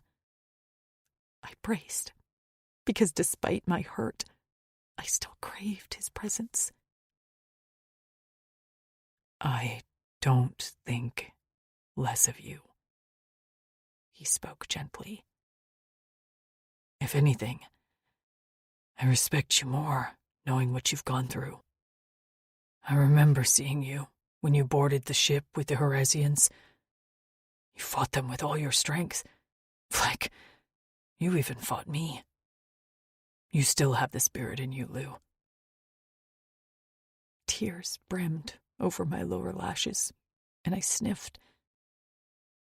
But I have visions. When we were eating with Gragic and Marin, and I passed out for a moment, I had a vision then. They come suddenly and usually leave me feeling weak and sick. He braced his hand on the trunk near my head. Then I will care for you every time you have a vision, and I will believe them. I stared up at him, wanting to believe him, but... And how do you feel about yourself now? He blinked. What? You can't accept me but not yourself, Axe. Until you can prove to me that you see value in yourself as a worthy person, then I'm not sure I can believe you. His mouth flapped open, and his throat worked. The purple of his eyes swirled. Ooh, don't you get it? If you're marked and tainted and less than, then so am I. And if I'm not, then you're not either. His chest heaved. The muscles in his face twitched like something beneath his skin was fighting to get out. I caught it. I was placing a big old wrench in his belief system. Look, I will respect your culture, but I will not respect you believing you're less than because of some centuries-old belief that you yourself said isn't even practiced anymore. Start seeing yourself as valuable, and then maybe I'll believe the same. I ducked under his arm and marched toward the tall grasses. Now let's go. We have someone to save. Lou. I shook my head. I can't talk about this anymore right now. I said what I have to say. I glanced at him over my shoulder. Can you tell me, right now, that you think you are just as worthy of happiness as every other Drixonian? His hands flexed at his sides, but he remained silent. I nodded. That's what I thought. And that's okay. You can think on it while we walk. He jerked forward. Lou? Yes? You don't care that I'm a son of naught? That I'm branded? I braced my hands on my hips. I literally couldn't care less. I do like you, Axe. I'm probably more than like you. But I'm not ready to say the words yet. What's between us has nothing to do with anyone else. It's how we make each other feel. If we're better together than we are apart. My voice cracked on the last word, and I swallowed around the lump in my throat. I miss my friends. They are the reason I'm still alive. But being with you? You make me want to live again. You make me think I can do more than survive. I can actually be happy. When he reached for me, I dodged his hand and swiped angrily at the tears running down my cheeks. Can we please keep going? He didn't move for a long time. But finally, he lurched forward, jaw set like stone, and hacked at the grasses like they had personally offended him.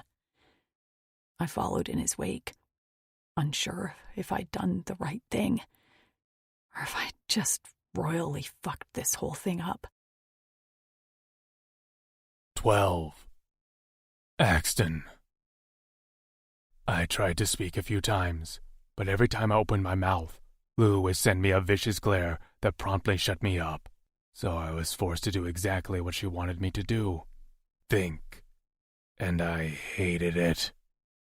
When I was alone or not busy, I slept in order to avoid having thoughts, emotions, reminders of my past, dreams of the future.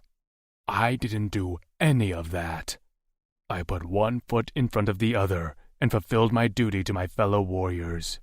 Any minute I'd been prepared to lay down my life for Kutzal. I listened to Lou's breathing and her cursed mutters as she tramped through the overgrown brush. Would I still give up my life for the cause? Wasn't that what I was supposed to do? What I'd been born for?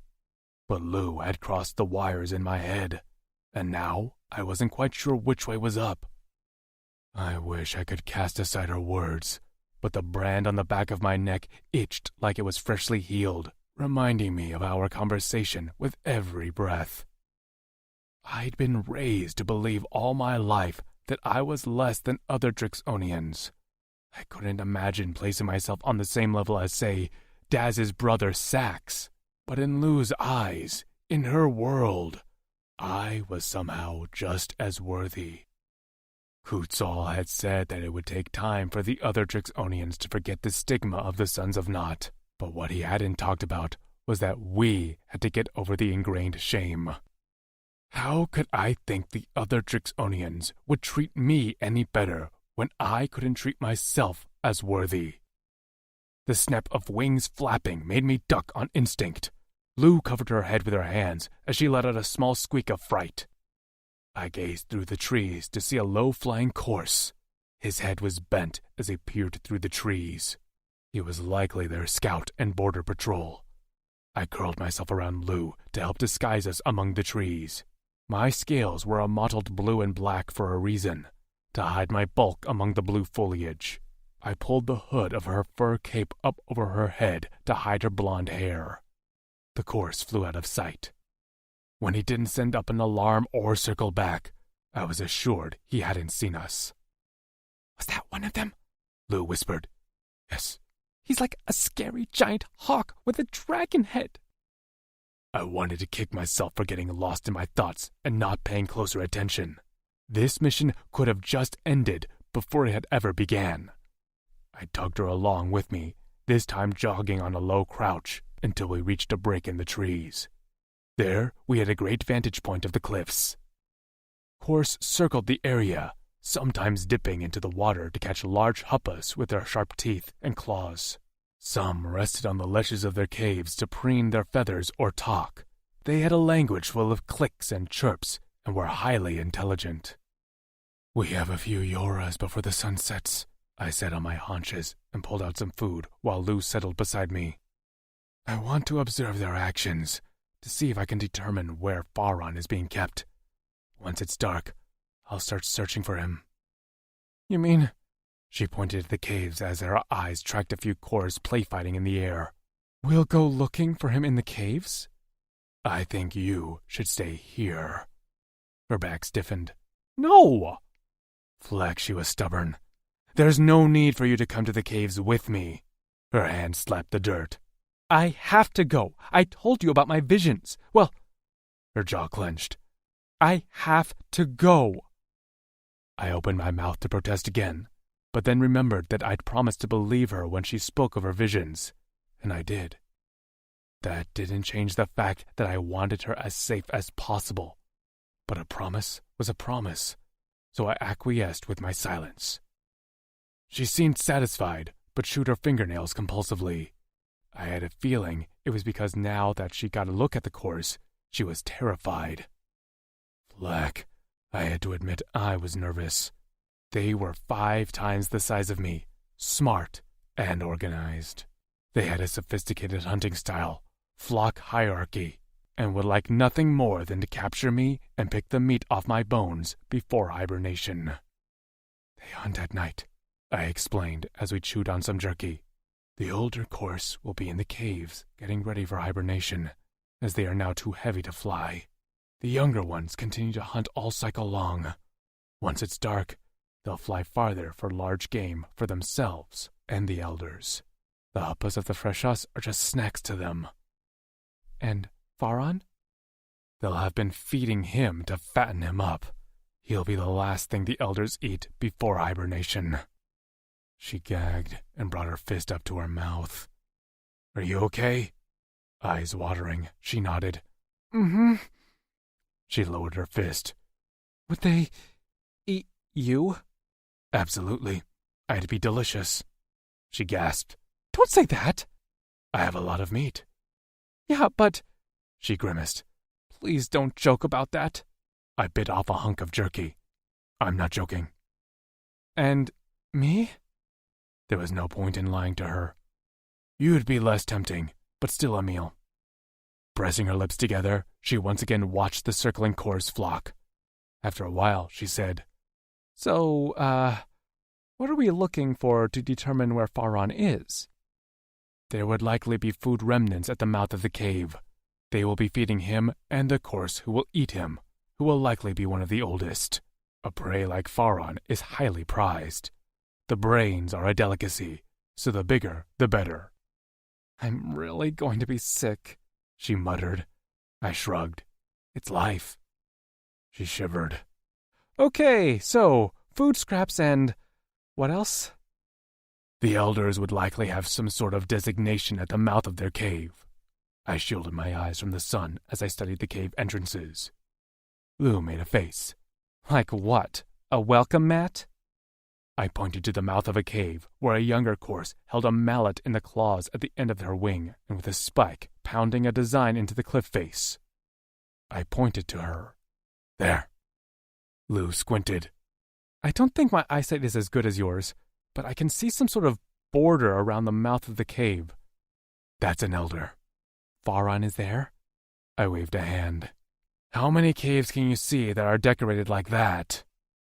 She tapped her finger in the air, and her lips moved as she counted. As the number reached 12, her shoulders began to slump. Finally, she stopped counting altogether. "That's too many to search." I nodded. "This course flock is likely in the hundreds." The flash of something in the sun caught my attention. A course flew past with a familiar chain dangling from its neck, likely the spoils of killing one of the Priadons who was sent to rescue Faron. I imagined one of them using Lou's cloak as bedding and saw red. I ducked my head and shoved my fingers through my hair as I tried to rein in this unfamiliar flare of feelings. This was what being around Lou did to me. She gave me the highest of highs, but any thought of her coming to harm brought me to the lowest of lows. We sat in silence for a while, and I narrowed down the caves I suspected held Faron to be about 24. Not ideal, but better than close to 100. A soft hand settled on my shoulder. "Do you want to rest? You can use me as a pillow." I turned to see her offering me a gentle smile. "You should get rest too." She shook her head. "I'm not tired. We both know you're the brawn here, so you should be at your best." Leaning back against a tree, she patted her lap. "Lay down." Normally, I would sleep and wake up as the sun was setting. But now, I wasn't tired. Not even close. If anything, the rush of adrenaline coursed under my scales, making it hard not to rush out there and take out the flock of course in a fever dream of rage. But on the other hand, I wanted to be near Lou. I wanted to feel her, listen to the beat of her kora and the rasp of her breath. I wanted to feel her skin beneath my cheek. Careful of my horns, I rested my head on her lap. I didn't close my eyes, and instead enjoyed the feel of her fingers combing through my hair.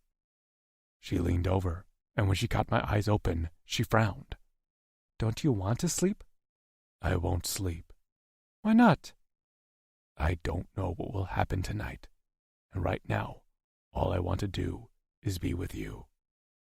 Her fingers paused, her breath hitched, and then she resumed combing through my hair. Lou. I plucked at Axton's hair with a twig I'd fashioned into a crude comb. His hair was an interesting texture, covered in a thin oil like duck feathers. His big body lay at rest with his head on my thighs. He was heavy, but I found I liked the feel of his weight on me. I knew he was nervous about tonight. I was too.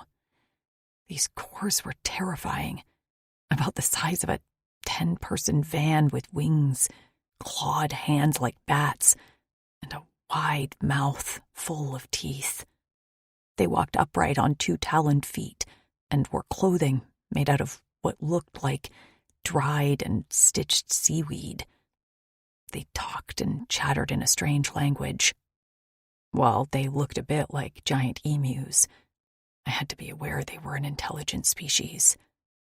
While the success of this mission seemed distant as hell, I wanted to believe we'd get home. "Tell me about my friend's mates." Axton's fingers had been making slow circles on my knee. "Are you worried?" "Are they like you?" "Yes and no." "Tell me." He rolled onto his back and gazed up at me. Plucking one of my hands from his head, he laced our fingers together. "Luke Kent met Tasha first. He saved her from the Wutarks." "Are those the aliens who took us from our camp?" They were smelly and looked like bipedal warthogs. "Yes. As sons of Nod, we aren't supposed to mate or procreate, so Luke Kent resisted her. Tried to send her to our main city with me, but she ran away from me and found him anyway." He scratched his ear. "Still not sure how she did that." I had a guess. While my brains had been scrambled by the Uldani, they'd given Tasha an enhanced sense of smell. "She went to him?" Axton nodded. "He's one of the best of us. I couldn't say I blamed her." "And he treats her well?" Axton frowned. "Why would he not? She's his Cora Eternal." That translated loosely to forever love, which made my heart skip a beat. "I see. And Amber's mate? Trix's?" "Vin's his Amber's mate. He's a little crazy, but crazy for her. He's too clingy, if you ask me. That female can barely be 5 feet away from him." Is he controlling? Axton's frown deepened. Why do you assume bad things? Because you're men? I muttered. He doesn't want her far from him because he worries for her safety. And she's also the only one who can calm him. They fit, Lou. They are a match. My cheeks heated. He was right. Why did I keep assuming the worst? I'm sorry. I blew out a breath. No one has treated us well in this galaxy. You understand that, right? It feels a little too good to be true to meet males like you. Well, it feels too good to be true to meet you, too. I bit my lip. And Trix's mate? I couldn't imagine Trix being mated. Her altar meant she couldn't be touched without pain. Kutzal. Axton's lips tilted into a fond smile. He's our Drexel. He's a total fleck. Bossy and rude and controlling. But with Trix, Axton sighed. I never thought I'd see him happy, ever. And he treats her like she's the center of his world. And they are, intimate? I didn't want to pry about Trix's privacy, but I was so confused. He stared at me a little confused. Of course. Something must have happened. Something good for Trix. I blinked away the happy tears and suppressed a sniffle. I'm happy for them. I wanted to ask if that could be us too. If he thought about what I'd said when we fought. My anger hadn't lasted long, but I still felt the same way. And your brothers, did they have to see themselves as valuable? His gaze drifted away and his eyes went unfocused. He was silent for a long time before he answered. I think they did. So it's possible for you?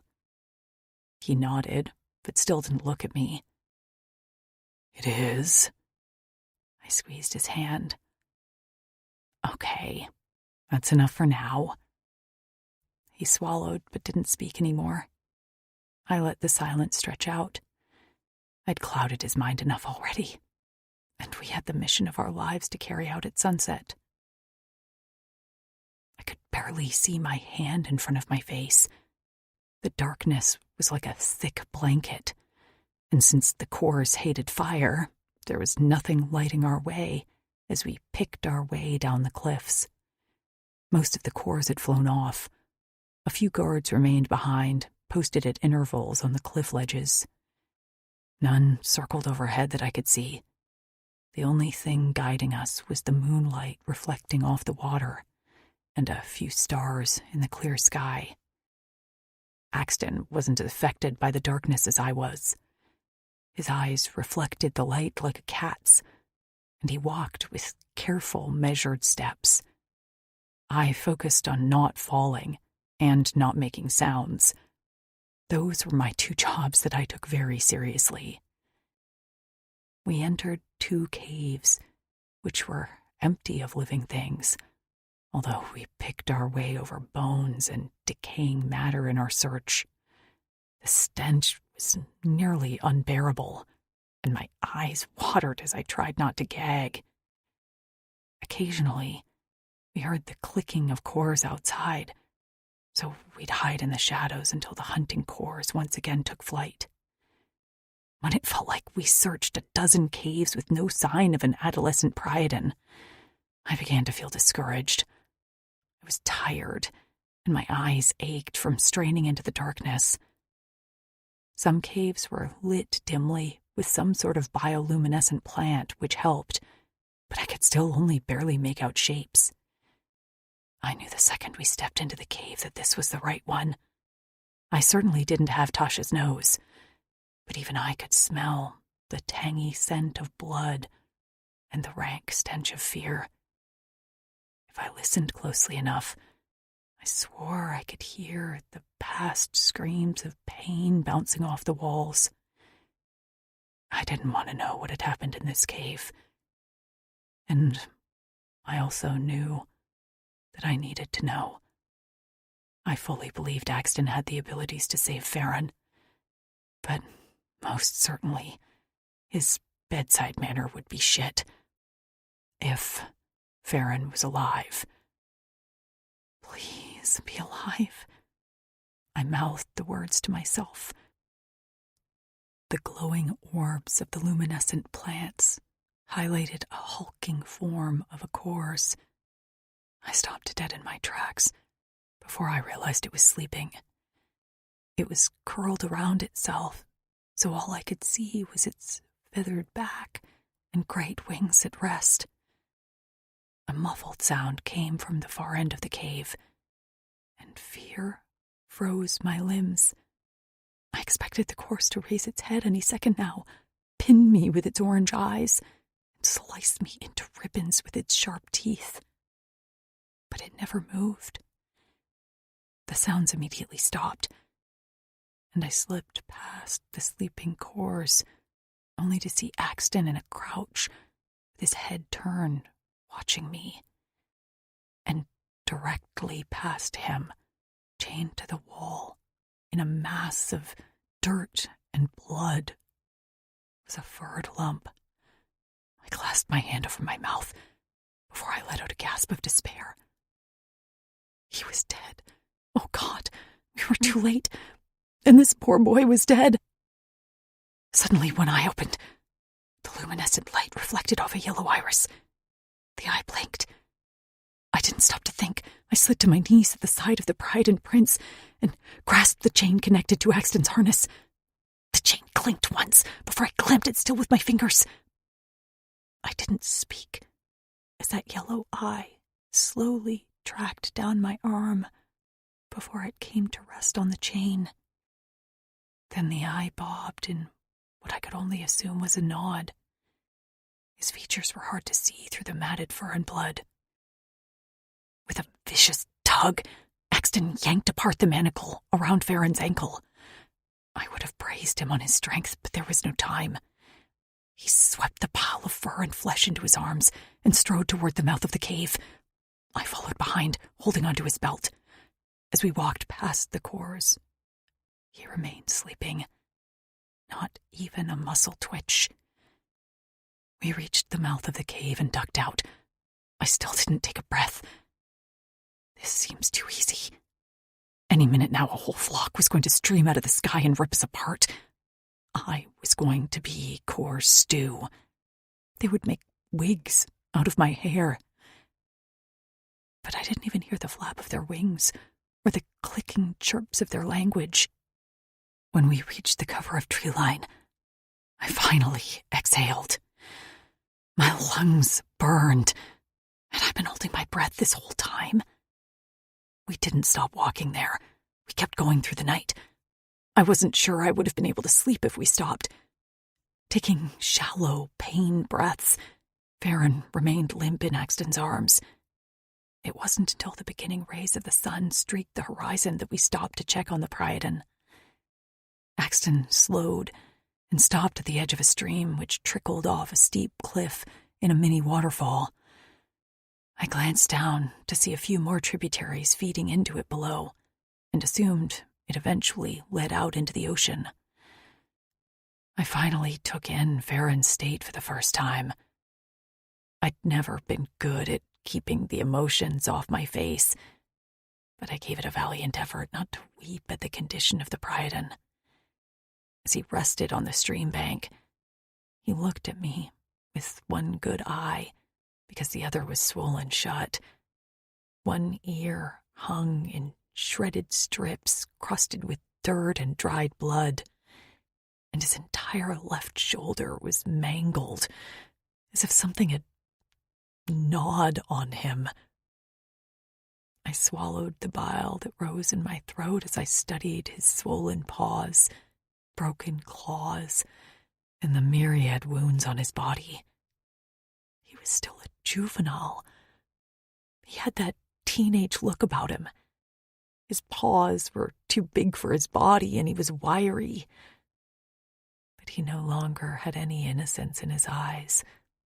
They were hard, flat, and eerie. He held his body, stiff, defensive, as if ready to fight at a moment's notice despite his wounds. "Who are you?" he asked. I looked to Axton, who answered my silent question. "I updated his implant during the night." I returned my attention to Farron. "My name is Lou. This is Axton. Your parents sent us for you." His eye strayed to the chain on Axton's harness. I immediately unwrapped it and handed it to Farron. He held it with his uninjured paw, and for the first time, a flicker of pain entered his eyes.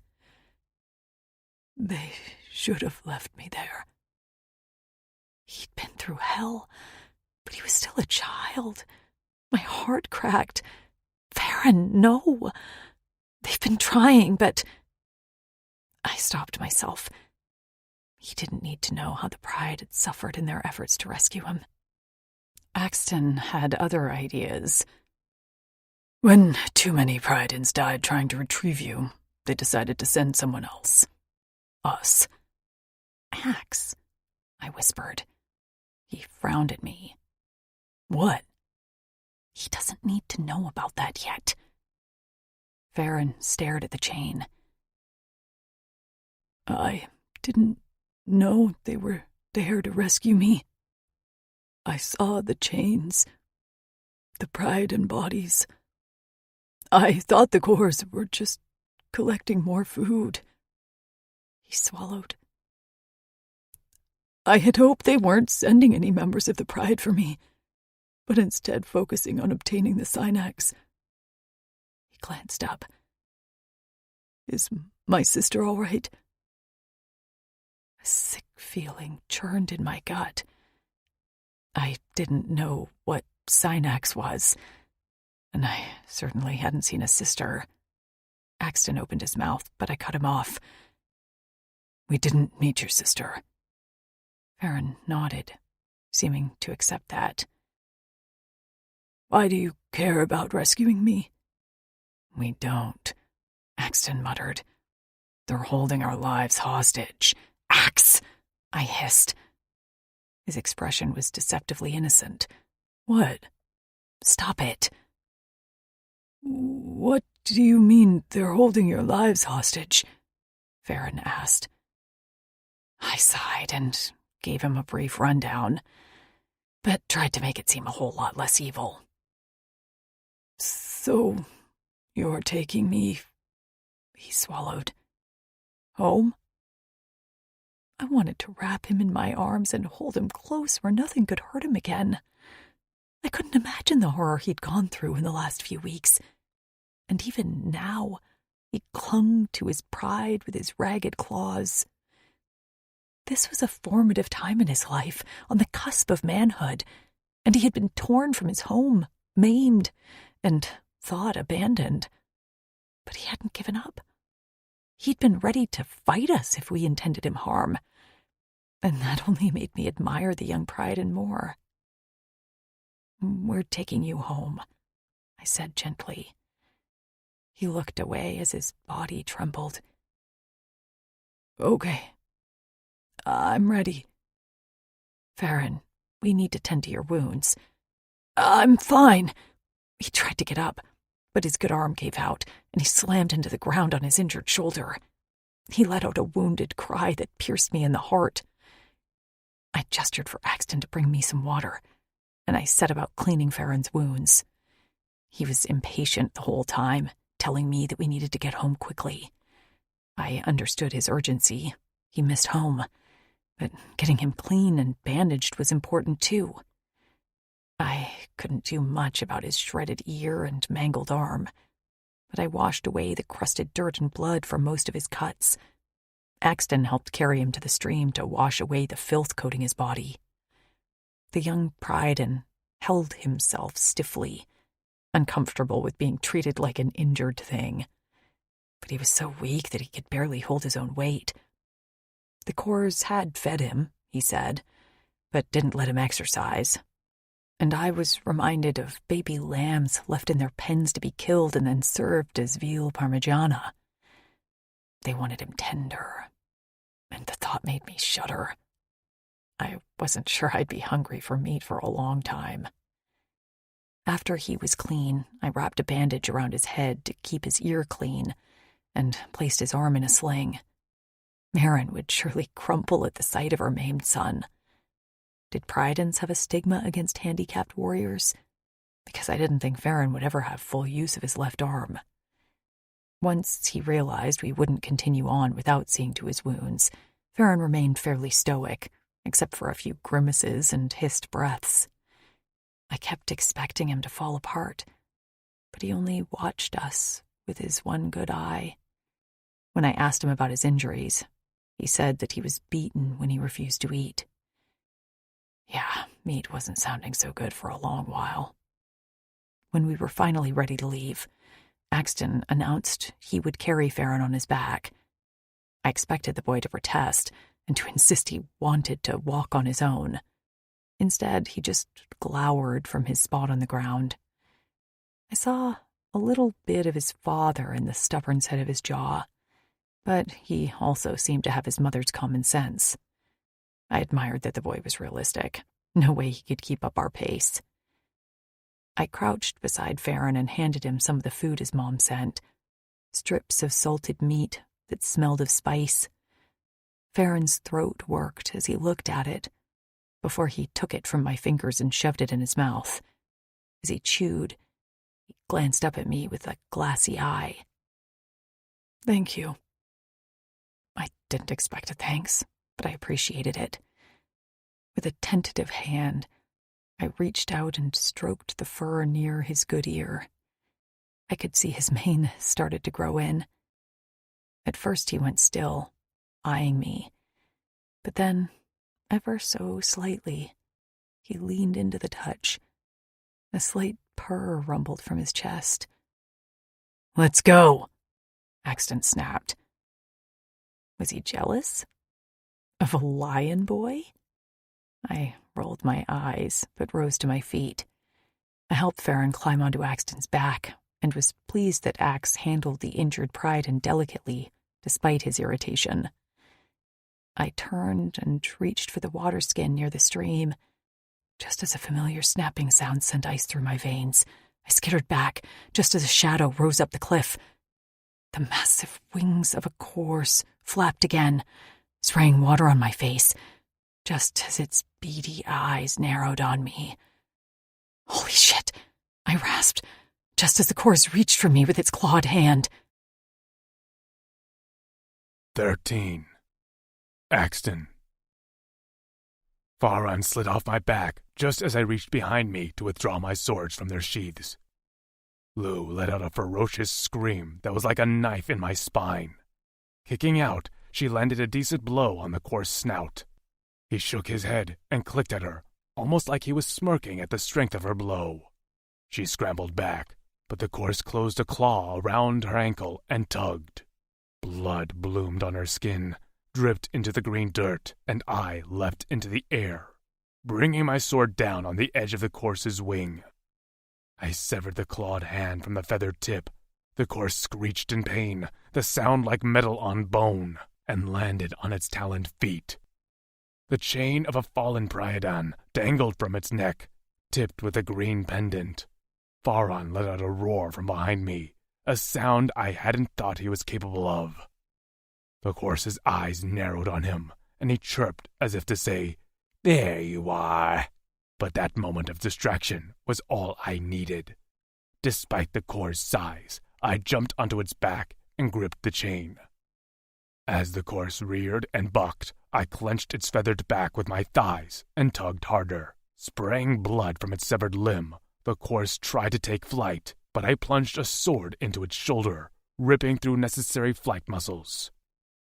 As I wrapped the chain tighter around my fist, it dug into the course's neck, cutting off its air supply. It gasped and writhed. In a last-ditch effort to dislodge me, it flung itself on its back. I slid off in time to avoid the massive body smothering me. As I rolled to the right, the chain broke off in my hand. While the course struggled, I slammed the bottom of my boot into its chest. With another scream, this one a clear alarm to its flock, he went sailing off of the edge of the cliff. I didn't wait to hear the splash below. I turned to find Lou clutching Faron with her injured ankle dripping blood. The course would smell it. There'd be more here soon. I could take one, but not a dozen. Fleck, I could probably barely hold off two. I swore I could hear an answering chirp in the distance and the flap of 100 wings in the air as they came to finish us off. Go, I heard myself say. Axe, don't do this! Lou pleaded with tears falling down her cheeks. I have to. You need to get home safe with the boy. Faron's one good eye was wild, and his nostrils were flared as his broken whiskers twitched. We can help. He reached for his sword. Give me a weapon. He had one good arm. Lou was injured. I met her gaze and felt a rock lodge in my throat. My limbs wouldn't budge. For once in my life, I wasn't ready to die for a cause. I wanted more time with Lou. I wanted to give her a place to call home, to see her cheeks flush when she had too many spirits, to wake up to the sun shining on her face. And I wanted to be there with her, smelling her skin, bathing in the warmth of her smile. I wanted to see her belly grow round with my chit. I'd never wanted anything for myself until her. Axton, she pleaded again, taking a stumbling step toward me, her small hand reaching out. Don't. I heard it then, the screeching battle cry of the course. Soon the sun would be blotted out with their bodies as they searched for us. Take Faron, I growled at her, knowing exactly what I had to do. Now! Axe! She cried, but I had already turned my back. Even as her voice sobbed my name, I ran with my swords at my sides, crashing through the underbrush to make as much noise as possible. While I'd been carrying Faron away from the cliffs, I'd been paying attention to my surroundings, so I'd seen the telltale entrances of the Quark burrows dotting the ground. If I could reach the Quark tunnels, I might have a chance. The course wouldn't send their entire flock, but they'd send enough to ensure success. Except they weren't banking on me. I no longer heard my name, and if I made it out of this alive, I'd have a lot of apologizing to do. But I was made for this. For once, I didn't approach a battle with a detached duty. I'd never been more invested in succeeding, and it wasn't because of Lou. It was because of myself. Because for once, I wanted something. Shadows darkened the sky, and I thrashed at the trees around me with my swords. The trunks shuddered, and branches shook. There was no way they'd miss me crashing my way through the underbrush. A chirp went up from the leader, and he circled overhead, beady eyes surveying the land. The moment he spotted me, his lips peeled back in a mockery of a grin. He clicked twice, and I swore he was saying, "Got you," just as he descended in a death swoop. My destination was in sight, but with the course closing in fast, I poured on some extra speed before hitting the ground on my hip in a slide. The course crashed through the underbrush, his flock behind him, and clipped my shoulder.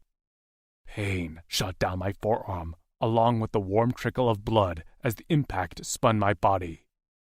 Flinging out my uninjured arm, I grasped a tree root just at the mouth of the burrow that stopped the momentum of my body. The course, unable to stop quickly enough, went sliding past me in the dirt as I fell headfirst down the tunnel. Darkness surrounded me, and I tried to right myself moments before I slammed into the ground at the bottom of the burrow. My fingers sank into damp soil, and I coughed at the rancid scent of the old Quark homes. 8-legged creatures about my size, they had abandoned these tunnels long ago as they headed south for warmer weather, but their tunnels remained. While the course would be able to follow me, they'd have to claw their way through, one at a time. Peering up at the hole in the surface, I waited until the familiar clicks and stomps of a course greeted me. A mouth full of teeth leered down at me, and his eyes glowed. He thought he had me trapped, but I had other ideas. I took off down the tunnel. My shoulder throbbed and my hip ached where a rock had snagged my scales. Blood soaked the waistband of my pants, but I couldn't let a little pain stop me. I had too much riding on this. My plan would either succeed or I'd fail spectacularly. But either way, I was going down fighting for me. The quark tunnels were lined with thin webbing from their nests, and one thing I knew that maybe the course didn't were that they were highly flammable. I heard the sound of the first course crashing down through the tunnel entrance. More chirps and clicks followed me as they could smell my blood and hear my cora beating in my chest like a hunted animal. I kept going until the thunder of course feet at my back was nearly deafening, but I couldn't stop yet. I needed an exit or this plan was going to fleck, but the course were gaining ground. The tunnel was wider than I expected and hadn't slowed them down enough. I ran on and risked a glance over my shoulder. The hulking form of a course wasn't far behind. "Fleck!" I hissed, but there wasn't time. Gripping my flint stick in my hand, I turned and clacked it against my sword. A spark flew, and the course leader shrieked back with a hiss. Understanding dawned in his eyes a moment too late. "Fleck you, assholes!" I growled, just as I held my sword near a mass of webbing along the wall. I cracked off a spark, and the web burst into flames. Lou. I was supposed to be running in the direction of Farron's home, but my muscles had turned to stone. Immobile, I stared in the direction where Axton had sprinted off and gasped for breath as an invisible band tightened around my lungs. Farron stood on wobbly legs at my side, with his one good arm around my shoulder while I supported him with one arm around his waist. Standing, he was about as tall as me, and it was odd to turn and look him directly in his one good eye. The yellow glowed fiercely as he set his jaw on his battered face. His body vibrated, and I knew how impatient he was to get home. I closed my eyes as I fought for the guidance to make the right decision. Then Farron's rumbling voice cut through my mind fog. "We're not letting him do this alone, are we?" The band around my lungs snapped. I sucked in a deep breath and nearly wept with relief. I wasn't alone. No way. But I don't know what to do. He took a stumbling step forward. "I have an idea on where he went. I know this area pretty well. I ran away from the cores once." He cocked his head. "My ear was my punishment when they caught me. No good meat in that, so they weren't worried about ruining it." I couldn't imagine the horror and pain he experienced at his young age. "Farron, I'm sorry." Together we started forward, although our progress was slow. "They'll take him alive," Farron said, "and I can't let him go through what I went through. Even if you two were forced to come here, you still saved me." His paw around my neck tensed. "You were kind to me. It's not your fault what happened to you." He shrugged. "Maybe." His steps picked up speed. "Come on.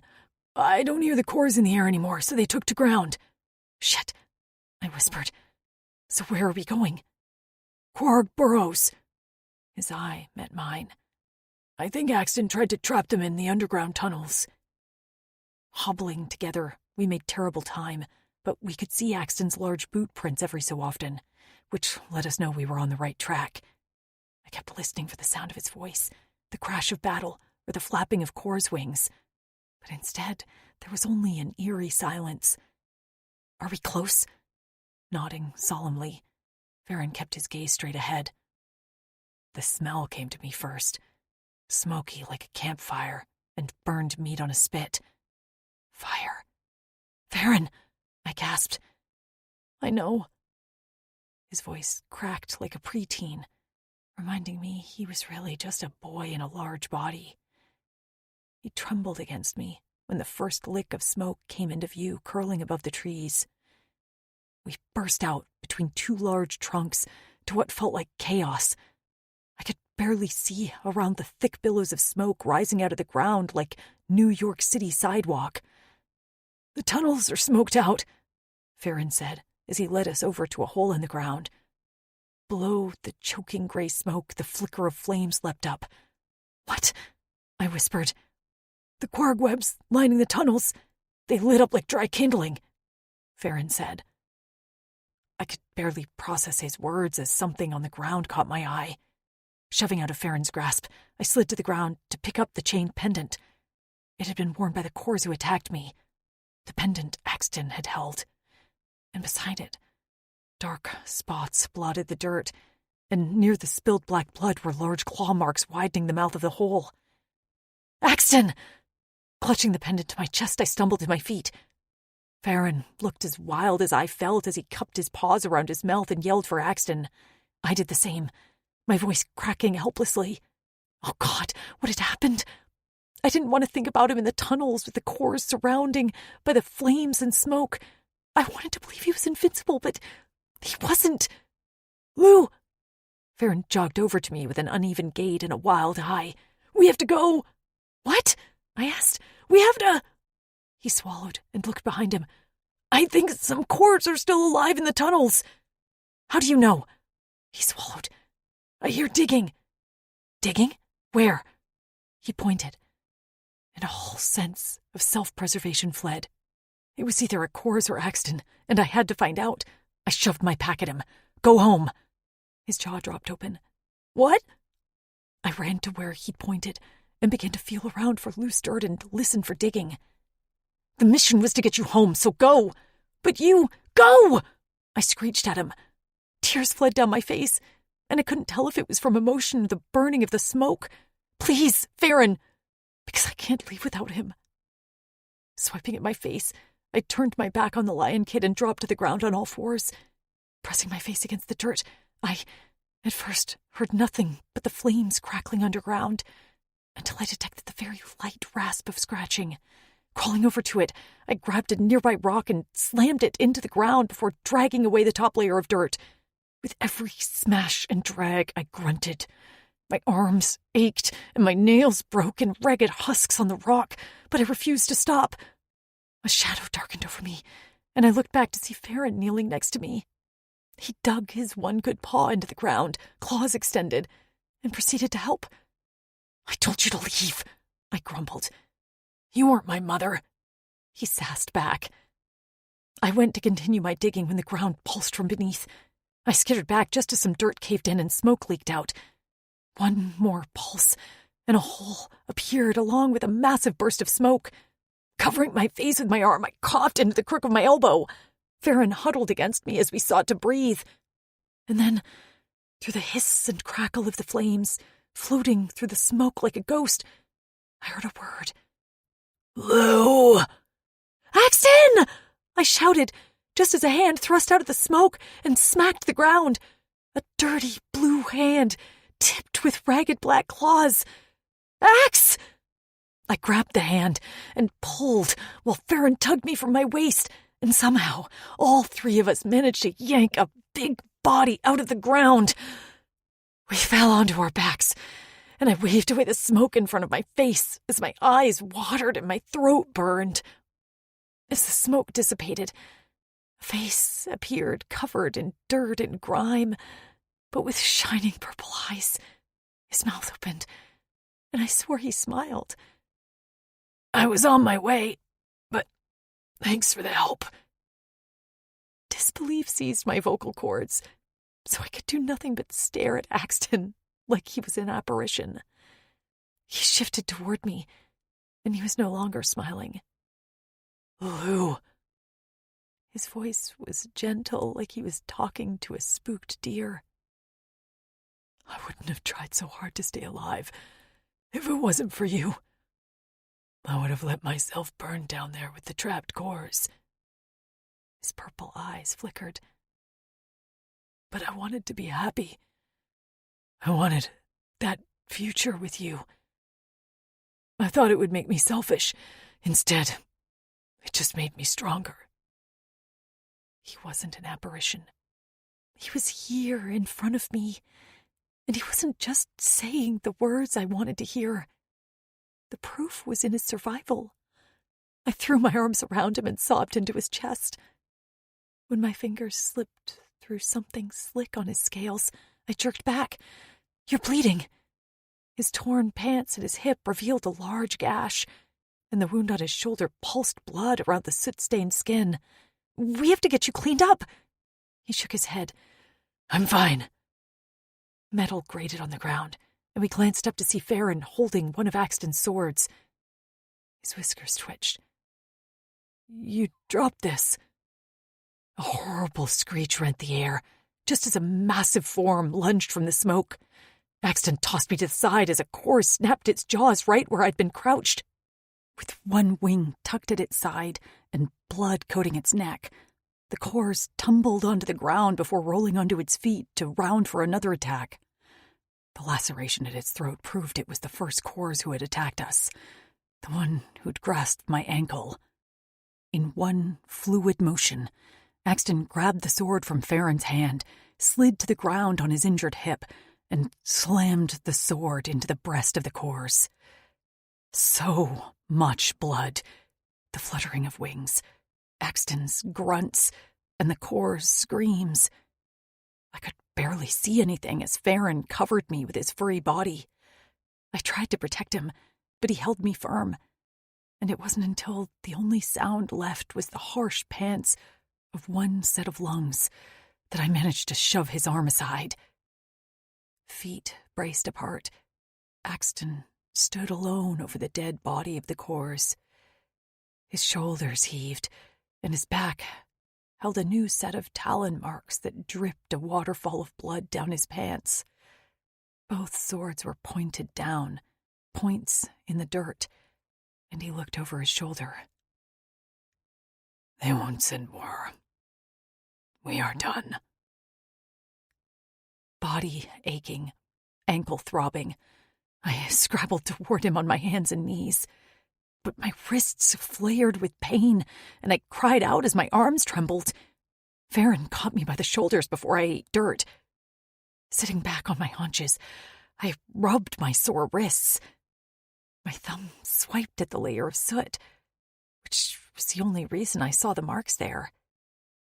Black lines, inked as if by an invisible tattoo gun, ran the circumference of my wrist. What the? I glanced up at Axe to see him staring at his wrists, eyes wide in awe. "Axton, what is happening?" 14. Axton. The pattern of the locks appearing on my wrists wasn't clear at first, but then the unmistakable lines glowed a bright white before dulling to a shiny gold. Complete, the pattern between the two solid parallel lines were undoubtedly wings, Lou whispered in a hoarse voice. "The Greer said we'd succeed when we grew wings." She peered up at me with her big blue eyes, and I swiped at the soot marks on her face. "What are these?" "Locks." I was barely able to believe my own voice. Never in my life did I think I'd have this, a mate of my own, a Korra eternal. But the locks were a gift from Fatas, granting us a perfect mate. Not that I needed Fatas to tell me. I would have chosen Lou over and over again in this lifetime. These locks felt more like Fatas was giving us our blessing. Fatas is approving our bond as mates. Lou cocked her head as she studied them. I didn't really need anyone's approval, but that was, nice of her. I smiled. Your friends have them too. These matching locks with their mates. Really? I nodded. The Korra eternal bond has always been rare, but lately, with humans, Fatas has been blessing us a lot. She glanced at the still smoking tunnel exits. Well, I feel kind of blessed too. Nearby, Faron watched us quietly. I gave him a nod. Thank you for your help. He snorted softly. I didn't do much. Lou was ready to storm the burrows all on her own. He toed the dirt. I couldn't leave her. Smiling up into the boy's face, Lou grasped his paw and squeezed. My Cora gave a lurch of something resembling warmth toward the Priadon. Despite everything, he'd been willing to help save my life. I crossed my arms over my chest. But you want to go home now, right? His gaze shot up, and his muzzle twitched. Yeah, I really do. Despite my desire to take Lou to a secluded part of the forest and ravage her, we still weren't safe, and we still hadn't completed the mission. Faron wasn't home yet, although I didn't view him as merely a thing to be delivered.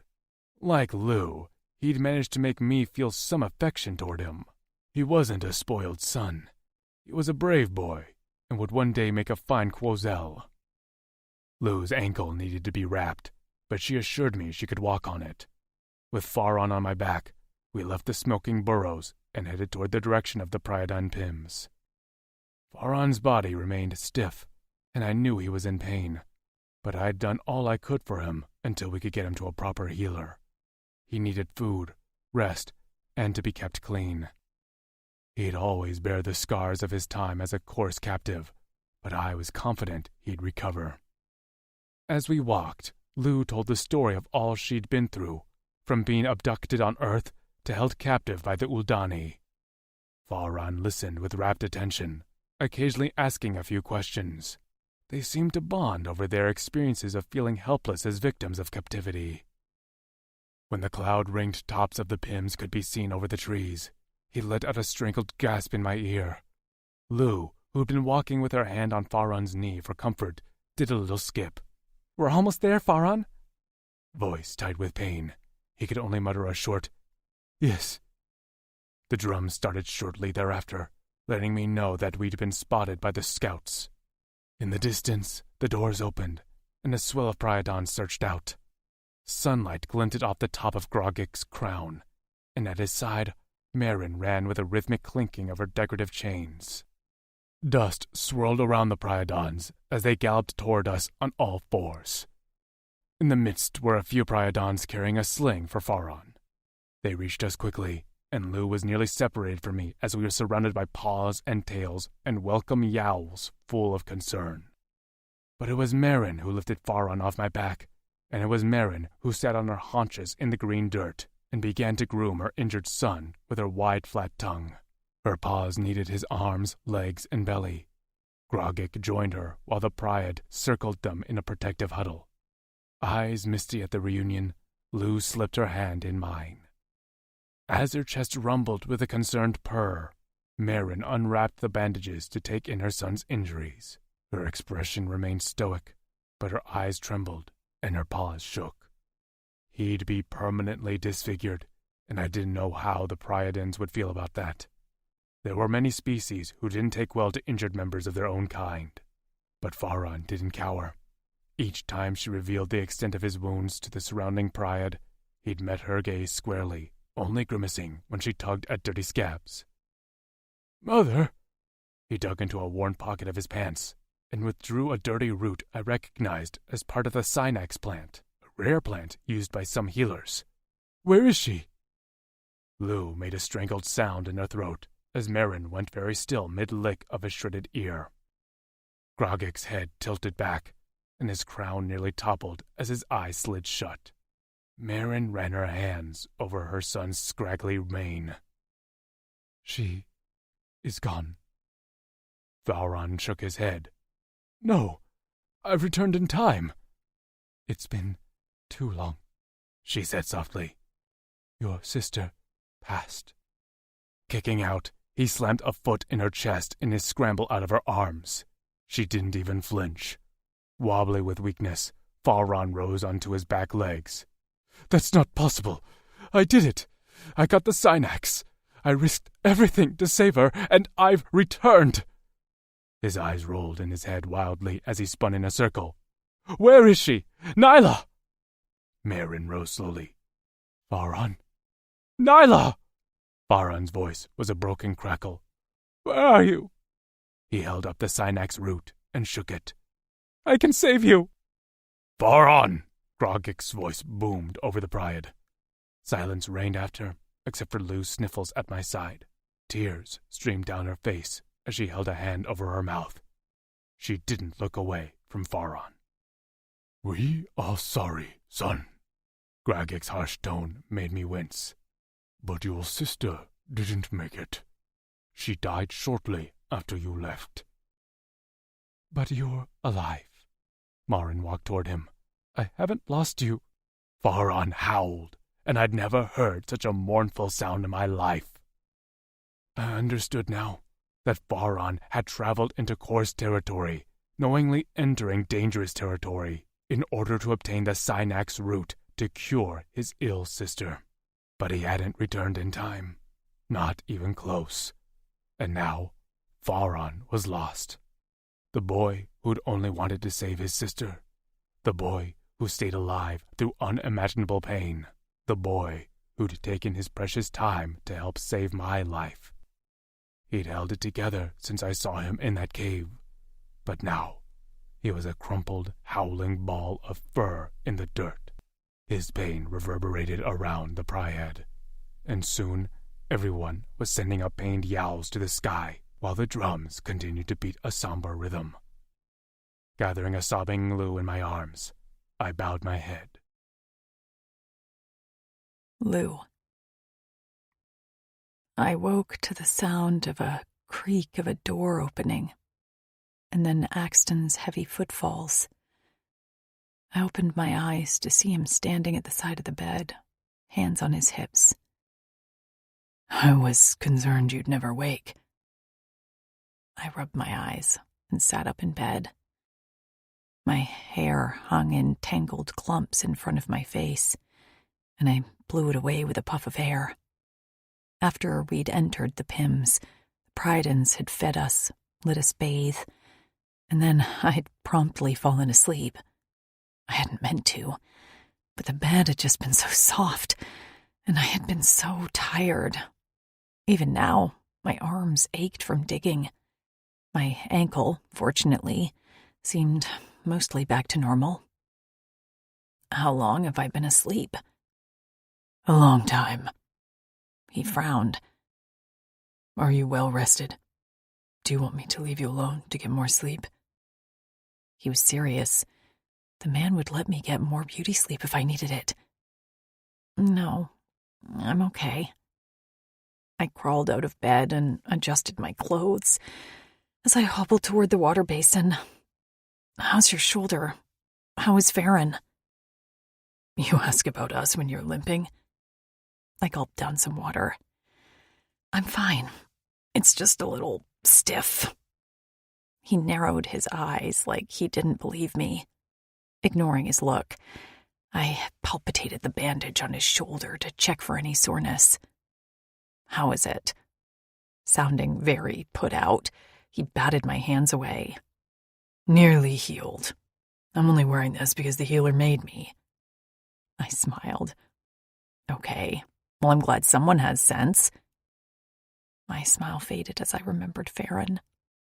The last time I saw, he'd been nearly catatonic as he lay on the sling on the way into the Pims. Axton's expression sobered. "He is resting." Has he spoken? His jaw worked. "Not yet." "Can I see him?" "If Marin allows it." "Did you know about this?" I could feel the anger rising in my chest.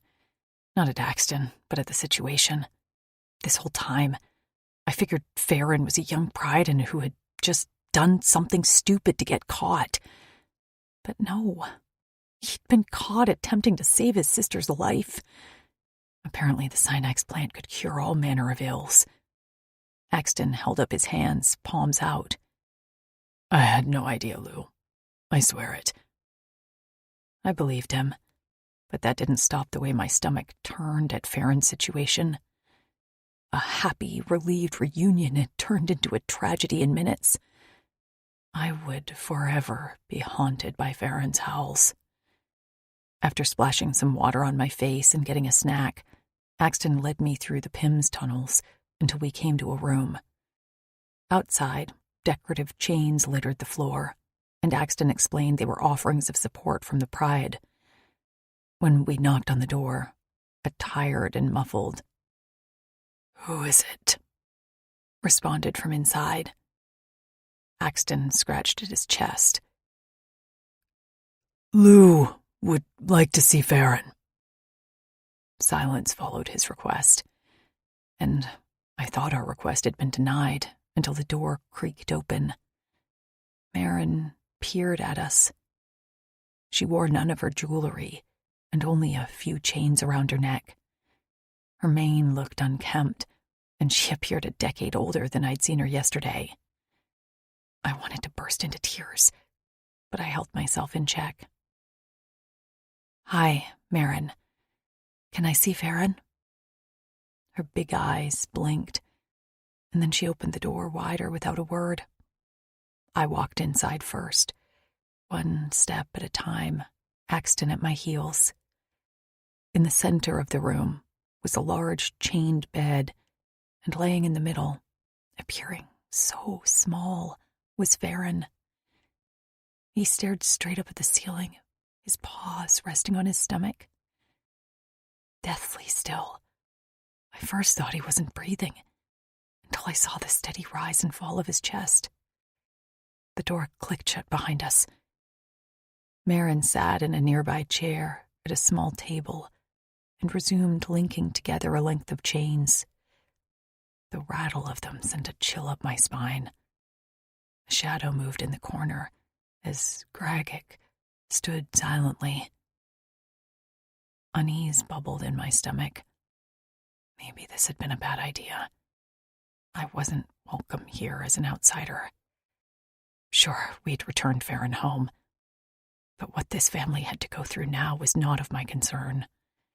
Yet, I couldn't abandon Farron. Axton's steady hand on my back encouraged me to continue forward until I stood next to Farron's bed.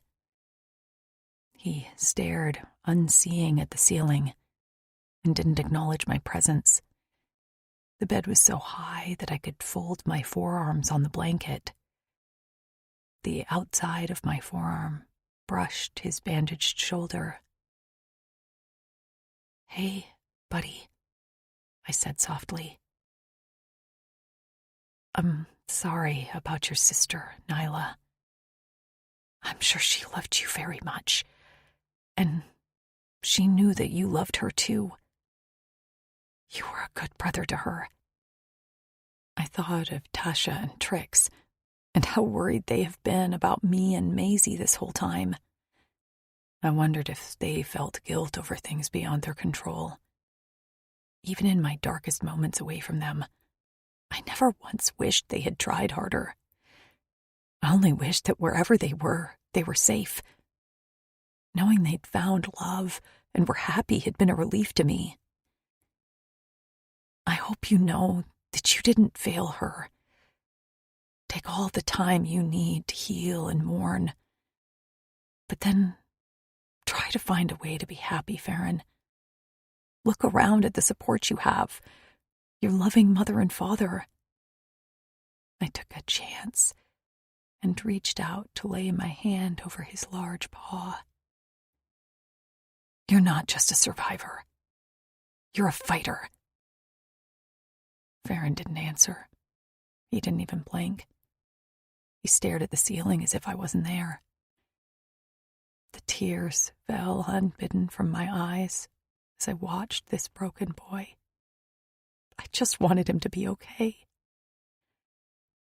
I sniffled softly and went to take my hand away when his paw twitched. I went still and nearly gasped when his head slowly turned to face me. A sudden rattle of chains behind me startled me. Farron's hazy yellow eyes held mine, and then he gave me one distinct nod. My chin wobbled as I patted his palm. You're gonna be okay. His mouth opened, and he whispered one soft sound. Yes. A knock at the door surprised me. It swung open to reveal a member of the Pryad. Her eyes sought out Gragic in the room. "The Drixonians are here, Quozel." "What?" I squeaked. Axton stepped to my side. "While you were sleeping, Gragic managed to get in touch with Daz. He sent a cruiser for us. We're going home, Lou. We're going to see your friends." 15. Axton. Maddox leaned against the side of his cruiser with 2 laser guns strapped to his chest. Sticking out of his mouth was a butt of Yuza, with a thin stream of smoke floating from the end. As soon as I walked out of the PIMS behind Gragic, Marin, and a few members of their Pryad, Maddox shook his head. He flicked the ring in his one nostril as he strode toward me. Ignoring Gragic, which was rude, he grasped the back of my neck and thunked our foreheads together in the traditional Drixonian greeting. Since I never thought I'd see one of my fellow warriors again, I closed my eyes and relished in the touch, which was why I missed when he shoved me back and then hauled off and punched me in the jaw. "You're so flecking stupid!" "Hey!" Lou stomped to stand in front of me. "Don't call him that!" Maddox's gaze lowered to her before letting out a long sigh. "Sorry, sweetheart, but that's not the last time I plan to hit this fleck." She balled her fists at her sides, but I grabbed one of her braids to haul her back next to me. She squawked in protest. "It's okay, Lou. I probably deserve it." Placing her hands on her hips, she huffed. "Violence is not the answer." "You boarded a Harazian plane?" Maddox ignored her to once again yell at me. "What the fleck is wrong with you?" I rubbed my forehead. "I don't know, but I would do it all over again, knowing it ends this way." I slipped my fingers inside Lou's and squeezed. Maddox's gaze drifted down to our wrists. He didn't seem impressed, but then that was Maddox's way. Gragic slammed a spear into the ground in warning, and I didn't miss the way Maddox stifled a suffering sigh before turning to address the Quozel. He was always a bit of a pompous fleck. He was one of the smartest among us, and never viewed the sons of Not Brand he bore as an obstacle. He snuck into training and classes that the privileged warriors attended, and taught himself how to read and write. It was why he'd been chosen by Daz to learn how to pilot one of our few cruisers. I hadn't seen him in a while as he'd been away at training. We'd been close when we were chits, as he'd found that I didn't mind listening to him chatter. Maybe that was why I didn't mind how much Lou talked. Maddox crossed his arms at the wrist and touched them to his chest in greeting toward Quozel. "Thank you for caring for Axton and his mate until we could retrieve them." Lou made a sound, and I met Grogic's gaze. Care for us? He'd sent us on a deadly mission. Grogic looked away quickly, and I didn't bother arguing. It didn't matter now. I'd tell Maddox everything later. "Of course," was all Grogic said. "Let's go." Maddox waved a hand toward the cruiser with a shiver despite his fur cape. "It's cold here." He walked up the cruiser ramp out of sight, and then I spotted him again through the front windows as he sat at the cockpit. Before I could follow, Grogic and Marin stepped in front of us.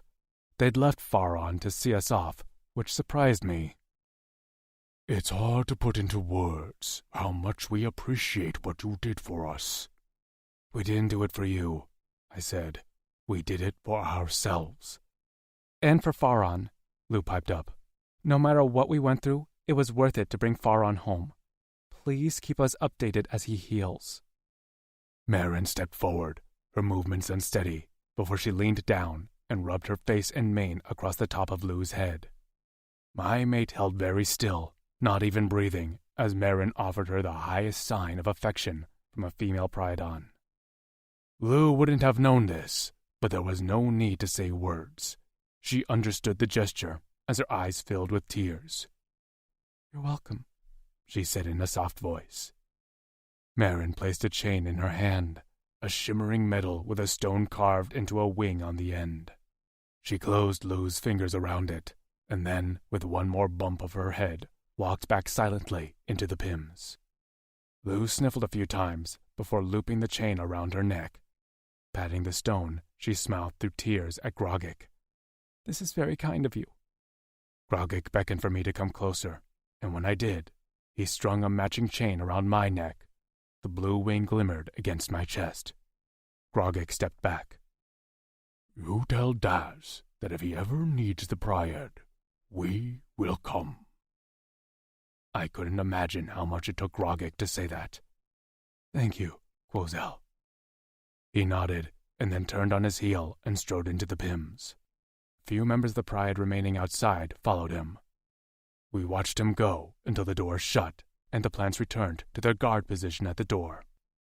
Lou swiped at her eyes. "Well, that was emotional. Do you think we'll see them again?" I fingered the pendant on my chest. "I don't know. I kind of hope we don't." I didn't want to have to need their help or risk any of their Pryad.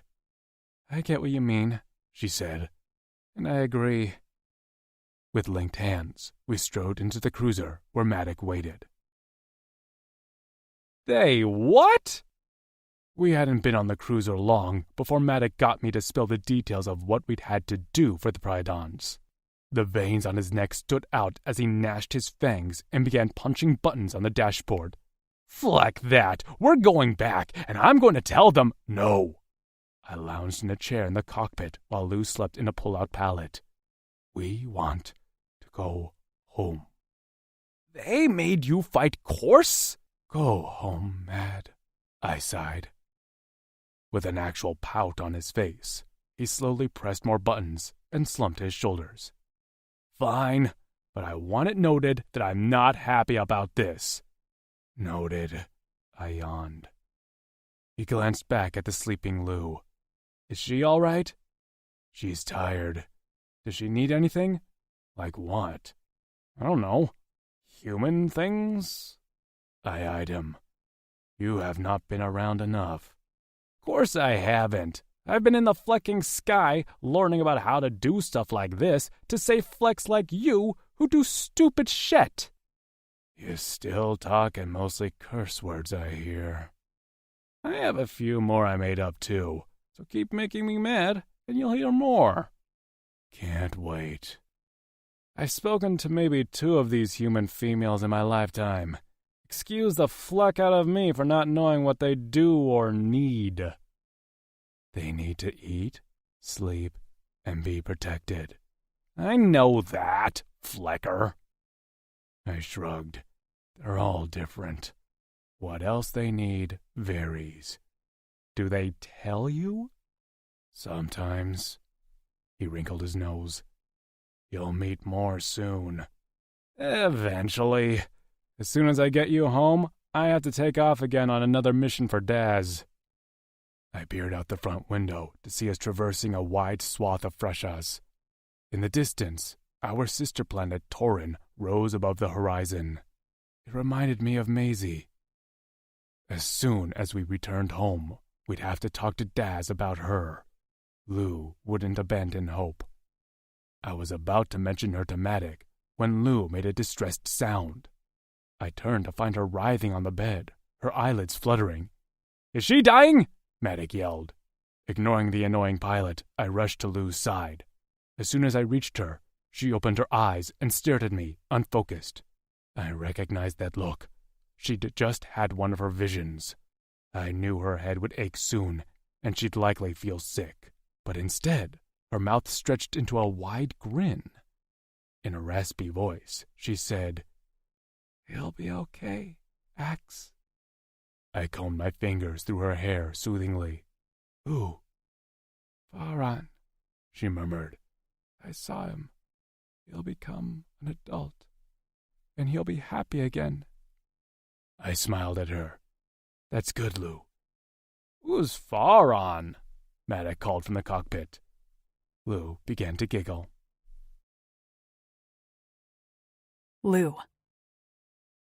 I learned that the cruiser we flew in could handle both inter- and intra-planet travel. Maddock drove like he was Maverick in Top Gun.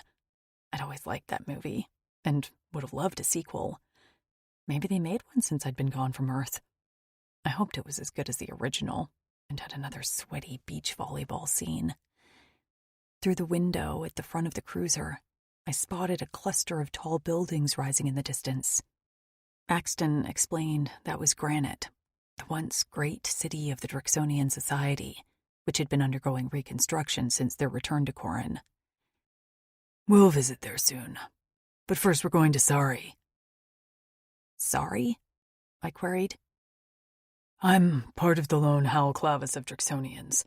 We're all sons of Nod, and we've settled in a village close to Granite. Most of the Drixonians are in Granite now, but there are still some scattered Clavises around Corin that prefer to keep to themselves. But my friends are at Sari? They are, Axton assured me. Do they know I'm coming? I glanced at Maddock, who shook his head. I don't think so. Gragic didn't tell us her name, only that she was a human female. We're there. Axton pointed in the distance. See the top of the large moke tree?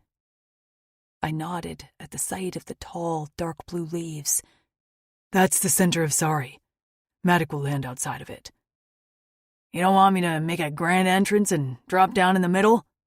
Maddock asked. I swore I heard a bit of disappointment in his voice. Axton only glared at him, and he shrugged before tugging back a lever. A vibration came from below, and I assumed it was landing gear as we approached the ground. Aren't we going a little fast? I murmured as the green dirt seemed to be rushing at us all too fast. Nah, Maddock scoffed. We hit the ground on a jarring bounce that clacked my teeth together and nearly snapped my spine in half. Maddock! Axton hollered. What? Gentle! Maddock let out a whooping cackle that reminded me of a bronco rider. Come on, it's more fun this way. My stomach churned. Get me off of this thing? As soon as possible, Axton growled. As the cruiser finally slid to a halt, dust and grass swirled around us while the engine slowed. Maddock turned in his seat, a big grin on his face. How'd I do? He was like a 16-year-old who'd just learned to drive. But I wasn't going to burst his bubble. He had come to bring us home after all. It was nice to meet you, Maddock. Thanks for the ride. Oh, she's polite. You got similar words for me, Axe. Thanks, Mad, he grunted. Coming for a meal? He shook his head. I got places to be. You two say hello to everyone for me. Axton crossed his arms at the wrist and pressed them to his chest. Maddock returned the gesture, and then we exited the cruiser. We weren't far away when the engine started up again, and Maddock was once again in the air. He waved at us from the front windshield before speeding off. I covered my face with my hands to avoid getting dirt in my eyes until the air quit whipping around my face and only a slight breeze rustled the grasses around us. The temperature was warmer here, and while I could see a mountain range in the distance, I was pretty sure that was closer to where we'd had our camp. This area was flatter, with lots of overgrown foliage. A battered trail carved a path in front of us, and I could make out the moke tree and the top of some huts. Is that the village? Axton nodded, and his chest was slightly puffed out with pride. That's Sari. Who is it? Came a loud, feminine shout. The voice rocketed through me and sent my heart into overdrive. In front of me, a figure raced toward us, and her dark red braids flapped behind her. Trix! I screamed and took off down the path. Behind her, two more figures ran, one with long dark hair and another with a head of blonde curls. A sob bubbled up my throat before I could stop it, and by the time the three women reached me, I could barely breathe as I clung to my friends. My sisters. Hair stuck in my mouth, a finger poked me in the eye, and someone's toe slammed into my shin. But I didn't care. I was surrounded by love, my friends. It was a reunion I never thought I'd have. We didn't know who it was. Even Tasha shed a few tears. We only heard it was a human female, and we hoped it was one of you. Oh, how we hoped. Amber wept openly as she clung to my back. I realized belatedly that only 3 of us were in the embrace. Trix stood off to the side with her pressed lips together. While her eyes were dry, her chin quivered. Her gaze shifted to beyond me, where Axton stood quietly. "Thanks for bringing her home." "He's my hero," I sniffled. "I don't know what a hero is." "Someone who is brave, who saves someone else," I explained. "Ah," he murmured with a shake of his head. "No, you are your hero. And mine." The girls all turned to look at him as he took another step forward. "I wouldn't have survived without you." "But you were almost out of that burrow." "That's not what I mean," he said. "I wouldn't have tried to live if it wasn't for you. And Baron. Baron will be okay because of you." "Ax," I whispered. "Come," Tasha said with a soft smile. She rubbed the inside of my wrist over my locks before letting my hand drop. "Bring your mate, and let's go home." The village was the cutest damn thing I'd ever seen. Tasha explained it had been inhabited recently by another clavis of Drixonians with their human mates, and I could see the human touches in the remnants of decor and how the kitchen was arranged in the dining hut. As we walked around the village in a crash course tour, I shuffled next to Trix. Based on how she'd hung back at our reunion, I didn't touch her. Her locks shone gold on her skin, and I couldn't take my eyes off them. A knowing smile curled her lips. "Yes, I have a mate." I didn't want to pry, but I was curious. "And you..." Her smile dimmed. "I still can't be touched for long. It's better, but surprise touches still pain me. It's different with Kutzal." Her gaze went a little dreamy. "I don't quite know why yet, but he managed to break through whatever was done to me." My eyes watered. I had cried a lot today. "I'm so happy for you." Her head dipped, and her grin widened. "Yeah, I'm happy for me, too." The girls fluttered over my locks, and I admired theirs as well. I told them the entire story of how Axton and I met, and while they had some choice words for the Priadens, they also seemed to understand Marin and Gragic's choices. "And Maisie?" Amber asked as we sat on some benches under the shade of the mogue tree while eating some fresh fruits. "She was on the ship. Axton didn't know until it was too late." I dropped the half-eaten fruit in my lap as the taste had suddenly turned sour. I feel so guilty about everything, about being happy with Axton, about being here with you three. "I get it," Tasha said. "When I first met Lucant, I could barely smile without feeling guilty." While Maisie and I were caged, I swallowed. I thought about how I wished you all were happy and healthy. I wouldn't have wanted you to feel guilty. "Then Maisie wouldn't either," Trix said emphatically. "We'll get her back. I'll talk to Kutzal. She's on another freaking planet." "The Drakes are stubborn and loyal," Amber said. "They will do everything they can to get Maisie back." "Speaking of stubborn and loyal," Trix eyed Amber, "your mate is lurking again." Amber rolled her eyes. "Vince!" she called out. Bushes nearby shook, and I let out a squeak of surprise as black horns emerged before a blue head. I blinked at a Drixonian with a septum and locks that matched Amber's. For such a large specimen, he managed to look sheepish. "I was only checking on you." "By hiding in a bush?" "I didn't have anything else to do." Amber flailed her hands in frustration. "Go talk to Axton." Vince made a face. "Who wants to do that?" His gaze slid to me. "No offense." "Go away, Vince!" Amber shouted. "I'm glad you're here, Lou." Vince gave me a little wave as he sidled away. I waved back, but he had already fled. Amber dropped her face in her hands. That guy is going to be the death of me. He loves you an unhealthy amount for anyone else, but for Vince, it's like the healthiest thing for him, Tasha said. It makes sense in a complicated way. No, you're right. Amber flipped her head up and smiled in the direction where Vince had gone. And I love him back. Lou! Axton's deep voice had me turning in my seat.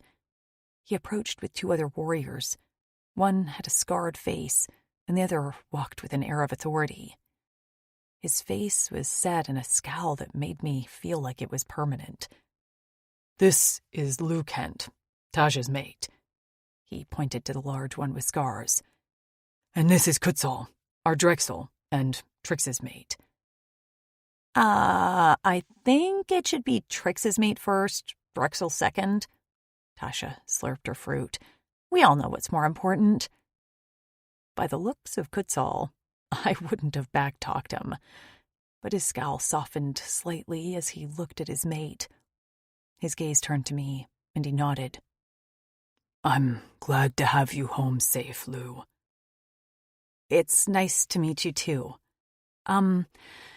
So, about that. I already told him about Maisie, Axton said. He has a meeting soon with Daz and will organize a rescue mission. See? Amber told me. I told you they'd come through. I stood up and threw my arms around Axton. Of course, I couldn't reach all the way around him, but I squeezed as hard as I could. Thank you. He patted my hair. I know you want to catch up with your friends, but I'd like to show you our hut. Our hut? I jerked back. Ours? Mated couples need privacy, Kutzal said emphatically. I wouldn't have argued even if I wanted to. Axton led us over to a one-room hut next to Amber and Vince's. On the door hung a wooden A and L. We have the whole alphabet carved by a Drixonian in granite named Hap, Amber said as she petted the L. We're all ready with an M for Maisie and an N for Nev. I swallowed around the lump in my throat. I couldn't wait to see those letters hanging on a door in this village. Thank you. We'll leave you to explore your new digs, Tasha said. Relax, take a nap.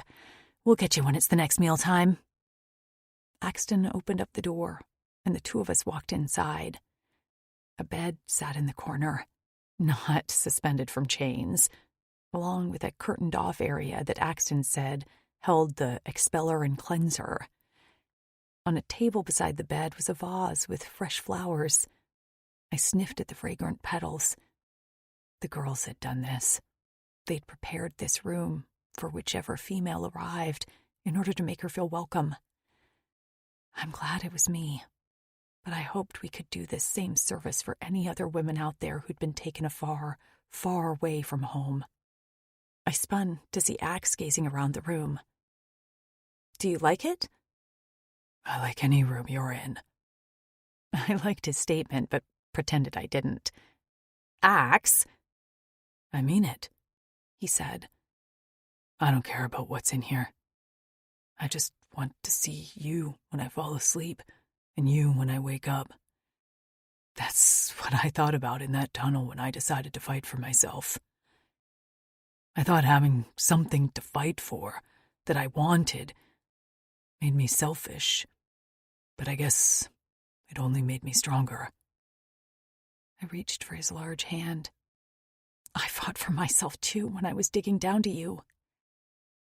We keep fighting for each other, and we'll always meet halfway. Come here. I hopped into his arms and he caught me. As soon as I was within striking distance, I pressed our lips together. He rumbled a pleasured sound and kissed me back.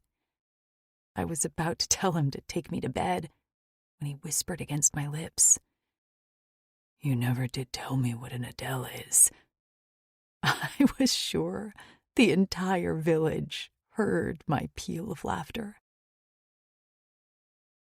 This concludes The Alien's Bounty by Ella Maven, narrated by Reagan West and Gabriel McKnight. Copyright 2022 by Ella Maven. This unabridged audiobook is published by arrangement with Ella Maven, care of Corvisiero Literary Agency, and was produced in the year 2024 by Tantor Media Incorporated, a division of Recorded Books, which holds the copyright thereto. Please visit tantor.com for more information on our growing library of unabridged audiobooks.